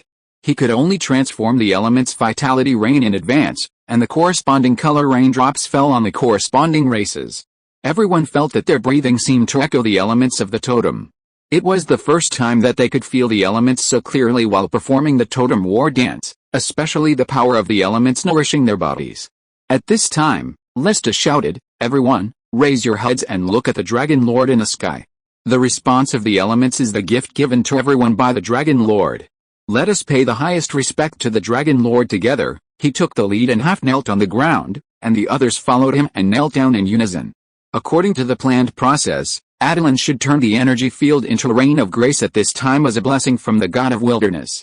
However, because he overestimated himself, the difficulty of presiding over this elemental ceremony of more than 1,000 lives was greater than he imagined. For a while, colorful thunder flashed in the sky. Look, this is all the power of the Dragon Lord. Just as Attilan was struggling to hold on, the bear man far away in the forest sensed the abnormal movement of the elements in Dajao town, opened his eyes instantly, and rushed towards Dajao town at the fastest speed. Recommended book Bankrupt Beast Tamer book recommendation. We are both S-level beast tamers, but why do I become per the stronger I become? Zheng Chen looked at his hungry pet spirits and fell into deep thought. Chapter 74, Roaring Thunder, Controlling the Five Thunders. The straight line distance from the center of the forest to the edge of the forest is more than 100 kilometers. In order to avoid the intricate terrain of the forest, the bear man transformed into a giant storm eagle that the Eagle King had always wanted to perfect, but was always a little short of. The bear man moved forward very quickly. The vine girls on the south bank of the great river heard the sonic boom when he flapped his wings. It took the bear man only 20 minutes to leave the forest and come to the wilderness. There were still dozens of kilometers of straight line distance from the forest to Dajao town, but the bear man did not maintain the form of a giant storm eagle. Instead, he landed and transformed into a huge white bear with a height of more than 5 meters. As the white bear ran, a clear thunderous sound could be heard when the bear's paw landed. At this time, Attilan, who had been tortured to death by the elemental thunder, felt that the speed of the totem war dance gathering elements seemed to be weakening, and even the thunder that hit him was not as violent as before. It was as if someone was helping him to appease the violent elemental spirit.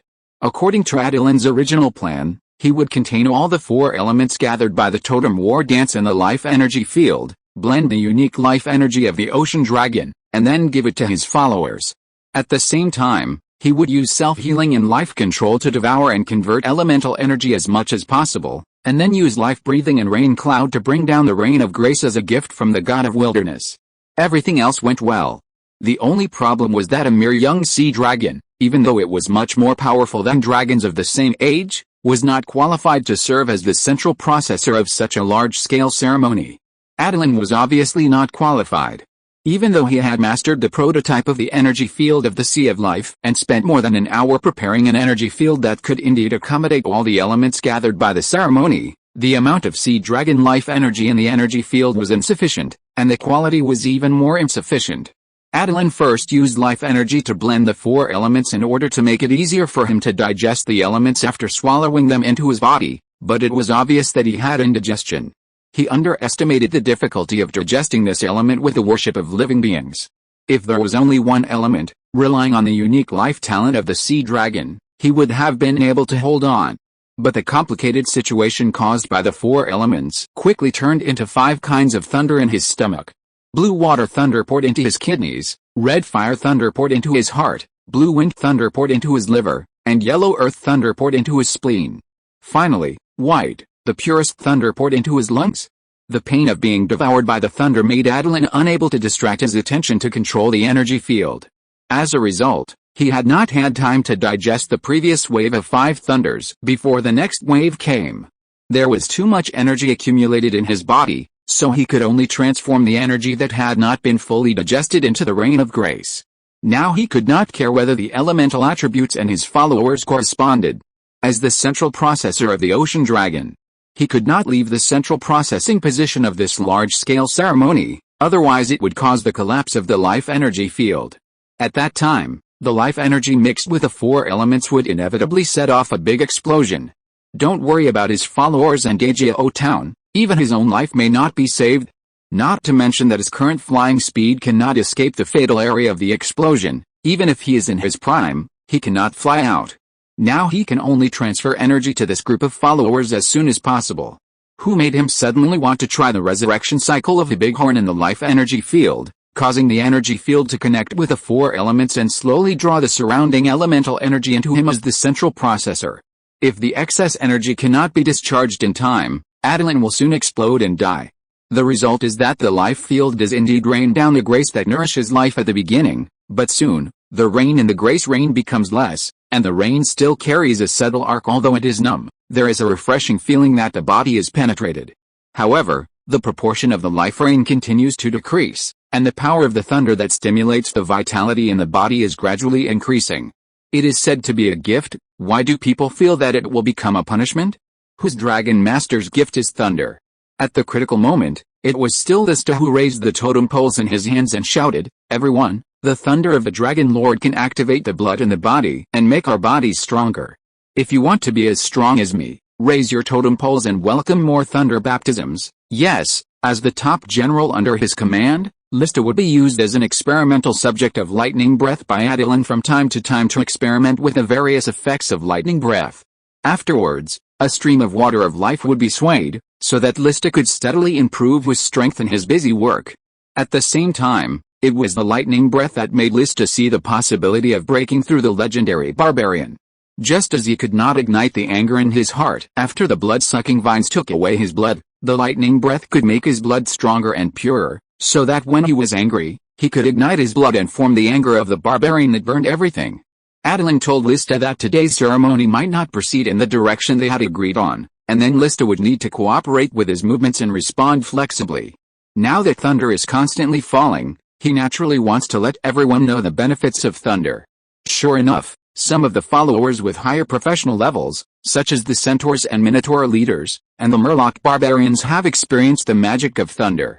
Multiple elemental thunders take turns to enter their bodies for tempering, and there are also bits of life energy to nourish the damage. Although it is painful, the feeling of increased strength fascinates them. The murloc barbarian is the most talented one among Attilan's first group of followers. He actually enjoys more special treatment than Lista. Lista only has lightning breath and occasionally a stream of water of life. He is different. Although the amount of water of life is relatively small, it is also a standard for each special treatment. Now he is already a level 7 barbarian. His height has grown to 1.8 meters under the stimulation of the water of life and thunder. He can barely be on par with the centaurs and minotaur leaders who joined later. Except for Lista, who is a warlord, the 3 of them are commanders, but the other 2 have no brains and can only be regarded as fighting generals. Only the murloc is slightly better. Attilan believes that he has the potential to become a wise general. Barbarians regard anger as a source of power, but it does not mean that barbarians will completely lose their minds when they are angry. After all, those who can fight rationally even when they are extremely angry are outstanding barbarians. In terms of maintaining rationality, even Lista is not as good as Fisher. Fisher is the name given to the Fishman barbarian by Attilan after he broke through level 7, hoping that Fisher can lead the Fishmen to a bright future. Compared to Lista, who was still trying to maintain the ceremony, Fisher was the first person to notice that Attilan was not in a good state, but he could not speak to interrupt the ceremony. He knew very well that the consequences of disrupting the ceremony would be more terrible, so he could only try to sign a Lista to speed up the process of the ceremony. Lista understood the Fishman's hint and quickly began to finish the ceremony. Let us thank nature, thank the Dragon Master, thank our ancestors, and offer our most sincere hearts to those who raised us. Bow. Bow again. Bow 3 times, with 3 kneelings. The totem war dance ceremony should theoretically end here, but the followers put away the totem poles to slow down the gathering of elements. But there are still elements that continue to gather towards the green energy field in the sky. The dark night sky is covered by a group of colorful clouds, and thunder containing various elements is still falling. Lista waved his hand and ordered, "Those without professional levels should hide aside, and the rest of you should go in with me to continue to receive the baptism of thunder. If you can't bear it, you can withdraw on your own." Although the ritual went wrong, these thunders that went around in the body of the ocean dragon are indeed good things for tempering the body, and they can also help Attilan share the pressure. There are the fewest kobolds who broke into the minefield, only the kobold leader, and there are only a dozen fishmen. The minotaurs and centaurs all ran into the minefield to absorb energy. Even if these followers share the accumulated energy, no one can replace Attilan in the process of transforming elements. The process of life controlling and transforming alien energy is a painful process. But the bear man didn't tell him that absorbing 4 elements into the body at the same time would become such a chain reaction, and suddenly it turned into thunder drilling into his internal organs. With such passive body tempering by the heavenly thunder, and the endless rotation of the heavenly thunder, Attilan could feel that his dragon body was being tempered to be tougher and more resilient, and could accommodate more energy. The dragon magic of the ocean dragon flowing in his blood was tempered by the 5 thunders to be more vital, and the power of life breathing was also constantly increasing. That is, his body was like an engine rotating at a speed beyond the normal speed. It was getting hotter and hotter. The emerald green dragon body that originally symbolized the vitality of life gradually turned red under the high temperature. It seemed that the rolling thing in the thunder cloud was no longer an ocean dragon, but a fire-type purgatory dragon. The thunder spewed by Attilan also became hot. The rain cloud spell had been terminated by the high temperature. What fell was no longer the thunder of life. Only the boiling and liquid elemental thunder was left, which fell on the ground and made a pit. Seeing this, the Fishman Fisher shouted decisively, "Everyone, get out!" Chief Lista ignited his anger, waving the totem pole to roll up the wind to intercept the falling thunder plasma. "Go, I'll hold on." As a level 11 barbarian, Lista wanted to challenge his limits and see if he could take a bath with thunder magma to help him break through the level 12 barrier. Normally, he would not break through level 12 so quickly after breaking through level 11 in less than half a year, but the thunder magma falling from the sky proved that this was obviously not the normal situation. The thunder magma turned the ritual side into hot magma. Lista felt that he was about to collapse. When the Fishman took out the hemp rope to get him out. With a thunderous roar, Lista watched a white giant bear step on the thunder and rush into the thunder cloud. After a moment, the colorful thunder cloud was absorbed into the giant bear's body. Then he saw the giant bear wrapping the hot and red Attilan with a green light full of vitality and falling to the ground, opening his mouth and burping with a numb breath. "I am Attilan's master. I will take him back to heal his wounds. During this period, you should proceed according to the plan he made before. I will arrange some druids to come and help." The bear man said this, which means that Attilan's injuries cannot be cured in a short time. Fisher bravely asked the real god of the wilderness in front of him. "Master, what is the cure for the Dragon Lord's injuries?" "I don't know. Everything depends on his own willpower." "Then can we go to visit the Dragon Lord? Just take care of the wilderness. His treatment cannot be delayed." "I'm leaving first." The bear man could never have imagined that Attilan, who has always been cautious, would actually use himself as the energy processing core of a large-scale ceremony. If he hadn't arrived in time, Attilan would have been burned to death due to energy overload. He didn't expect Attilan to be so gifted that he mastered the life energy field so quickly, and developed a method of practical application, and boldly tried it without the care of his elders. After the bear man used the life solidification secret technique to put Attilan in a state where his injuries would not worsen or recover, he used the brain activation technique to awaken Attilan's vague consciousness. Ouch! The only disadvantage of this solidification secret technique is the pain.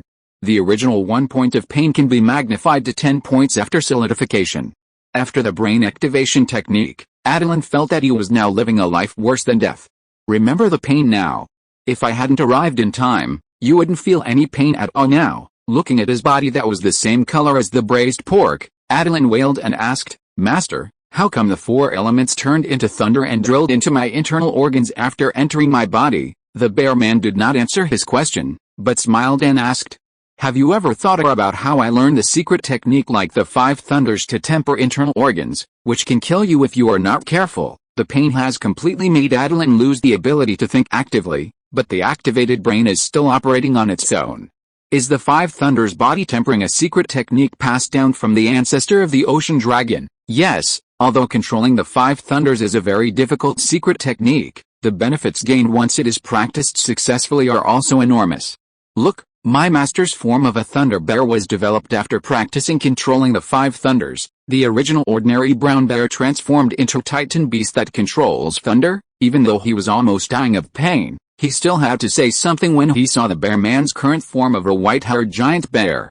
Master, I think it's more auspicious to call your form Thunder Roar. Why? Because there is a demigod of nature, a giant bear who controls storms and thunder, and he is called Thunder Roar, or Undying Wild Thunder. Don't be funny, I never thought of letting you learn to control the 5 thunders so early, and because of the difficulty and a little flaw in controlling the 5 thunders, I don't plan to pass it on to disciples with worldly desires, such as you. What flaw? Controlling the 5 thunders requires pure positive vitality, so it can't be leaked, otherwise the 5 thunders will mutate, and there's no hope of mastering the 5 thunders in this lifetime. Hiss.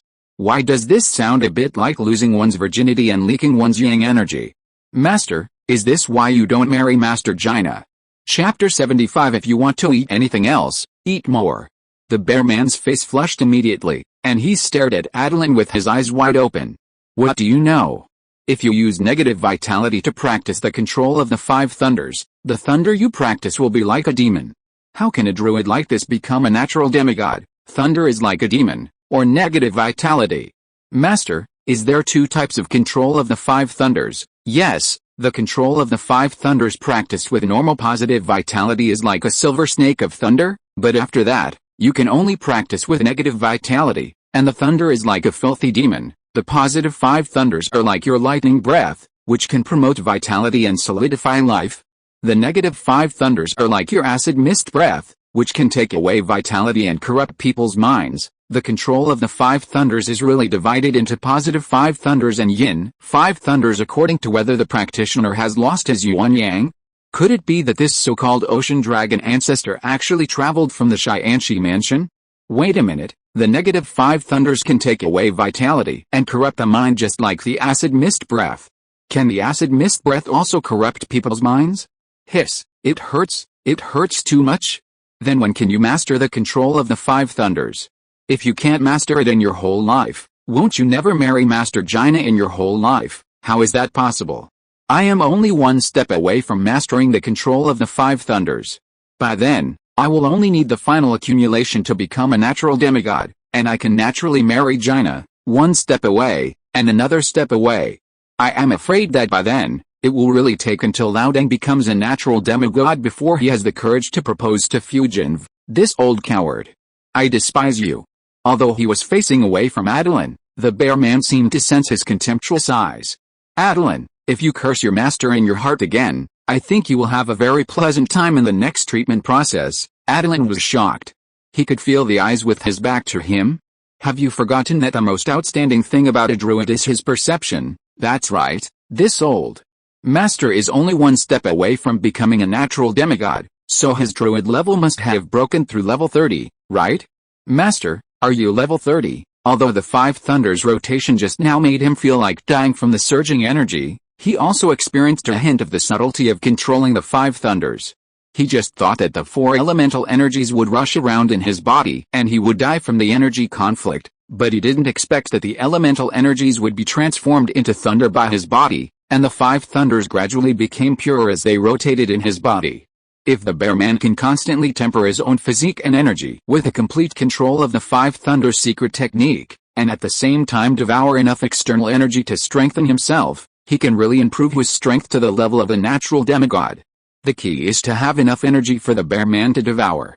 If the bear man is now hiding in the forest and devouring excess natural magic, it will take a long time to accumulate enough energy to be promoted. Master, please speak, Master. Although Attilan didn't know what level of occupation a druid needed to advance to a natural demigod, his inherited memory mentioned what stage a dragon would need to take to become a divine dragon. If the divine dragon is upgraded to level 12, it will become a quasi-god and gain immortality. All the power converted into a professional level is at least 40. If the bear man's druid level is 30, plus the 5-level challenge level of the bear man's beast curse, Attilan estimated that the bear man could try to advance to a natural demigod. Why do you suddenly care about me so much? Attilan rolled his eyes. Do you think I want to care about you? If it weren't for the fact that his body was in so much pain that he had to think of something to divert his attention, and there was only the bear man around him. If he didn't care about the bear man, who would he care about? Air? You don't think a druid of level 30 can try to advance to a natural demigod, do you, Master? Don't you still have the bear man's curse? As a master, the bear man felt that he needed to popularize Attilan about the knowledge that was not in the dragon's inherited memory, such as the beast curse. The power brought by the beast curse is only half after the legendary level, and it is even negligible after level 30. Just as you know, the professional level required to be promoted to a natural demigod is level 40, so of course I only need level 30 to try to be promoted, huh? After saying such a long string of words, you told me that I still need level 30? Why? The unique talents possessed by dragons make it easy for you to try to practice any profession. I accepted the beast curse in the first place because I wanted to make up for the lack of talent. The effect of the beast curse becomes smaller and smaller after the legendary level, so naturally I have to develop new powers in the bear form. Attilan understood what he said. So the power of thunder roar form is not classified in the druid level. That's not right. The power of thunder roar form comes from my druid practice, but the power of this form cannot be classified in the druid level. Attilan couldn't wait to ask, then what legendary career level can thunder roar be considered? This form is not mature yet. It can only be considered level 5 at most. These are of little use to you. Just polish your dragon body well. As for the secret art of controlling the 5 thunders, don't touch it until you reach adolescence and the dragon body challenge level is 10, or your druid level reaches 20, otherwise you will end up like this every time you try it. Attilan said skeptically, no way, reaching the dragon body level means that you can withstand the side effects of controlling the 5 thunders. Reaching the druid level means that you can control the process of controlling the 5 thunders. There is no possibility of stacking light combat power. The bear man's tone was rather serious, which made Attilan completely suppress his curiosity. Today's attempt has made him give up the possibility of trying immature secrets, but he still has curiosity in his heart, thinking about challenging himself under the care of the bear man or the vine girl. Master, don't worry, there will be no such attempts in the future. When they returned to the oak hall, the vine girl was already waiting here. Seeing Attilan's red face, she asked anxiously, what happened to Attilan, a failed secret innovation experiment? If I hadn't gone quickly, he might have died. How could he be half dead on the road now, talking all the time? Attilan could only smile awkwardly. How can you be a master? You are not here when your apprentice is doing secret experiments. Don't you know that such secret experiments must be watched by a high-level elder? The bear man seemed to have never told Attilan this common sense, mainly because Attilan had tried secrets that influenced others or had a relatively low degree of innovation before. The bear man taught Attilan relatively basic druid knowledge or mature secrets. For example, creating secrets by yourself is generally a subject for 10th level or mature druids. A druid who has only studied for half a year should not be involved in such a high-level topic in theory. But Attilan is a dragon druid, and the bear man has little experience in teaching apprentices, and others do not have the ability to do a big job like Attilan. It's my problem. I underestimated the danger of this experiment. It has nothing to do with the master. The vine girl glared at the bear man. You are still speaking for him. Let me see how injured he is. She walked to Attilan, and a slender vine stretched out from her fingers, entwining Attilan's body and emitting a glittering pink light.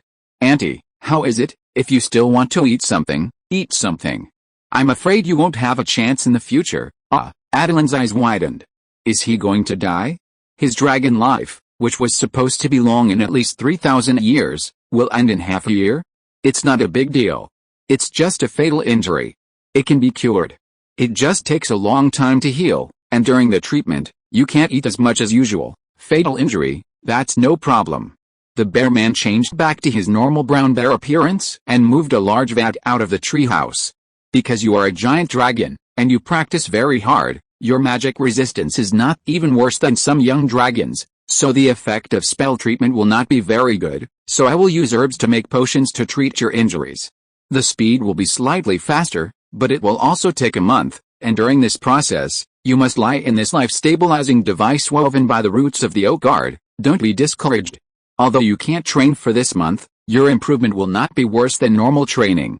After all, you have also experienced a 5 thunders tempering. You want the dragon body to break through 5 meters in length, and it should be done after the treatment is over, being placed in the life support device. Attilan watched the bear man take out some strange plants and animal magic materials that exuded various magical auras from the treehouse and threw them into the large vat filled with life spring water. The elemental flame was lit and boiled, and soon a scent of Chinese medicine spread in the oak hall, reminding Attilan of the fear of being dominated by Chinese medicine when he was a child before the time travel. Thinking that he would have to lie in the life support device and drink Chinese medicine for the next month, Attilan felt that his future was bleak. It only took half an hour for a large tank of life spring water to be condensed into a small bowl of potion in the bear man's hand, and he smiled and poured it directly into Attilan's mouth. No, I haven't eaten what I want to eat yet. Feeling the sour, sweet, bitter, spicy and salty taste in his mouth, which was not inferior to the stimulating taste of the 5 thunders, Attilan wanted to open his mouth to spit it out, but his mouth was firmly grasped by the bear man's big hand. He couldn't open his mouth at all, and could only swallow the potion with difficulty. I didn't expect that a small bowl of potion would cause such great harm. And even if he swallowed it, the taste would still rotate in his mouth. The stored medicine is not enough. I will go to the medicine garden to pick some more, and plant some more by the way. I think the herbs in the medicine garden will not be enough if I drink it for a month. After confirming that the bear man really left, Attilan waved to the vine girl and said cunningly, "Auntie, come closer to my ear. I got new important information." The vine girl approached in confusion. My master actually. End of this chapter. Thank you very much for reaching the end. Don't forget to like. Looking for more exclusive content and immediate access? Subscribe to our Patreon. Remember, every like, subscription, or donation encourages us to continue. Thanks to everyone. See you in the next video.